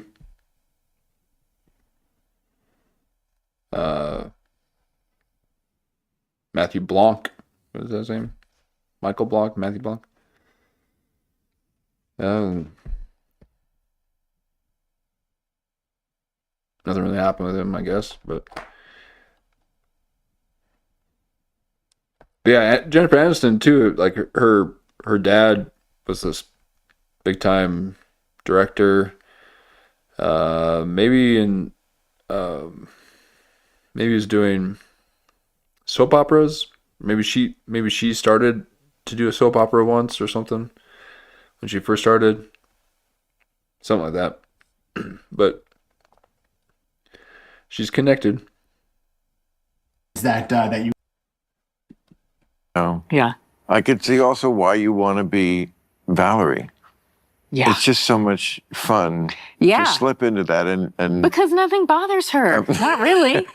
You know? She just makes up a reason why it's okay. None of my business. yeah. You haven't seen the last one. I tried to. They but wouldn't give it to you? No, it's only up to 6 on my machine. Yeah, right. And there's 8? 8, yeah. Oh yeah. Yeah, no, the I was last like, one is good. they're all good. Yeah. They caught on, the streamers at first. It was like binge away, and they were like, oh, you know what? People are just going to binge and then We have cancel, to, and they was like, oh, oh, yeah, let's go back to how we did it in my day on TV, where you watched once a week, and that's why people came back to your product. right. So yeah, of course. Now, if I and want now they have commercials. They have upfronts again. I just heard there's going to be upfronts for HBO Max. For HBO Max? Upfronts, because they're going to have one tier, Oh, yeah. lower price Yep. subscription Yes. with commercials. Well, they already do that on Epic. No, like on Netflix does it? No, yet? no. Or they were I threatening don't think to, so. I But thought. somebody does it.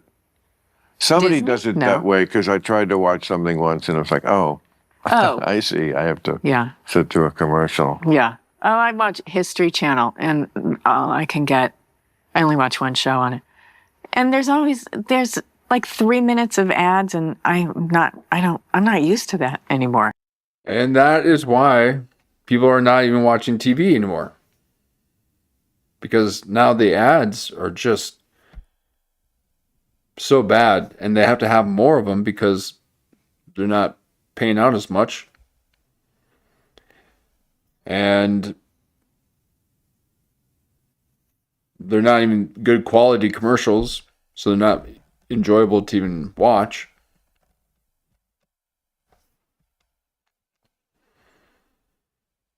So as the consumer, you get the worst end of the deal. Because you got to pay for it, and then you got to be inundated by just a bunch of slop.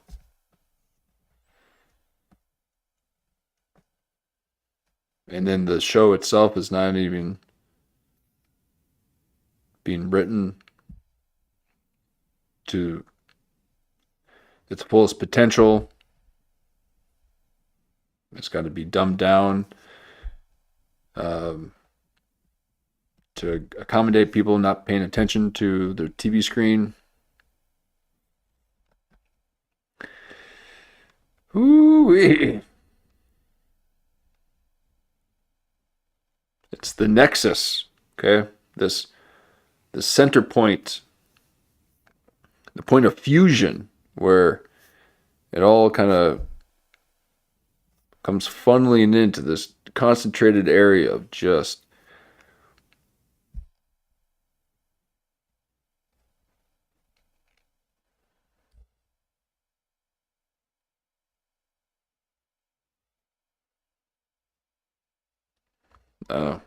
just go into the machine, I guess. It's like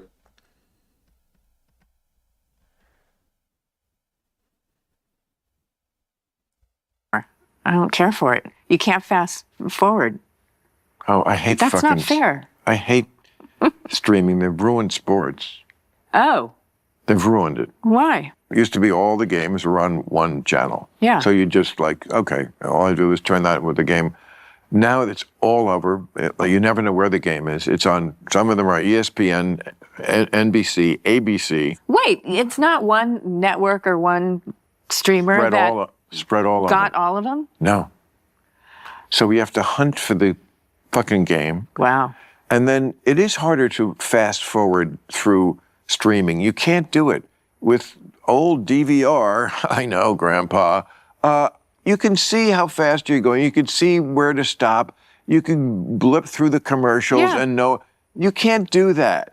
Why? Because it just does, because they don't want you to. Is it live? Streaming live? Is that why? If I want to like zip through the commercial, it's not easy to do on stream. It's just not right. It's as if it's on demand and you're stuck with whoever sponsored that segment. Yeah. They just... I don't know. Do we sound... I don't know what you're talking about. Oh, Matt LeBlanc had a show called Man with a Plan right before COVID.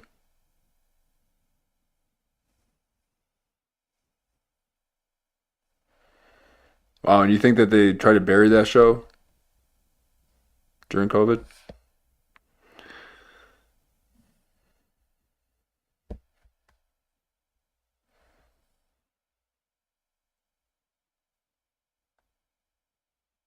Yeah, I'll have to check it out. I guess, but I'm anyway. talking about zipping through things. I know, but... It's harder on streaming. Okay. It just is. And they do lots of shit like that. I call it reverse improvement. You know, like things were, I mean, half the stuff just to get the TV on. I mean, I don't want to sound like Andy Rooney. Remember, And if you you- used to hit a button and the TV would come on. And have you opened a bag of potato chips lately? It's Well, mostly air. That's true. But TV is so important to me. Me know? too. I mean, it's what.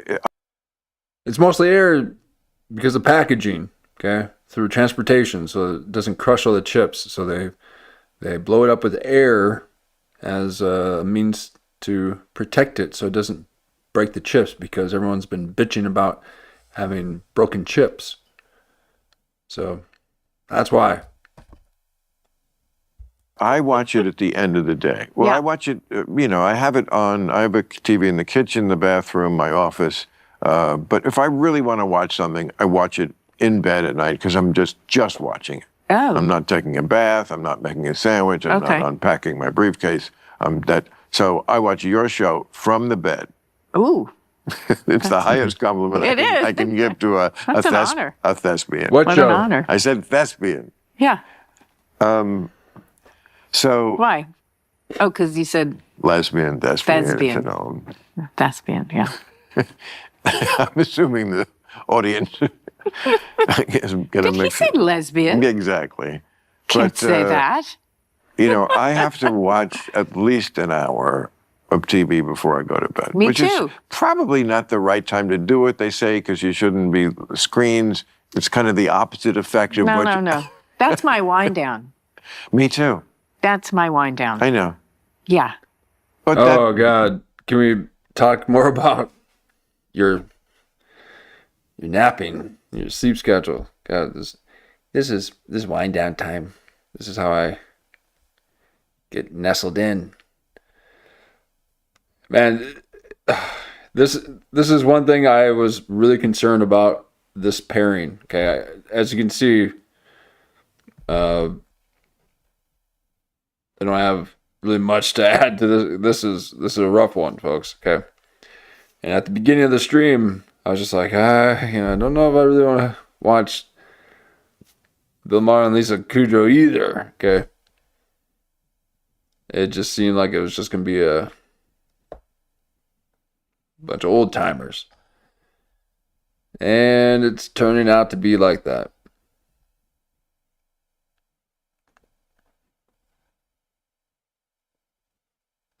I can't believe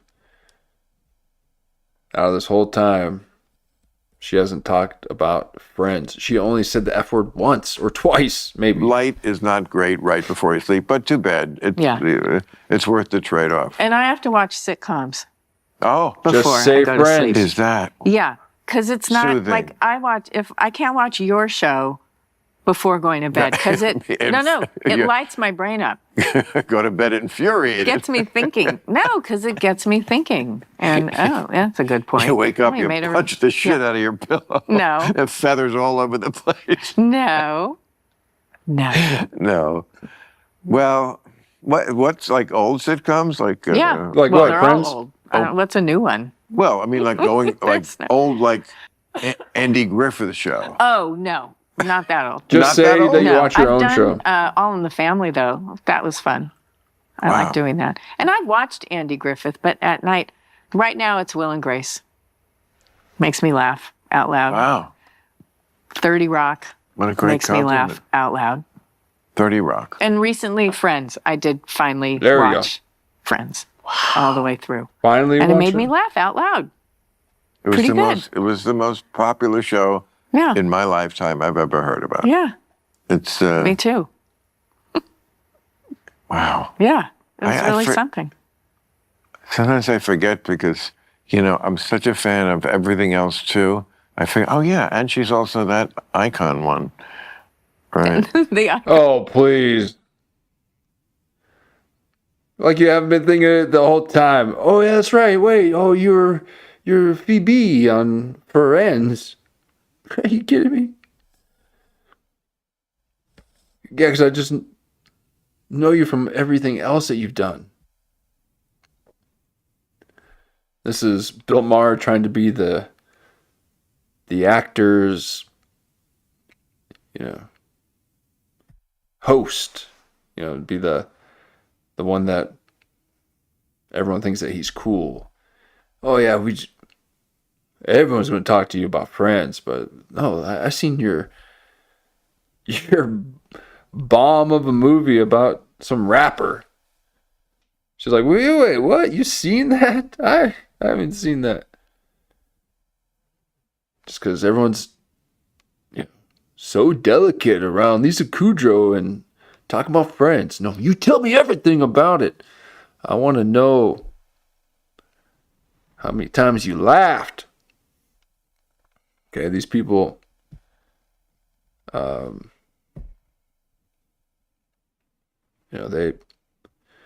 writers were,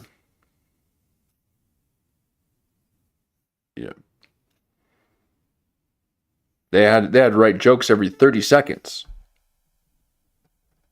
Okay, that was their whole thing.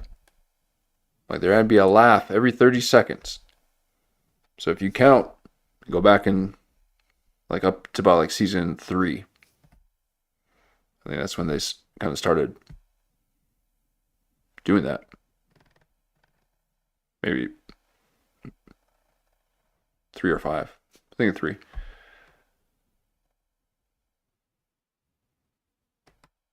The red one. Okay. See, I'm so like I know what color each season is. Orange is 7.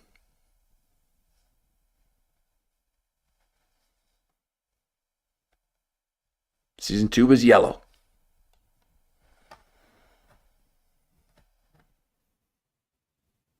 Okay. And now he's just like, oh yeah, that's right.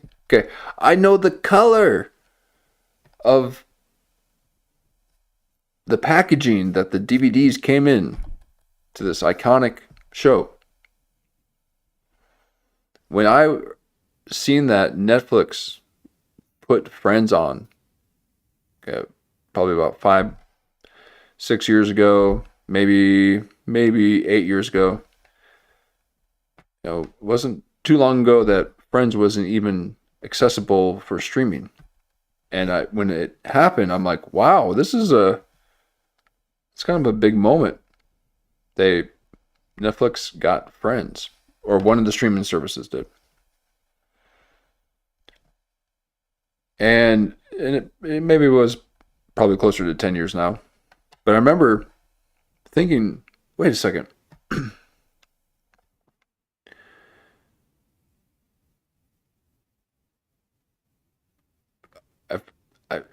All the jokes that are going to be on TV now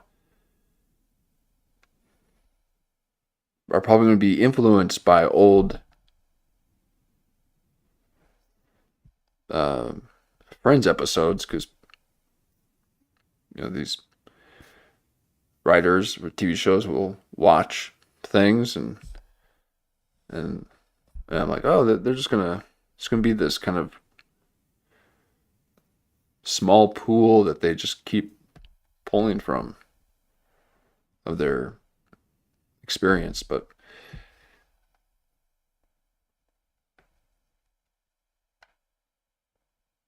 I was wrong. No one. I don't think. No, Friends is very popular, but I didn't watch it on streaming services too much. It was definitely the DVDs. God, on that Icon show. It's iconic. Yeah, talk about it. Thank God for it. It let me do the other things I wanted to do.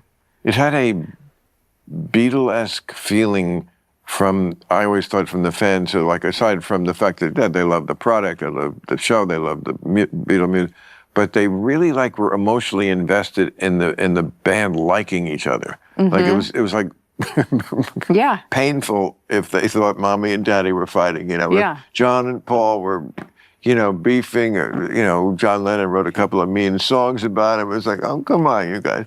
And I felt like you gang had the same thing. No, we really liked each other. Yeah, but we really did. Well, I mean that's good too. But, yeah. But that people were invested in. Yeah, that is for what the you audience. Mean. Yeah. But look, you can see it. You can. I don't know. Maybe you can't tell. I mean, there were shows I love and I didn't know they all hated each other. Right. So, yeah. They're acting. Right. Well. But yeah, I think there's a special chemistry that does She's come finally through. talking about friends. You know, I mean, it has to, certainly with familiarity over the years and going through each other's problems. I mean, you were young. Yeah. So young people do a lot more sharing. Yeah. Although I was 30 when we started that. I was the oldest one. I mean, talk about Matthew 40. Perry. An adult. Yeah, an adult, but at the vantage point of 70, to me, that's young. Yeah, well, me too now. Well, just because I know how I was acting when I was 30, and it certainly wasn't like a mature adult. Right. Yeah. That's right. You know. That's right.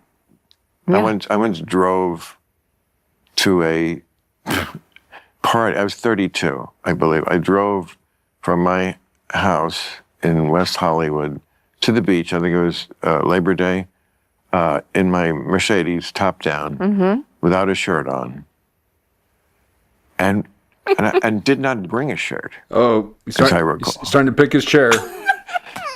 You know, these are the So Hollywood. I call this who was in my body moments. Like, Oh. if I remember in my that, body? I know specifically I did that. I think, okay, that was my brain. I never have that idea of who's in my body right now. No one's in me. Okay. That's Specifically in my body.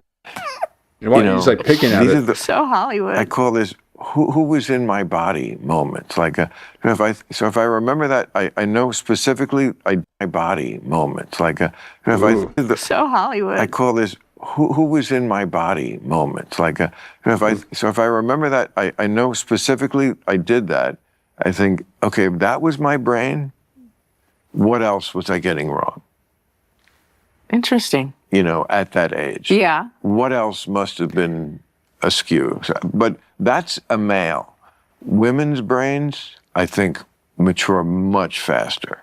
And 30, they are adults, not a man. Yeah. Not this man. Well, I couldn't wait to be 30 from when I was 10. So I was always, that doesn't seem safe. What are you doing? Why is everyone an idiot? These are such unnecessary risks, I was the best teenager ever. I wanted to get over a childhood over with also. Yeah. I looked up to adults. I wanted to be one. Me too. I'm a control freak, so children are not in control. Yeah. So it's a fundamental, it's not like I had a bad childhood, but I was fundamentally in a state unsuitable to me. Right. As a small tyrant. But was there anything worse than when there was a substitute teacher in grade school and everyone was just like screaming because it was a substitute teacher. It wasn't the regular teacher and it was pure chaos. Took biology and I think it did. Yeah. That's where I took biology and honors biology. See if I can skip ahead here a little bit. It's like, oh, they're just getting drunk. And it's even more stupid. You're already so stupid.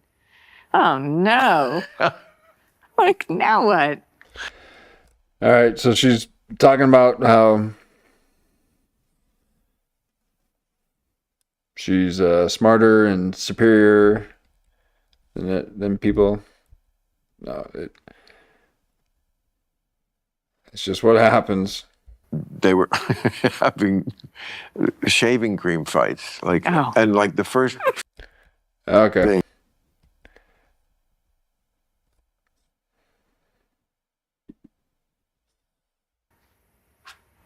I just get.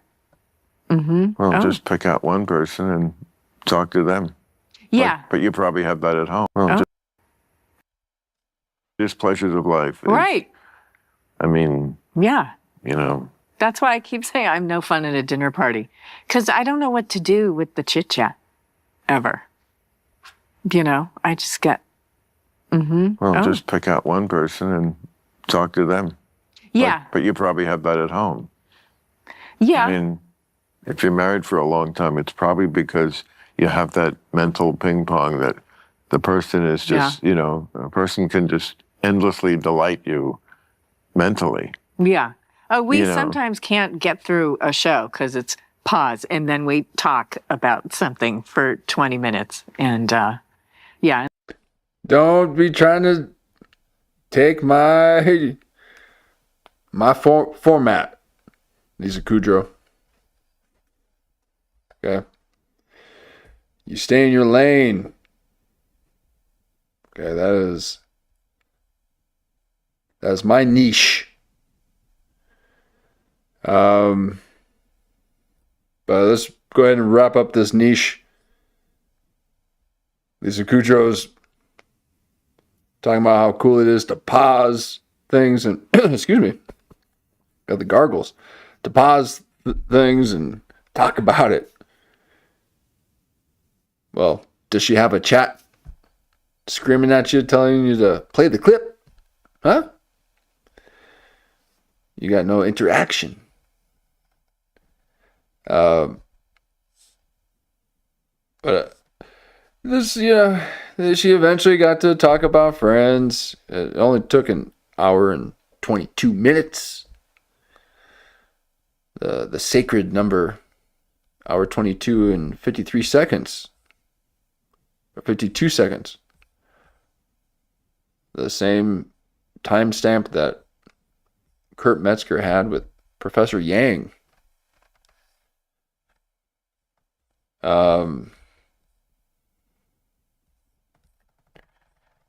So Lisa Kudrow finally talked about Friends.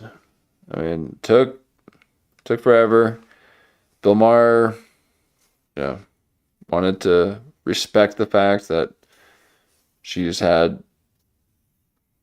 she's 60. She's had 20 years of people asking her about something. So I bet her manager said, told Bill Maher, hey, let's not, she doesn't want to start interviews out talking about Friends. Maybe towards the end, she'll say something. So she doesn't want to be known for Friends.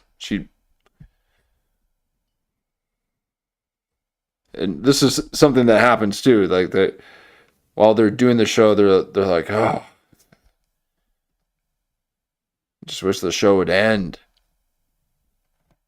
And then they wouldn't want to do the show any longer, and so they would ask for more money. Or Jennifer Aniston got a bunch of money, but it wasn't fair for Lisa Kudrow. So then they made it so that everyone made the same amount of money. Wouldn't have anyone feel left out.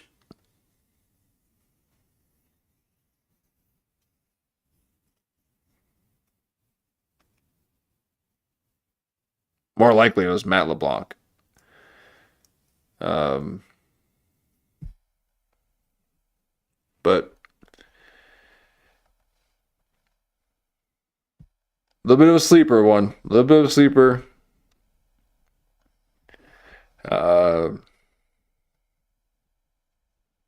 But we'll get it. We'll get back into the swing of things. We got a lot of stuff to cover. I appreciate you allowing me to take a bit of a political pause. Okay, when everything started getting all political and got a bunch of politics or politicians on these podcasts.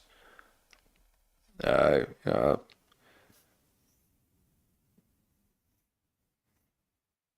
of stay away from that. Also, too, the actors talking about acting and comedians talking about comedy. It doesn't really go very far. And it's unfortunate. It's unfortunate because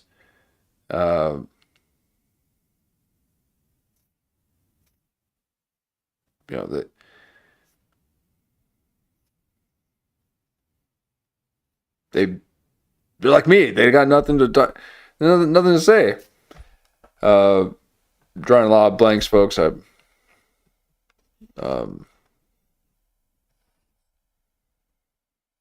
don't got really a whole lot to say about old Kudrow.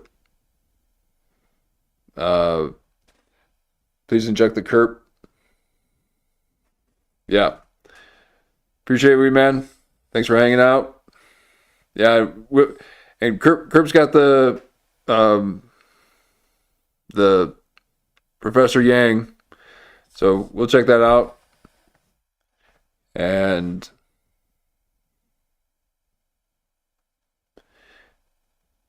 yeah, we'll do it again.